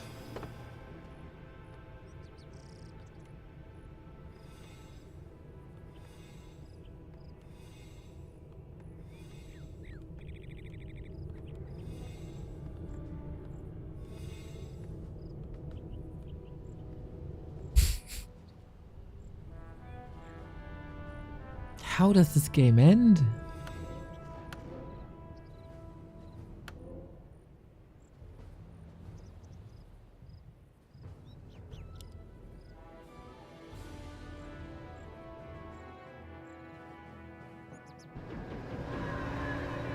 Well, maybe it does now. Yumi and Fly don't have much left. Infi is up to 70 again.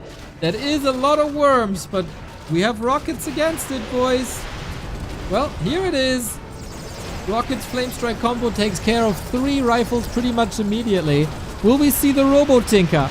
Level 6! Alchemist about to drop. Where is that Tinker? I don't even see it anymore with all that chaos here. Oh, Robo! He's hidden by the worms, but there he is. And with that, Alchemist deleted. Mana Shield won't save you either.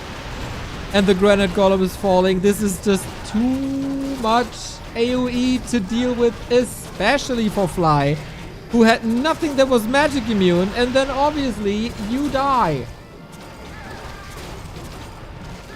3 Dryads dead. You don't have the greatest damage against Dryads, to be honest.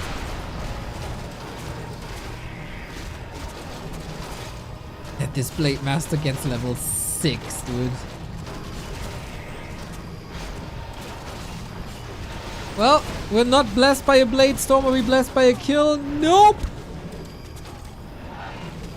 And that Tinker is just shredding everything. Including the Naga, level 7. Celebratory Earthquake, maybe? No mana, right? Starfall! Do it! Let the stars fall! Do it! It's not doing it, boys. Yeah? He skilled it now.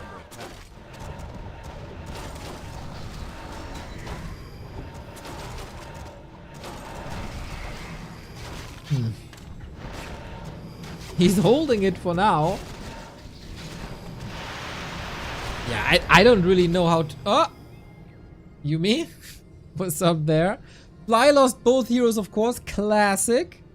I have no idea what's going on. Me neither, but I mean, I don't have that in one-on-one either.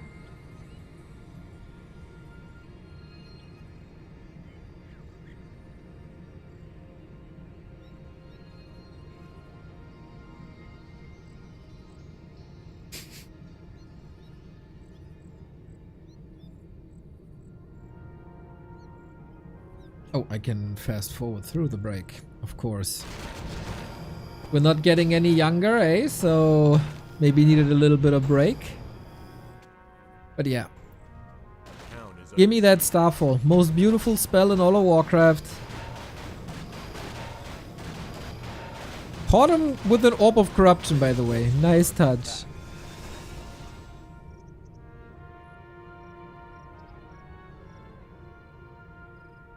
Infi and Kaho aren't mining anymore.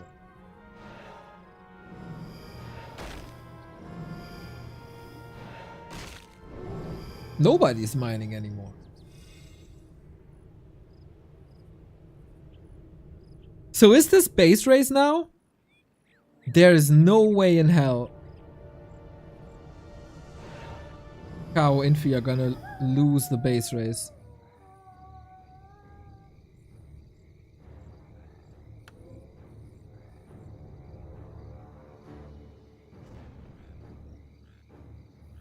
Alchemist back.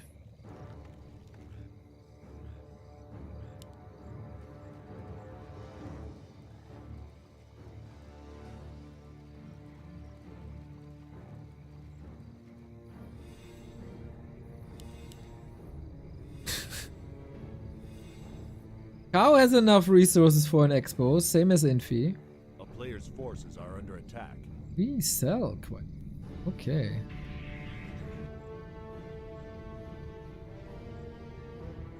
A town is under siege.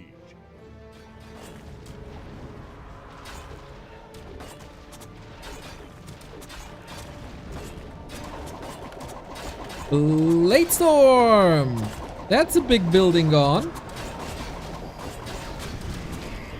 Yeah, it's an art to close out games like this, to play the late game perfectly. Maybe Yuumi and Fly can do something here. A player's forces are under attack.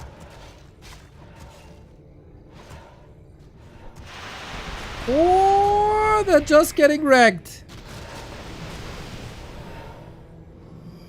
With the statue in the back, they can also just spam their spells, right? It's not a problem whatsoever. Rockets! Of course. Level 6! Chain lightning! Big orange bird! Big orange bird! Big orange bird! Give me that bird! Are they playing without ultimates? What the hell's going on? He's not giving us the bird, guys. No Starfall. No bird.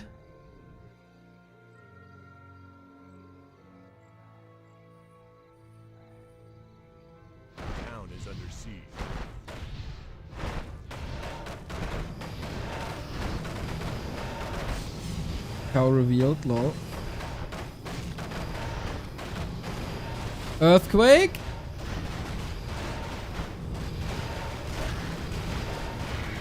Big orange bird?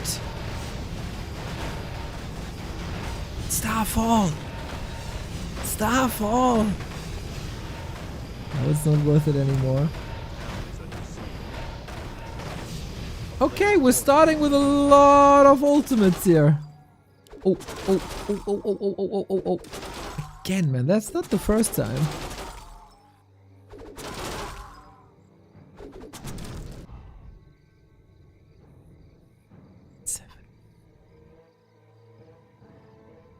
Also, they have so much scouting, right? They have Farsight, they have the Owl. There's nothing you can do.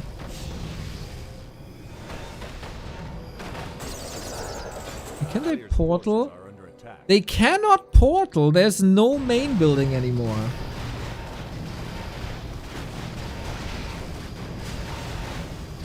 That would be hilarious if they lose this. But how though? But how? Infi has a bit of gold. Yuumi has a bit of gold. We have a Blade Master. Like, Blade Master should Blade Storm Attack. instantly. Oh, man.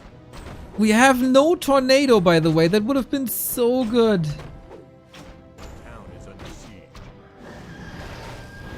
Oh, this is perfect for Starfall.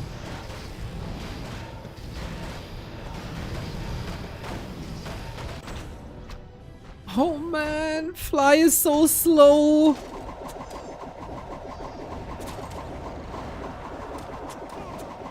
Alright, a handful of buildings on both sides. We tried to evacuate. Both sides tried to evacuate. Not happening A town with the Tinker. There's a building! There's a building by Yumi! They're gonna win this! They might just be winning it! player's forces are under attack. Oh my god. Do they have a staff? The Farseer has a staff and Earthquake. And they build as well. They have an Acolyte. They have an Acolyte. And now what? Yeah, what now? Now Kaho and Infi are gonna win again, no? Oh, Yumi still has more gold. Oh, if only he would be scouting with illusions and stuff. But they're revealed anyway, right? So it doesn't really matter. He could be doing damage the entire time. But yeah, how do you... There is Windwalk Blade Storm. Town is under siege. And then you might be able to run away with Mirror Image. They're down to one building. They're down to one building! 2 buildings. The double necropolis. We're checking islands.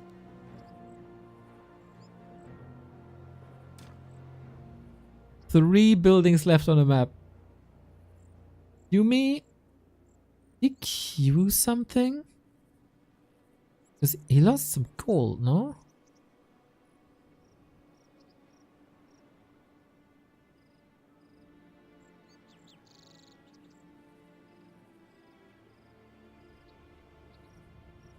Feels like they've been everywhere but here.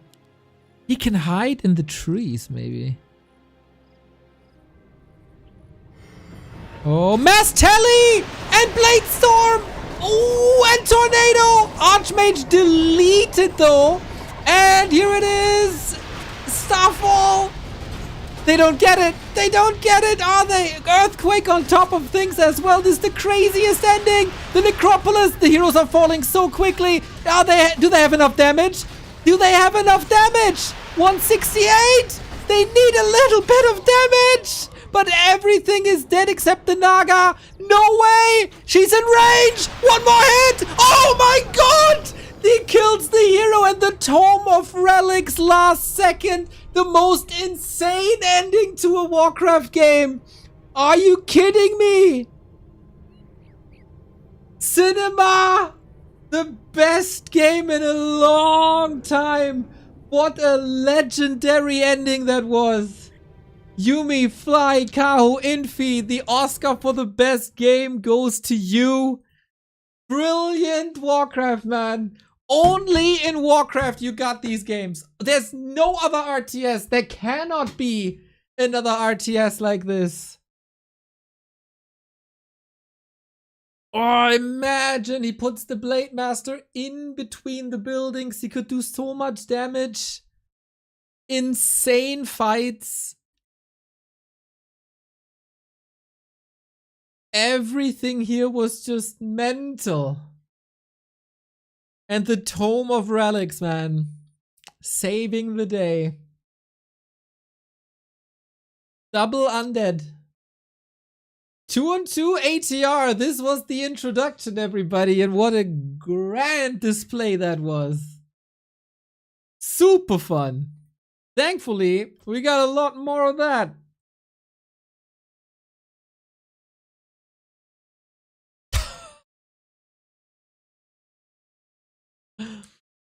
Oh, man. Unbelievable. Unbelievable game.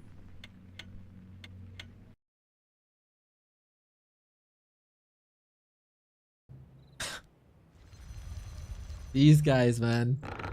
These guys.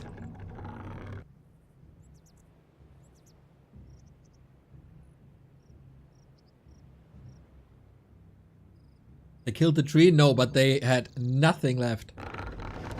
Tree was still up, but they had nothing left.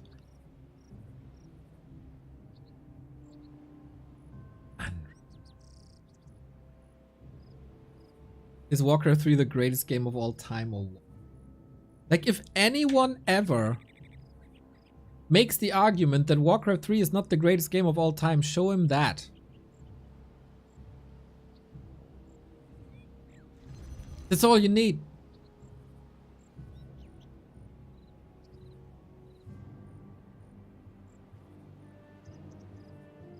Kaho and Infi with Night Elf and super.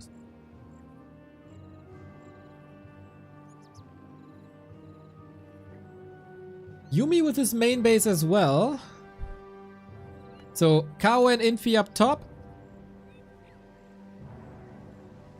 In teal. And then Fly as Night Elf. Yuumi as human.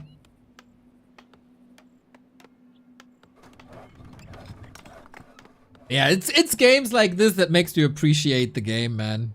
The variety, the game modes, the hero interactions.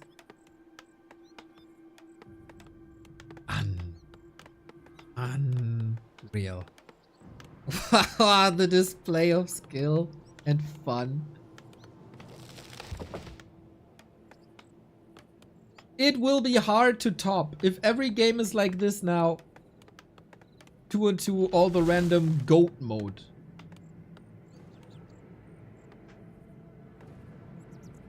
A player's forces are under attack. Tinkerbike. Oh my god, what do we got? Yuumi with Mountain King Human. Nuts. Fly with DK Night Elf. I don't think that's...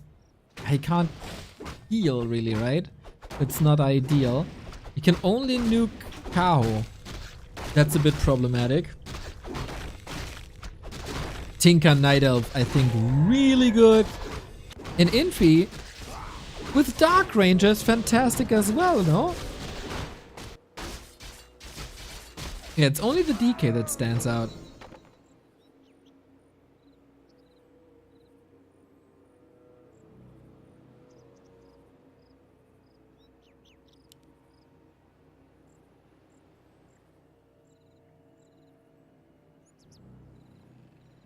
Sorry, I gotta text someone that I'm a little late today.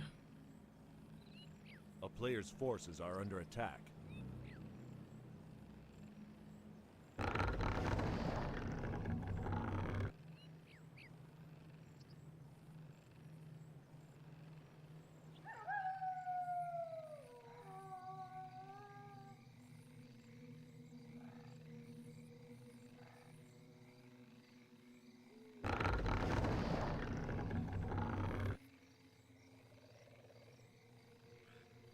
A player's forces are under attack. All right. We got a Tinker farming. We got a Dark Ranger pushing. Ooh, careful, mate. Yeah, counter surround immediately. That's nice. Can't even nuke this Dark Ranger, dude. This DK is so useless right now. Life drain as well to keep her safe.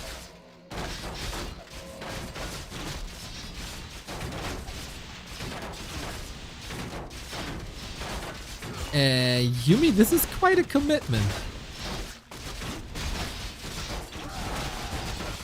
Buying a lot of time. Hey Neo, hope you've been well. Long live back to Warcraft. Thank you, Genetic. 39 months, much love. That Dark Ranger is doing tons of damage. Might pay with her undead life. Oh, there was a split second maybe. A player's forces are under attack. Tinker is doing good. Expo is up on both sides with a third coming.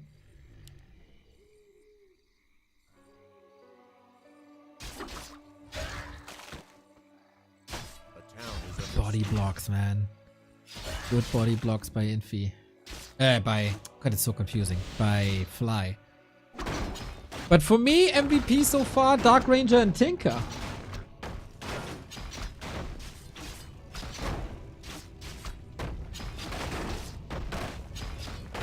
player's forces are under attack.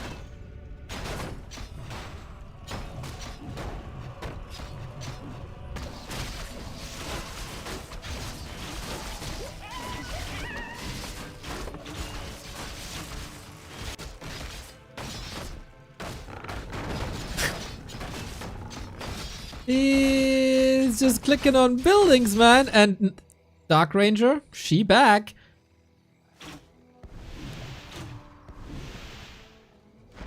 Oh, and this is almost unprotected. Really nice strategical play. I mean, it's rather simple, right? Go for the bases. But they had the freedom to do so.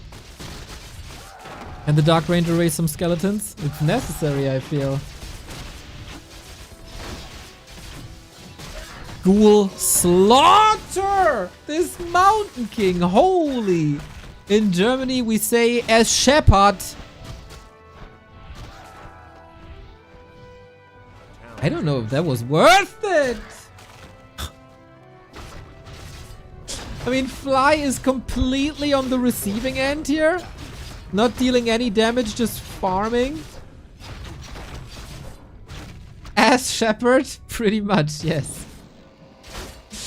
And the Dark Ranger, man, as if it's Groundhog Day. Level 3, that will take a long time to get her back. Or maybe they're so rich they can afford a Tavern Revive. That Mountain King got to level 4. It's a bloodbath, everybody. It's a bloodbath. Mountain King's doing well. Tinker is doing well, but it's not leveling much. Fly is like semi-dead. Infi and Kaho can recover from their high losses, I think.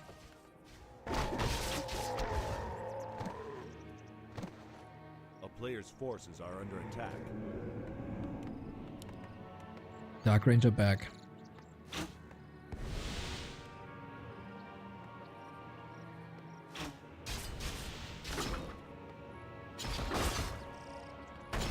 Now is the question, can this Mountain King do enough damage?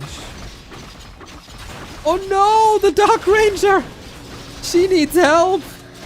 Big time help! There's not even enough mana for life drain, is there? Okay, Huntress come to the rescue, though that was necessary. Tinker rip! Finally the DK was worth something. So, Huntress, pretty good. Pretty good.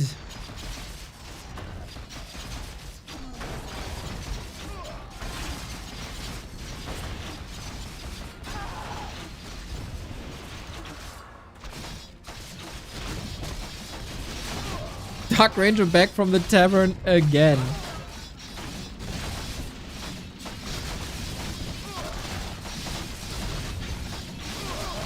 The bouncy glaives, maybe for the last time. All the echoes rip. And now the Dark Ranger is black. We need a lot of skeletons here. Tinker's back as well. This ain't over, guys. Infi is super low on supply, but he has gold. Same for Kaho, got lots of gold. And it's one base, one base. I mean, Fly is expanding now. Mountain King level 5. Yeah, I think Mass Air is the answer. Slobber Knocker round 2.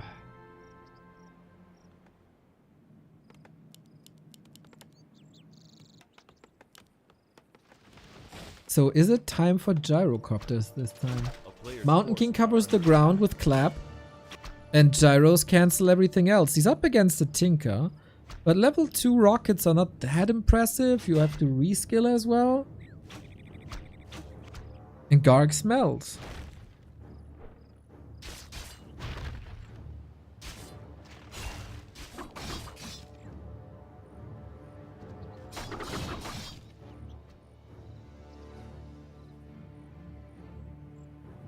A player's forces are under attack.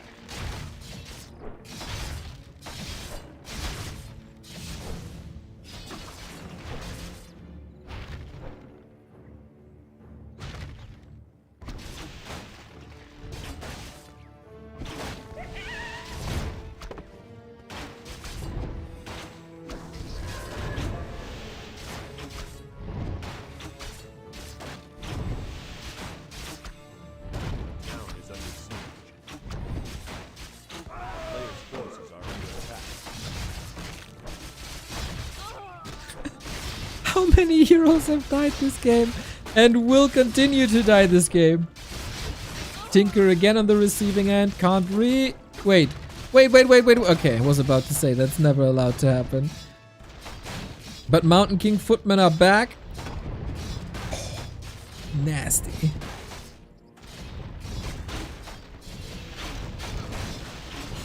Player's forces are under attack.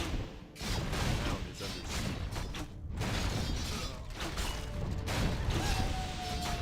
Fly's Expo is up. Supply-wise, Yumi is struggling a little bit, but that's also because he's rotating out all his footmen for whatever comes in on tier 3. He was prepared for more carnage, man, with his double mana pot. Unfortunately, can't play into that. Blade Master second again. Warden second by Kaho. Rockets fan of knives, everybody? What do we have as production? Okay, gyros as Player's expected. forces are under attack. Lores here, classic. And worms for infield again. I don't really see the anti-air answer, except Tinker. But Tinker isn't level 5.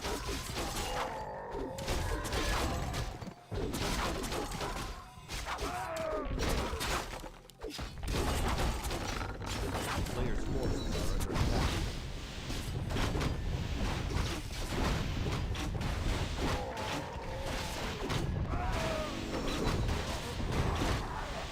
Town is under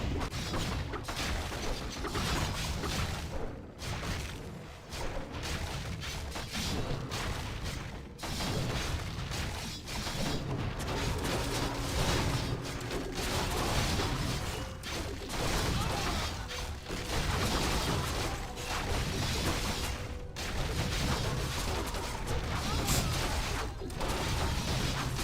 Yeah, that Tinker is under-leveled, man. I don't think he's a big threat.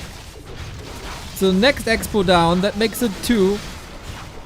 Warden can scale like crazy. Tinker can scale like crazy if they are given the time. But yeah, Fly can still scale a lot. Next attack. Oh, we got a gargantuan sea turtle. Lol.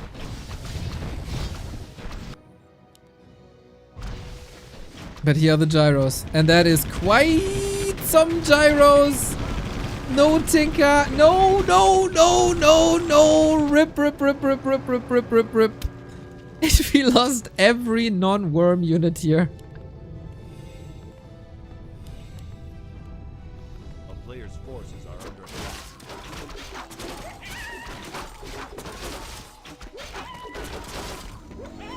4-3. Doesn't help that much versus gyros though. And the Tinker's so far away. And doesn't even have rockets.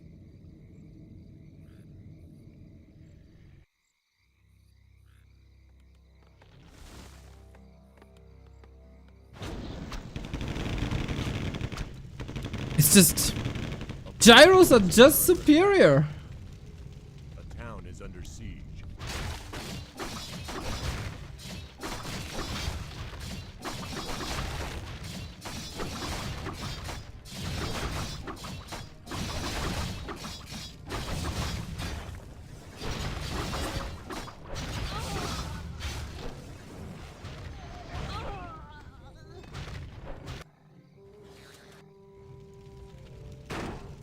play Knights Esports. gyros. Yeah, without the worms, how are you supposed to tackle these knights as well? I feel like Yumi and Fly bring it back big time.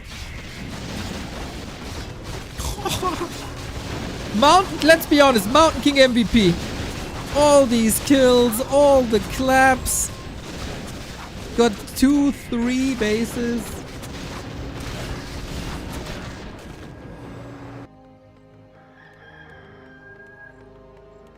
A player's forces are under attack.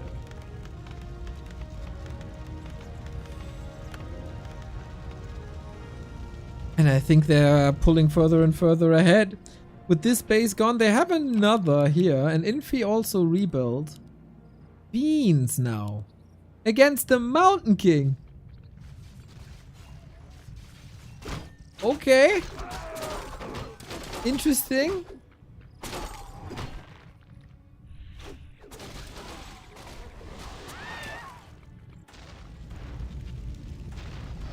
But yeah, otherwise... it's so hard to say, man. Interesting that Infi is not investing into a second hero. Like, if he gets a Panda or a Dreadlord, this shuts it all down.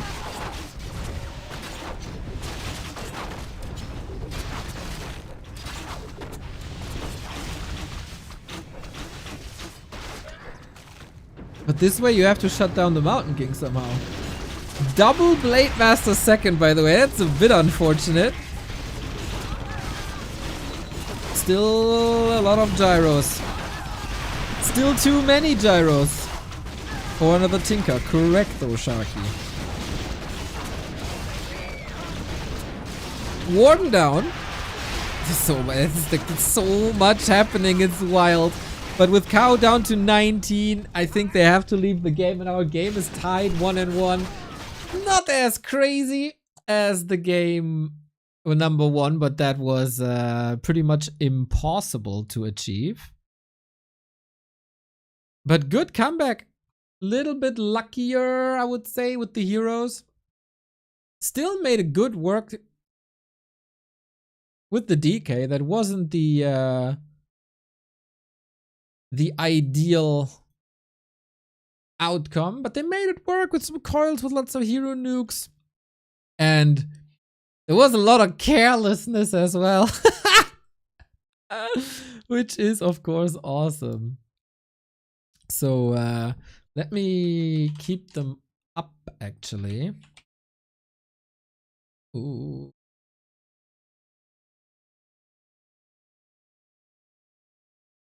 Because...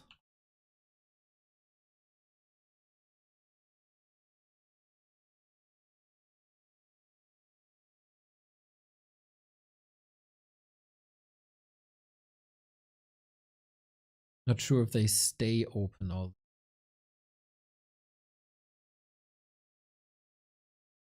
I think. Okay, Lost Temple done. Shattered Exile next.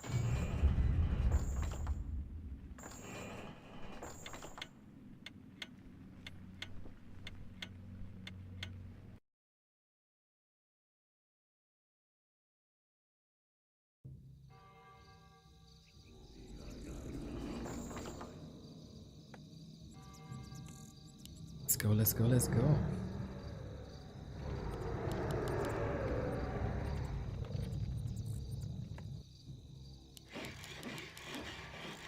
What do we got this time?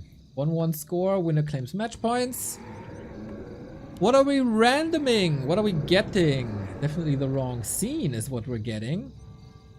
There it is. We got Infi and Kaho on the left-hand side of Shattered Exile. Infi third time undead. Can you believe it? And Kaho as Orc. I don't know how good that is for him. Yumi as Night Elf and Fly with his main race. Let's go.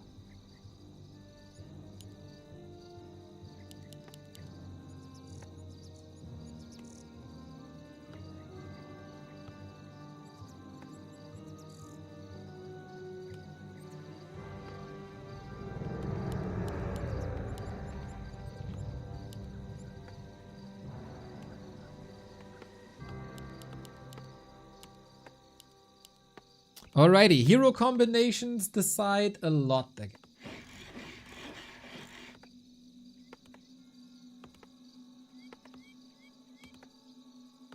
Shadowed Exile. Rather hard to rush, rather easy to expand. I think you know the direction then, huh?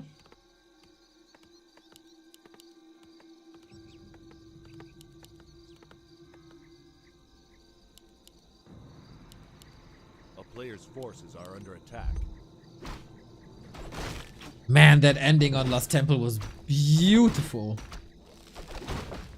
So I'm gonna say this now. Warcraft 3 info should get it a golden star.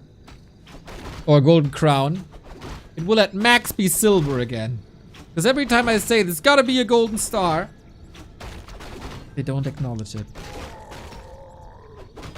So, Yuumi with the Tinker, Night Elf Tinker top, Fly with the Blade. Now the question is that good or bad? In the hands of Fly, you never know. Infi with Undead Paladin and a Blade Master on top. Great support for the Blade, of course. Not ideal for his own unit.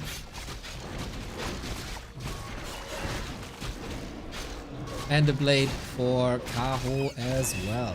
No, for Fly. I mean for both, yeah. Fly and Kaho both for. Fly is already low. Imagine, man. Just imagine. So Infi can support Kaho. No, no, no, no, no, no, no, no, no, no, no, no, no, no, no. So funny.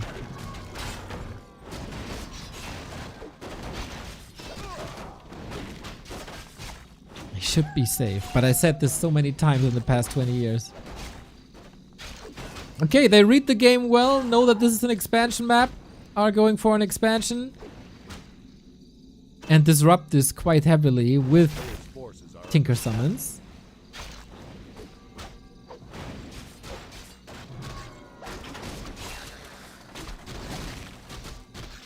Wild, dude. Wild, wild, wild series.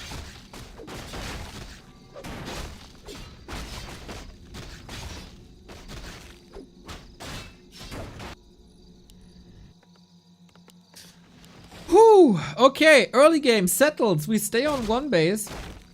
Attacking on the bottom right hand side for Fly.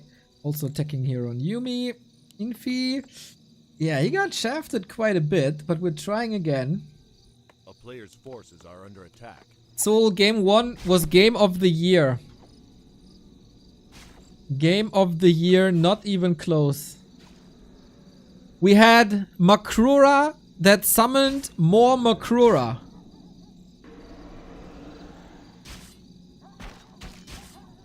Fonzie says, I never understood the Tinker Factory spell. It makes units that have like 10 HP and deal 3 damage. They do a lot of damage when they die. They explode, and that explosion always does guaranteed damage.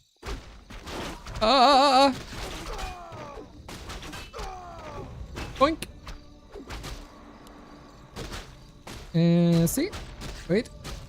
Boink. Pretty good. Pretty good.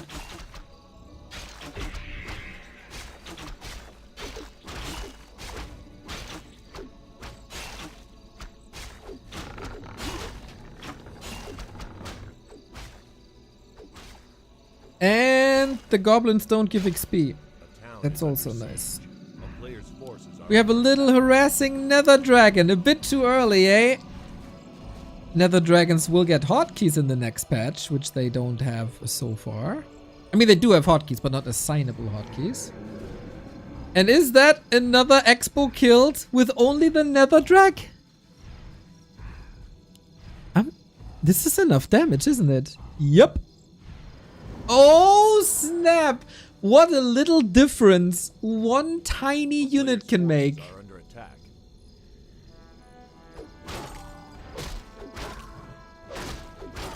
They also soak up damage because units tend to overshoot when killing them. This is something you think about?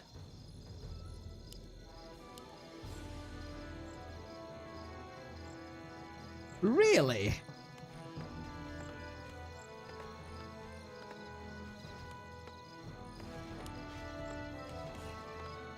player's forces are under attack.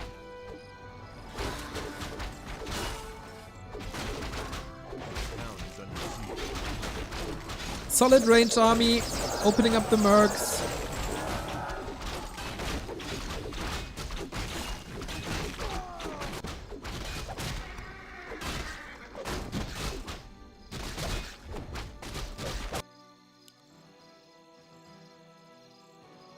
Infi got shafted quite a bit here early game. That is one of the best Nether Drake usages I've seen. Now the Heretic comes in. I think it has Curse, I'm not sure.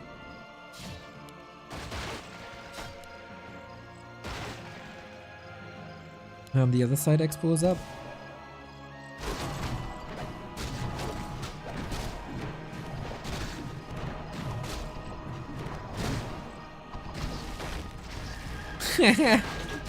Double Nether Dragon, dude, and they cancel it again. It's getting rough for Infi and Kaho.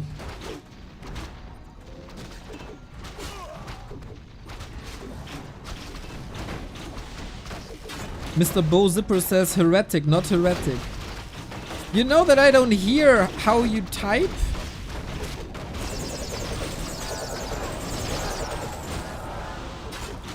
You spelled it the exact same way.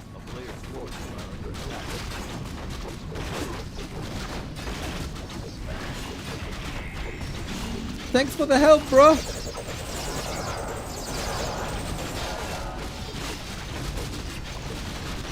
Infi and Kaho got a little bit more supply.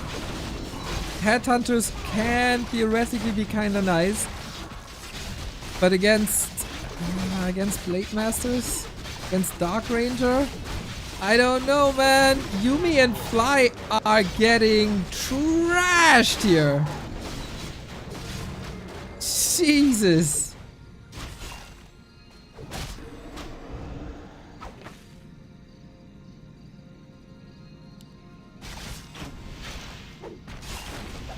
The TP, okay, well done.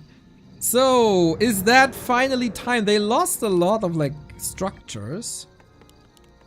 Raiders coming in for some harass here and there. We got a big boy over here.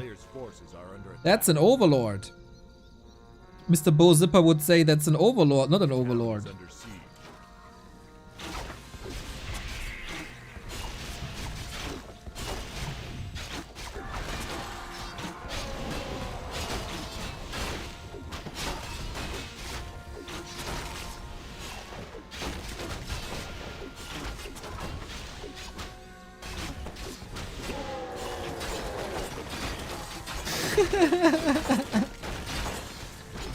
A meme is born.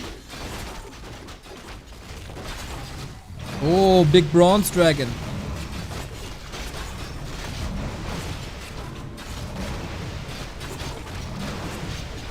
Dude, we're not like into creeping or anything, right? This is just slaughter. We got witch doctors out for the first time today. Hello, Stasis Trap. We appreciate you. No heal ward yet.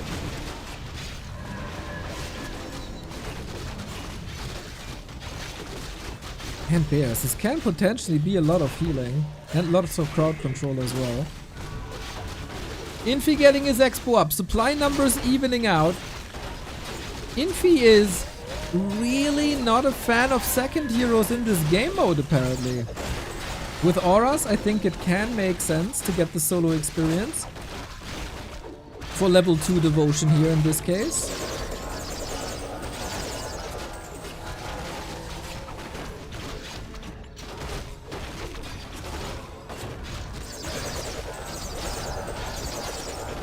And they hold. They hold against the Raider ambush. A little bit more crowd control at the moment would be nice, but Dryads can't reach. Good retreat. Player's forces are under attack. 2-2 ATR God mode for hot summer days. I would just fry my brain playing this. My brain is getting overloaded while just watching. I'd be a living blue screen.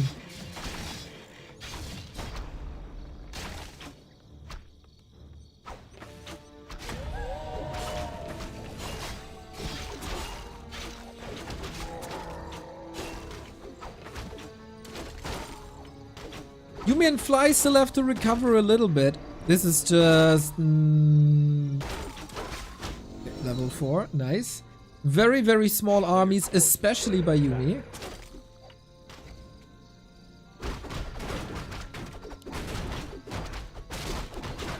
Hello, Overlord.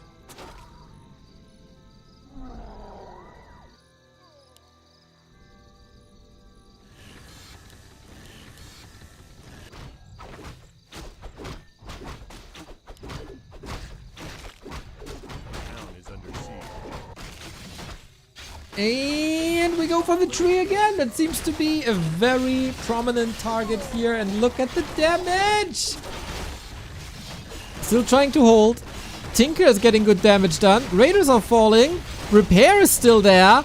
I don't know if that works, guys. I'm not sure. Shockwave amazing from this Overlord. Inner fire as well. He's trying so hard to get anything done here. Shockwave gets the job done. Nice. Tinker is surrounded as well. 195 crit. Getting out of there. Another bear falling. But he's portaling out of his own base that he tried to save. That doesn't work too well, does it? Yumi just getting pummeled. And Infi and Kaho with a strong comeback. If you are...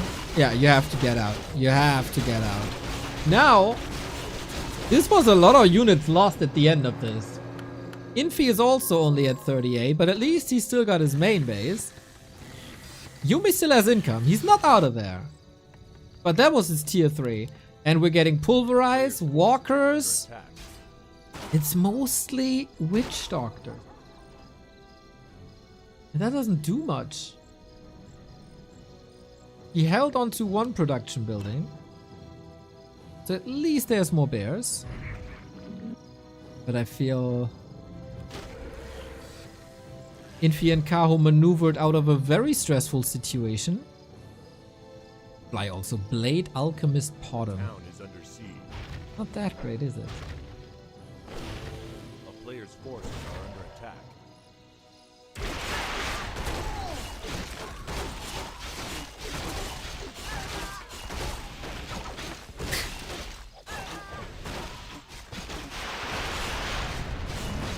You gotta respect the rockets now, slowly but steady. Especially versus Raiders. Oh my god, this is absolutely chaotic. Mass Mercs coming in, the heal wolf getting cancelled. Tinker! All of a sudden there was a lot of damage.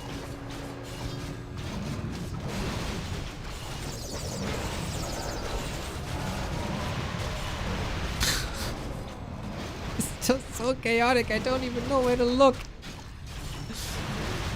The trend continues though. Yumi is not competitive. And these Merc armies are getting crazier and crazier and crazier.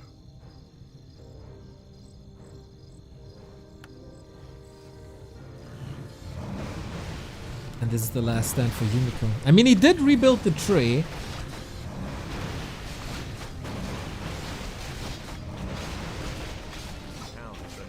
But he loses yet another. But yeah, Fly living the meme, losing the blade. We don't blame him though. It's so utter chaotic.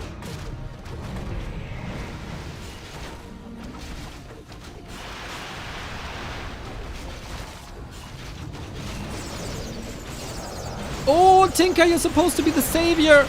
You might just die. Oh no, head split far open and... yeah, Yumi losing the carry as well. Pot him down, one hero after the next. Infi and Kaho getting the 1-0 lead and also getting the 2-1 with now match points. Man, that was wild. Whenever Merc comes into play, my head is just zoning out. This is too much. This is too much. I also haven't eaten much today, so maybe something... oh my. According to what I see here, we get Lost Temple again.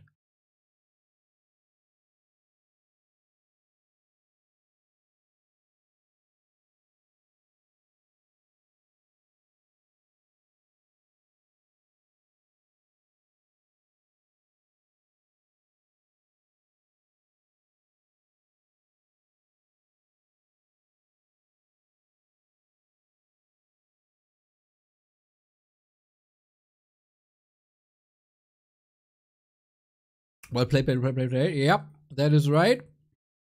Super fun series, man. Super fun.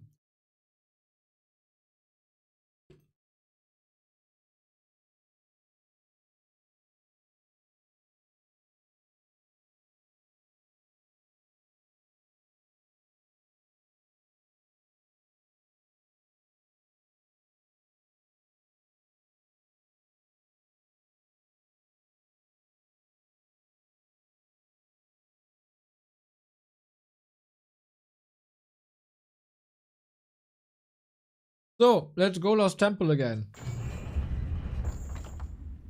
Do you only eat unhealthy stuff? From adding nuts and raisins.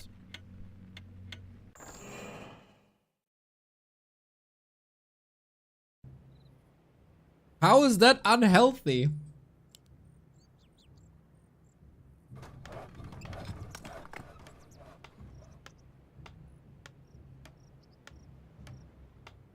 Studentenfutter goated.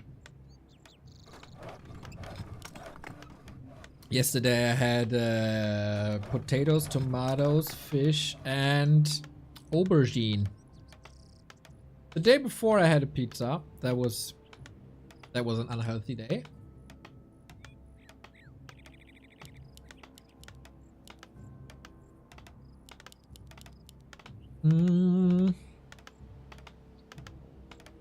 What did I have the day before that? Oh, vegan Spätzle. That was good. Vegan Spätzle was really good.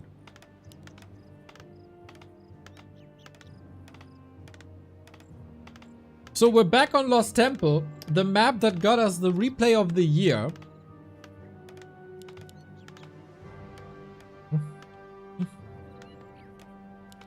In case you haven't seen that, it came down to the very, very last building. What do we got now? Yumiko and Fly both get their main races. Infi and Kaho both get human, which is obviously Infi's main race.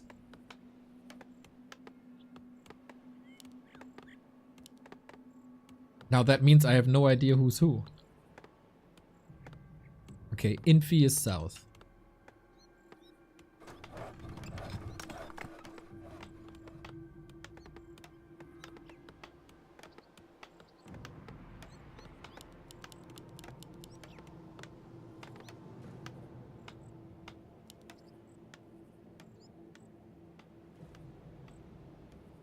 And of course blueberries. I ate a lot of blueberries. I got the first cherries this year. Still haven't tried them.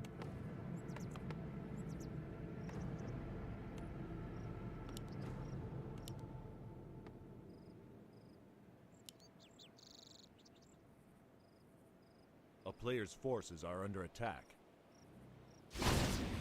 What do we got? Yumi with Alchemist. I think that can be very nice. Fly with Naga as a support can be very nice. TC and Paladin. Probably goated? Two super good heroes? Was it Twisted? The goated game was Twisted?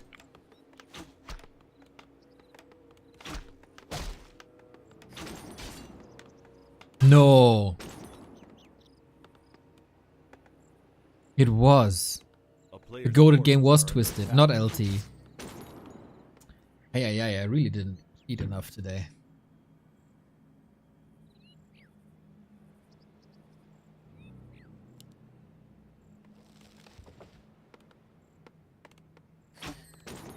Well, at least I stay hydrated. Exclamation mark. Rogue.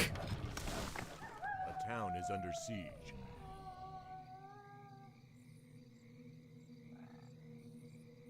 Details, hey? At least we're casting the right people, unlike last week.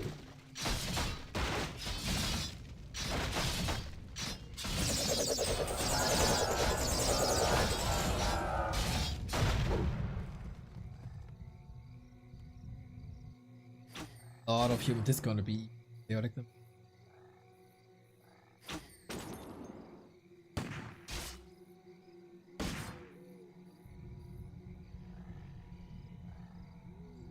Player's forces are under Yumiko attack. is not going acid bomb.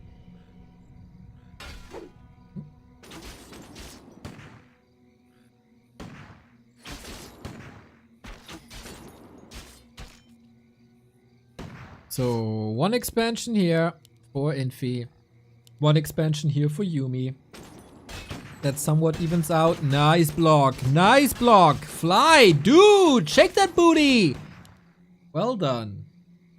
A player's forces are under attack. Oh, the Naga survives at 19. 2 more attacks, literally.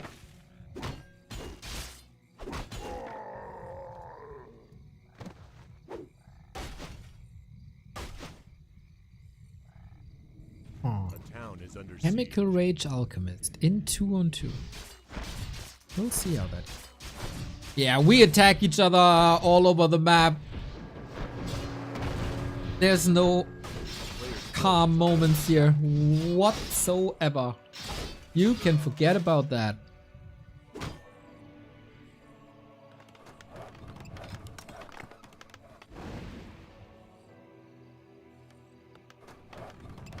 It's a little bit the year of ATR, huh?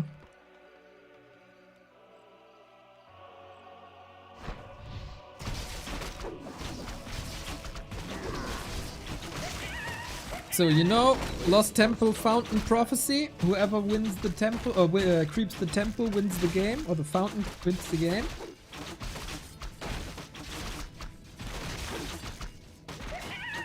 And if that's Infi and Kaho, that's 3-1 and they win the entire thing.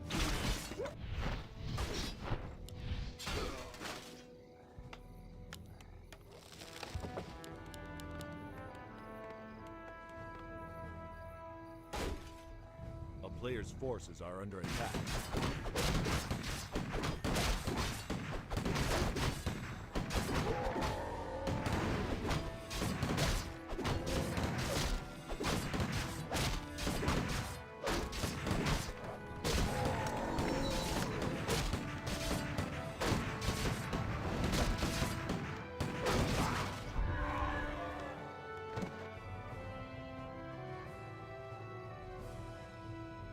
Players' forces are under attack. Expansions didn't really have a big longevity so far.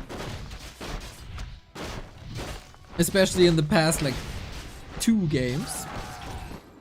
So it's becoming more important. Oh, that TC must be supported. We got a double surround. First the TC, then the Naga, and this push has been stopped instantly.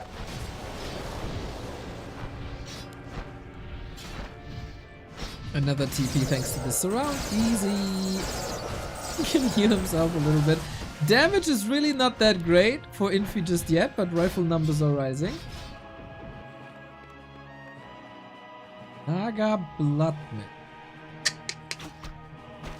Could theoretically be a lot of healing then. Flame Strike always nice, I think. Forces are under attack. Especially in 2-on-2, like so many targets.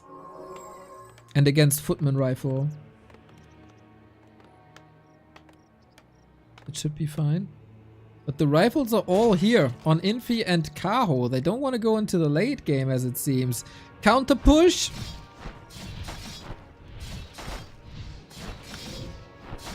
And that's kind of scary, huh? Yuumi under attack. Fly far away.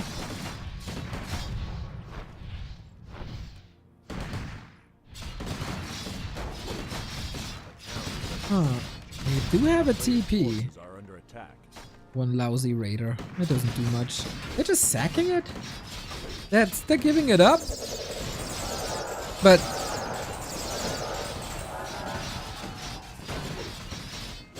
it's an odd position. Imagine Shockwave now, dude.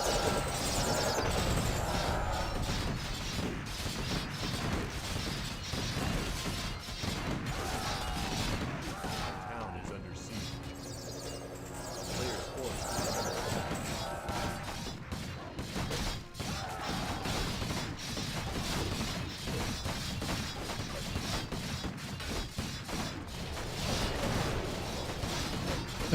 There was a Brewmaster?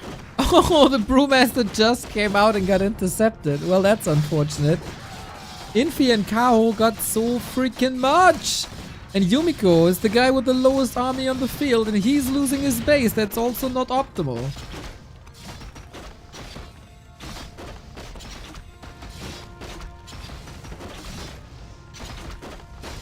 A player's forces are under attack.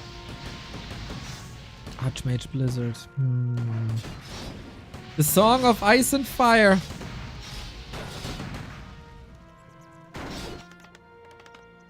But he can't sing that loud, can he? So Infi and Kaho were sacrificing a solid chunk of that base, but in general, what did they really lose? Not much. It is the good old Soul Glitters mass footman strat, Player's forces are under attack. which worked well to a degree. Now he's up against Flamestrike and he should probably reevaluate.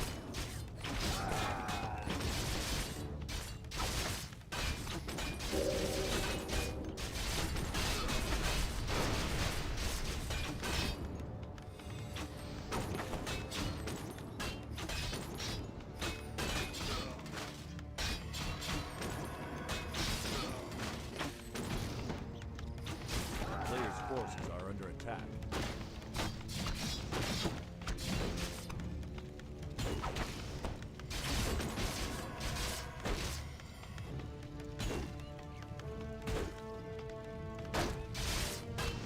But yeah, they're playing a fine defense. It's only Raiders, bad for fighting. Rifles are coming. Pally is here as well. Great support.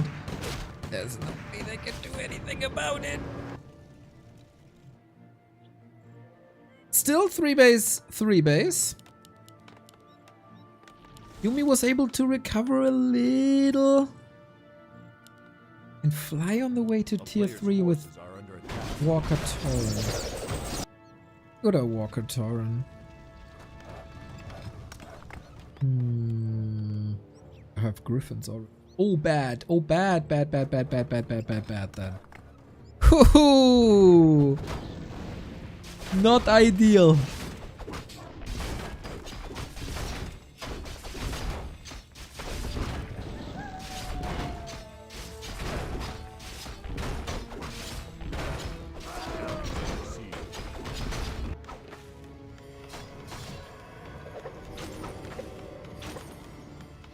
That poor panda, man. What a sad existence for this panda. Thankfully, he got baptized now and is safe. Imagine getting out of bed in the morning, a filthy group of orcs attacking you, back to bed. Wake up again, Groundhog Day, back to bed.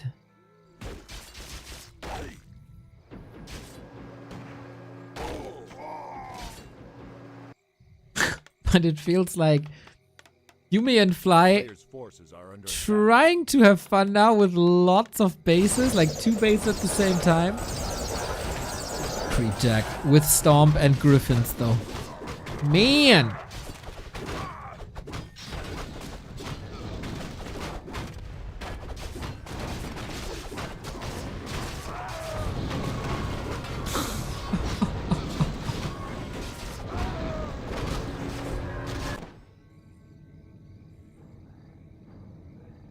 Infi is by far the leader when it comes to supply. And that's with tier 3 Griffins. A player's forces are under attack.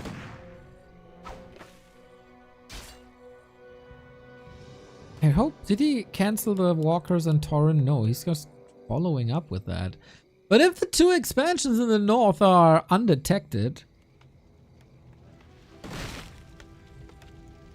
Huh. A town is under siege.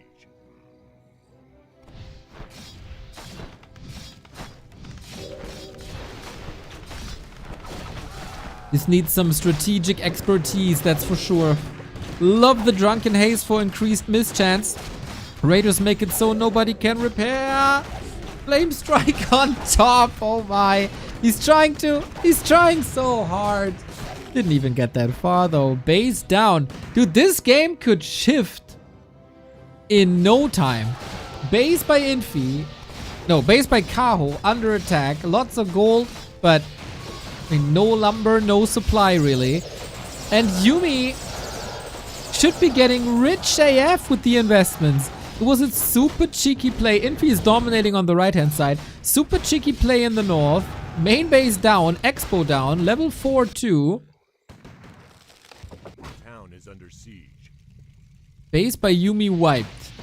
But now he knows at least about this one. Know about this one. And he builds gyros. There is a panda, but he's very underleveled. And he's not always where he needs to be. A player's forces are under attack.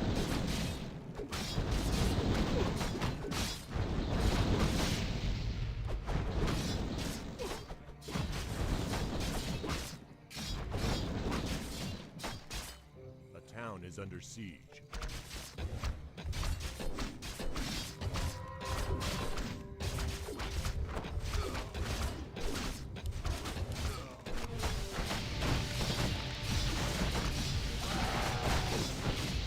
Am I casting StarCraft? There's just bases under attack the entire time.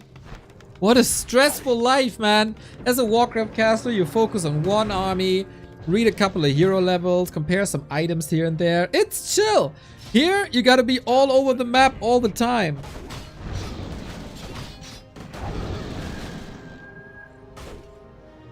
And evaluate who's in a better spot. Jesus. Yumi and Fly, around 100. It feels like Kaho is not doing too much. Like rifles, okay, but they're rather slow. Don't tell me they're trapped. No, they're buying a lot of time. 3 base versus 4 base. Yeah, and it seems like the Griffins are still dominating. Player's forces are under attack. And TC level 5 is so crazy. He's running them all down. Yeah, there's a little bit of control with the Raiders, but that's about it. And of course, there's still the problem. Oh, gyros, wait a second. Now you'd love a panda, huh? Solid splits against these gyros. Level 6 on the solo TC. But there's a little AoE damage on Griffins as well. Over, down. And magic damage in general is fantastic against the heavy armor flying machines. He is taking out a lot of Griffins. Of course, some investments as well, but high XP. And now it's 3-3, Naga level 4. Raider on the ground don't offer too much, but the air battle again won by gyros. So good on LT. Lugi, thank you for the 50th gift sub on this channel. You absolute gem. Player's forces are under attack.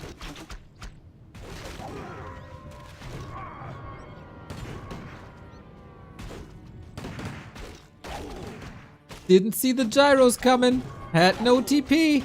Little bit of an issue. We do have a panda now. Maybe he was banking on that. Another base coming up. These games are mental.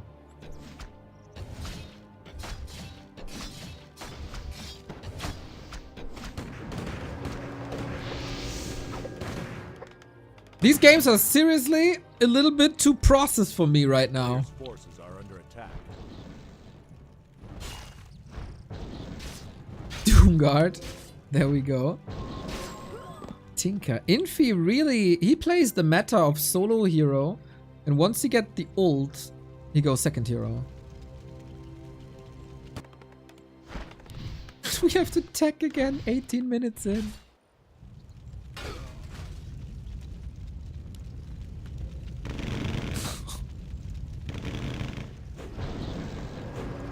They gave him a lot of time for these gyros. Player's forces are under It's attack. also so hard to track everything perfectly.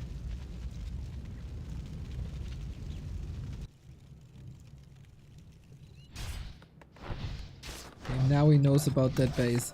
And if he checks the gold, he knows that it's standing for a long time.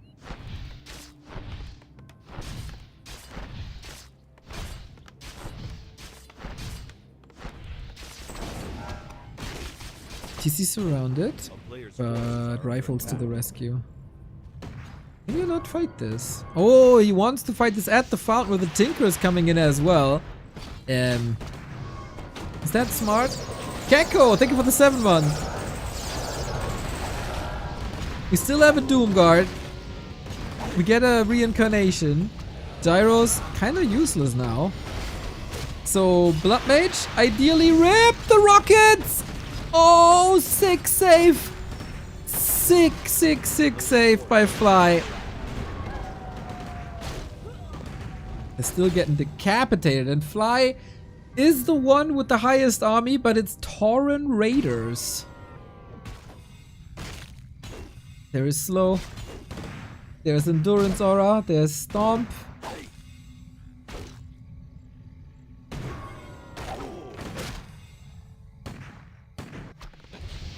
This Archmage, okay. Nice idea. Nice idea. Players' forces are under attack. A town is under siege. What a legendary series this is, man. Banger after banger after banger. Split Knight Harass doing lots of damage. That's a way to deal with an expansion.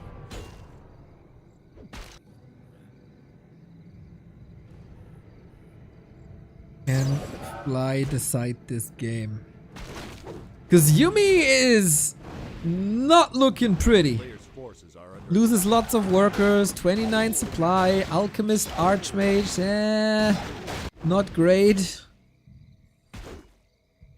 Orb of Slow, by the way. Look at him.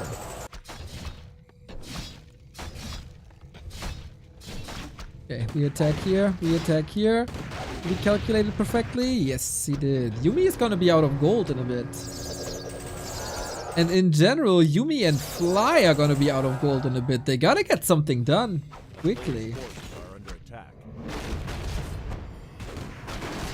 The Tauren fight their own chieftain. It's a takeover. Drunken Ace, Breath of Fire, Fork Lightning, Storm, AoE damage everywhere. Oh no! Yuumi loses the Archmage immediately. No Blizzard there. Gyro's out of the fight. Infi, same supply numbers, but of course Gyro a little bit useless. Can the Tauren do much here? Well, not this one. He can only be brought back. Naga down. It's clear that there is reincarnation. Flame Strike goes through as well. Oh, but it's so close. TC will be back with full HP and full mana in a second. This one Griffin goes on a killing spree. On the other side, we got Gyro Mirror with Infi outmassing Yumiko clearly. Panda about to fall. Kills 1-2 Tauren. It's all mental. I'm pretty sure, yep, there's a knight at the top. They lose the base, and Infi and Kaho win this series 3-1 at least. There is one more though. There is one more game. And of course, the Victory Lap will be broadcast here as well, as they go once again to Twisted. Jesus Christ, man.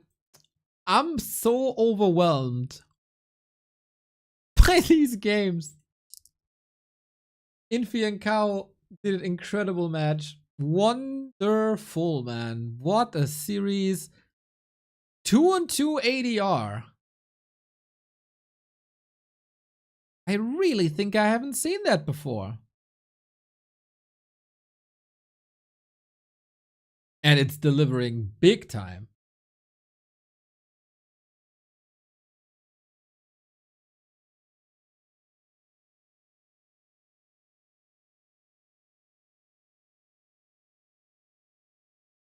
Nuts.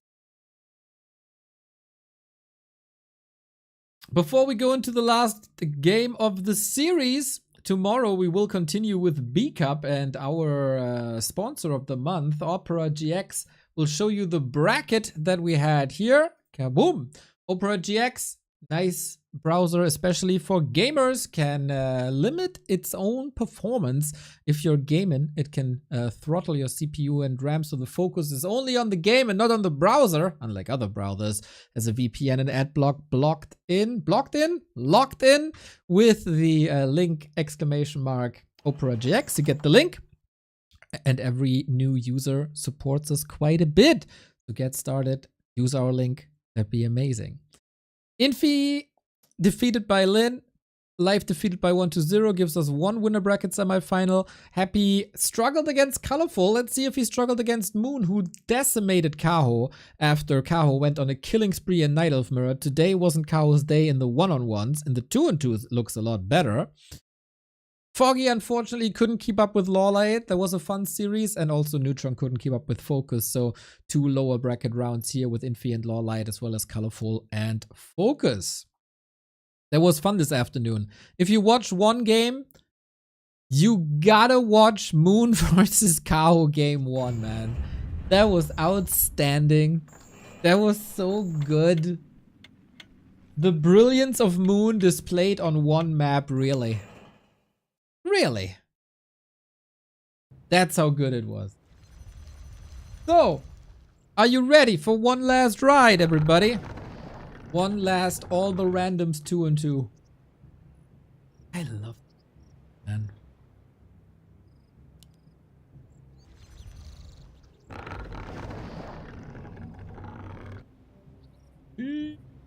Oh.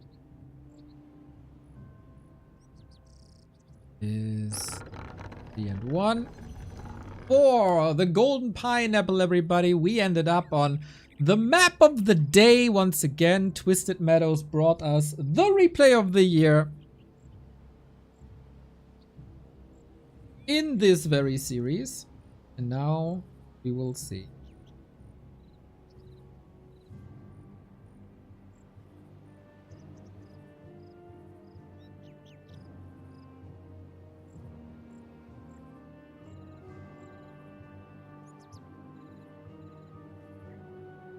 And what do we got? We got Yumi and Fly as Human Orc again, with Kaho Human and Infi Night Elf. Okay, so basically reversed main races there. Should be better for Yumi and Fly. Neighboring position, Orc versus Night Elf, and then of course Human Mirror at the top.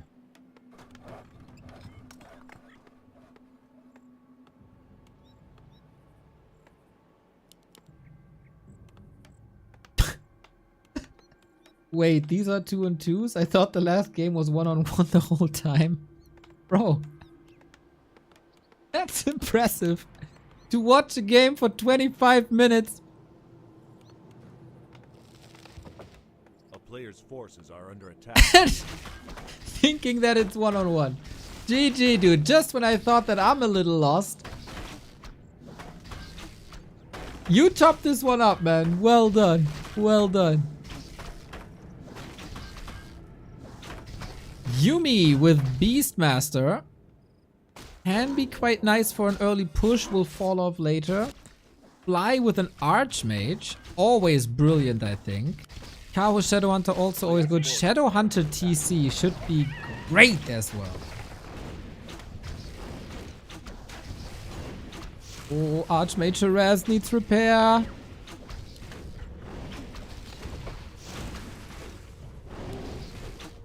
Annoying, but not the end of the world.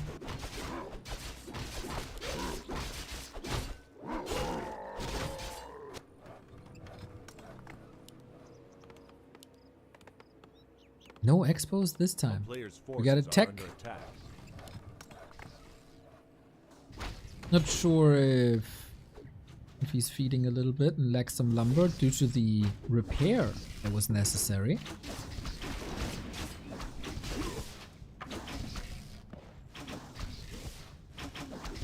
Hex early.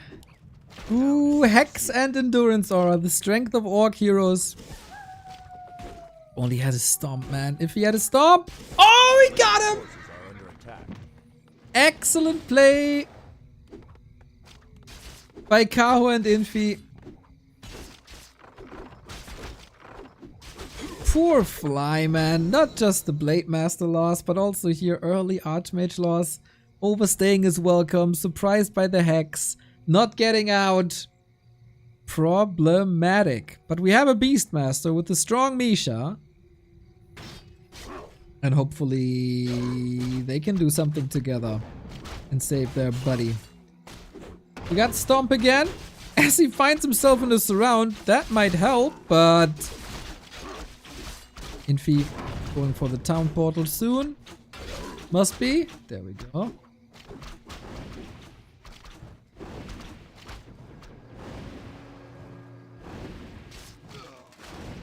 A town is under siege.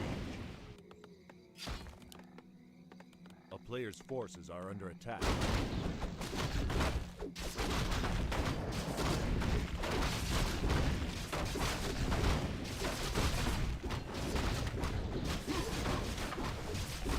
Just an absolute slaughter. Again, they are not going anywhere this entire series without brawling.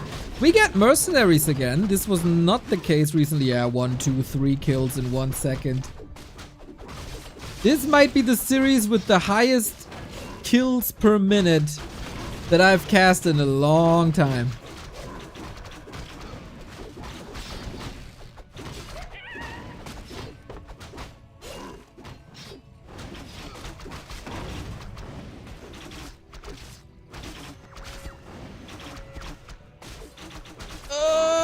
Gets the revenge kill on the Shadow Hunter. Avenges the Archmage. Well done. The old man redeems himself. A player's forces are under attack. And all that on the back of an expansion for Yuumi and Fly. I don't think with the HP bars you can break through, really. Beastmaster offered a lot. Double summons also. Shadowhunter can't die a second time. This is annoying. But so is life. Instant Merc reinforcements are gonna be quite brilliant to help against this. Archer's not the strongest fighters. TC already heard. Just make sure. Oh, he has no TP. Okay. Farms level 3 though. Uncontested. Nice. Warden second. The first time we've seen a Warden, it was not very spectacular, to be fair. The player's forces are under attack.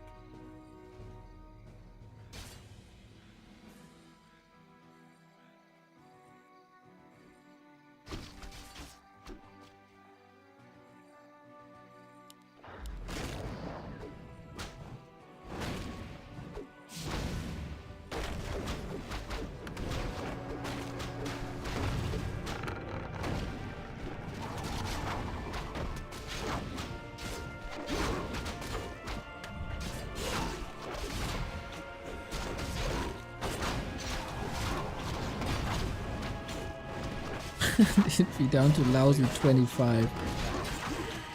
Fly will lose 4 to 5 units. 1 mercenary down again. Water Elemental's chasing. That null is amazing because it has TTP criticism. Thank you for the sub, mate. Because it has command aura, of course. Less than 3 right back. Again, the Warden pretty much on the receiving end.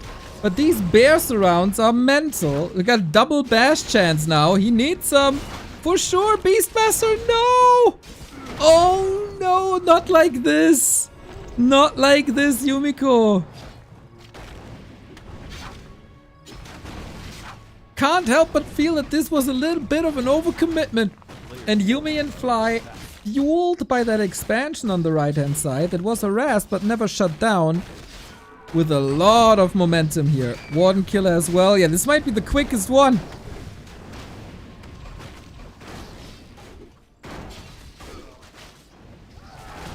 This might very well be the quickest one.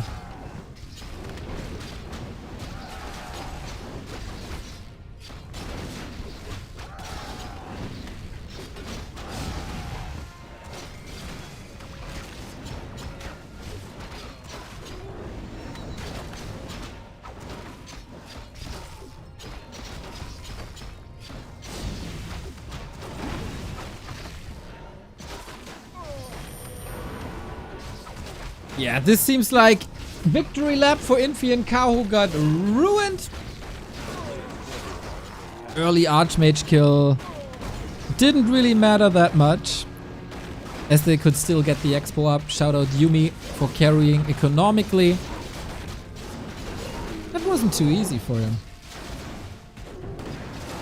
So yeah, last time, but he portals in with 1 Shadow Hunter, 2 rifles, and a militia. Oh, that's lousy. That is lousy.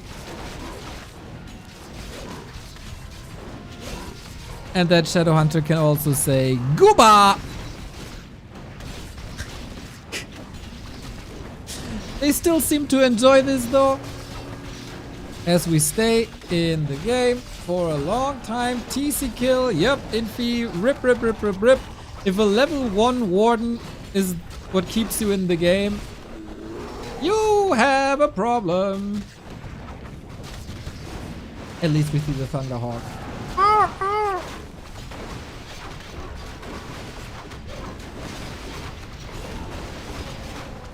Second Archmage by Fly as well. Oh man, that was a fun series. So, for everybody who didn't see the entire day, Kaho versus Moon game 1, best one-on-one game of the day, and the Twisted Meadow games of this series, replay of the year, not even close. Outstanding. 2-2, all the randoms, really fun. First time I saw this, but I gotta say, my brain shuts off. You do have the 4 players, which is already twice as scary, twice as stressful as one-on-one. Then you have randoms, so your mental connection that you built for 20 years, that Infi is, well, Infi is a bad example, that Fly is an orc, and Yumi is a human, and Kaho is a night elf. You gotta reconnect and rewire that. And then you gotta top this off with, you don't have your regular heroes, but 4 times random heroes that don't fit the race, that don't fit the player. That's a lot of rewiring. And then there's fights all the time, and then there's expos everywhere, and then there comes mercs where you have no idea what's going on. Bro, how are you not cooked when you play this? I'm cooked casting this. Thankfully, I got Rogue Energy by my side to hydrate me in stressful moments like this. Thank you very much for supporting us throughout the entire month. We can only recommend you try this. Especially with the coupon code B2W. 30 euros a piece if you want to go for a pack and you know what flavor from the countless flavors they have you're going for. They have energy as an energy drink replacement. They have hydration that provides you with all the electrolytes you need, especially in the summer. Big recommendation with the fruity flavors that we got. And for the evening hours, if you want to calm down a little bit, go for Rogue Chill if you want to. B2W is the code for 20% off. Thank you, thank you, thank you. It's pretty good during casts, I gotta say, to have a bottle of Rogue right next to me. This will go on for a bit. Unlike our broadcast, everybody. That's going to end. Tomorrow we're back with more B Cup. It's the lower bracket round 2 in the B Cup. There's also a Back to Warcraft Weekly Cup tomorrow where you can all sign up for. But yeah, to give you the games of tomorrow, let's see what we got. Infi versus LawLiet, banger match. Live will be facing Dice and or Soin. This could be rather close, I gotta say. And Ice Orc versus Sock, we expect a walkover by Sock over Ice Orc, but with Ice Orc, you never know how he presents himself. Then Kaho is in the mix as well. Quite a surprise to see Life in the lower bracket, Kaho in the lower bracket, Infi taking 2 maps, Colorful taking 2 maps. This tournament is a lot of surprises, of course, as we had Neutron eliminating Hawk and Starbuck earlier, etc, etc, etc. So nothing here is a foregone conclusion. Then, next weekend, Friday, War 3 Champions Finals, everybody. We got a nice dono today by Lurkel. Thank you very much for the 90 bucks. 1,600 is the prize pool now. Lineup is filling. 3 days, 8 players, gonna be fine. Then Also next weekend, Dolphin Super League for $28,000 coming up. DWSL, 15 players, round robin, all best of 5. And then, once we have the ranking, we throw them all into an Ascension bubble playoff system. This is gonna go on for 2 months. Crazy, crazy, crazy.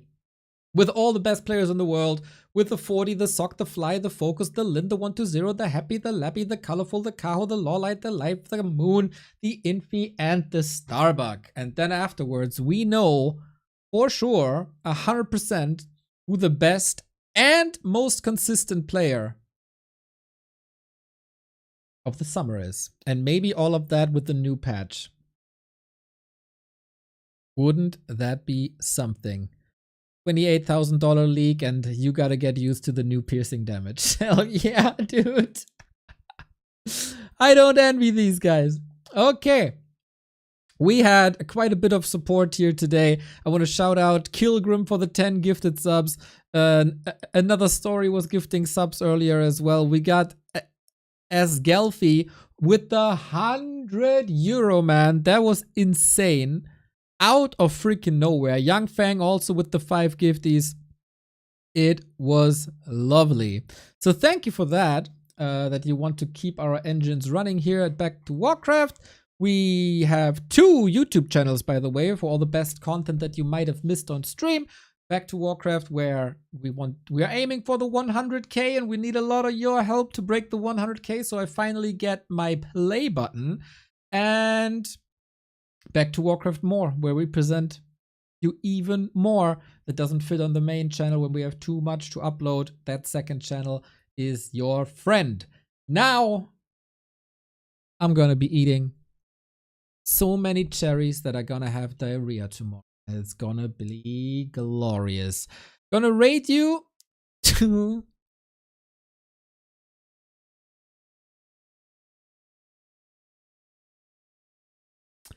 Gonna rate you to Knopf. It has become a little bit of a tradition, eh? So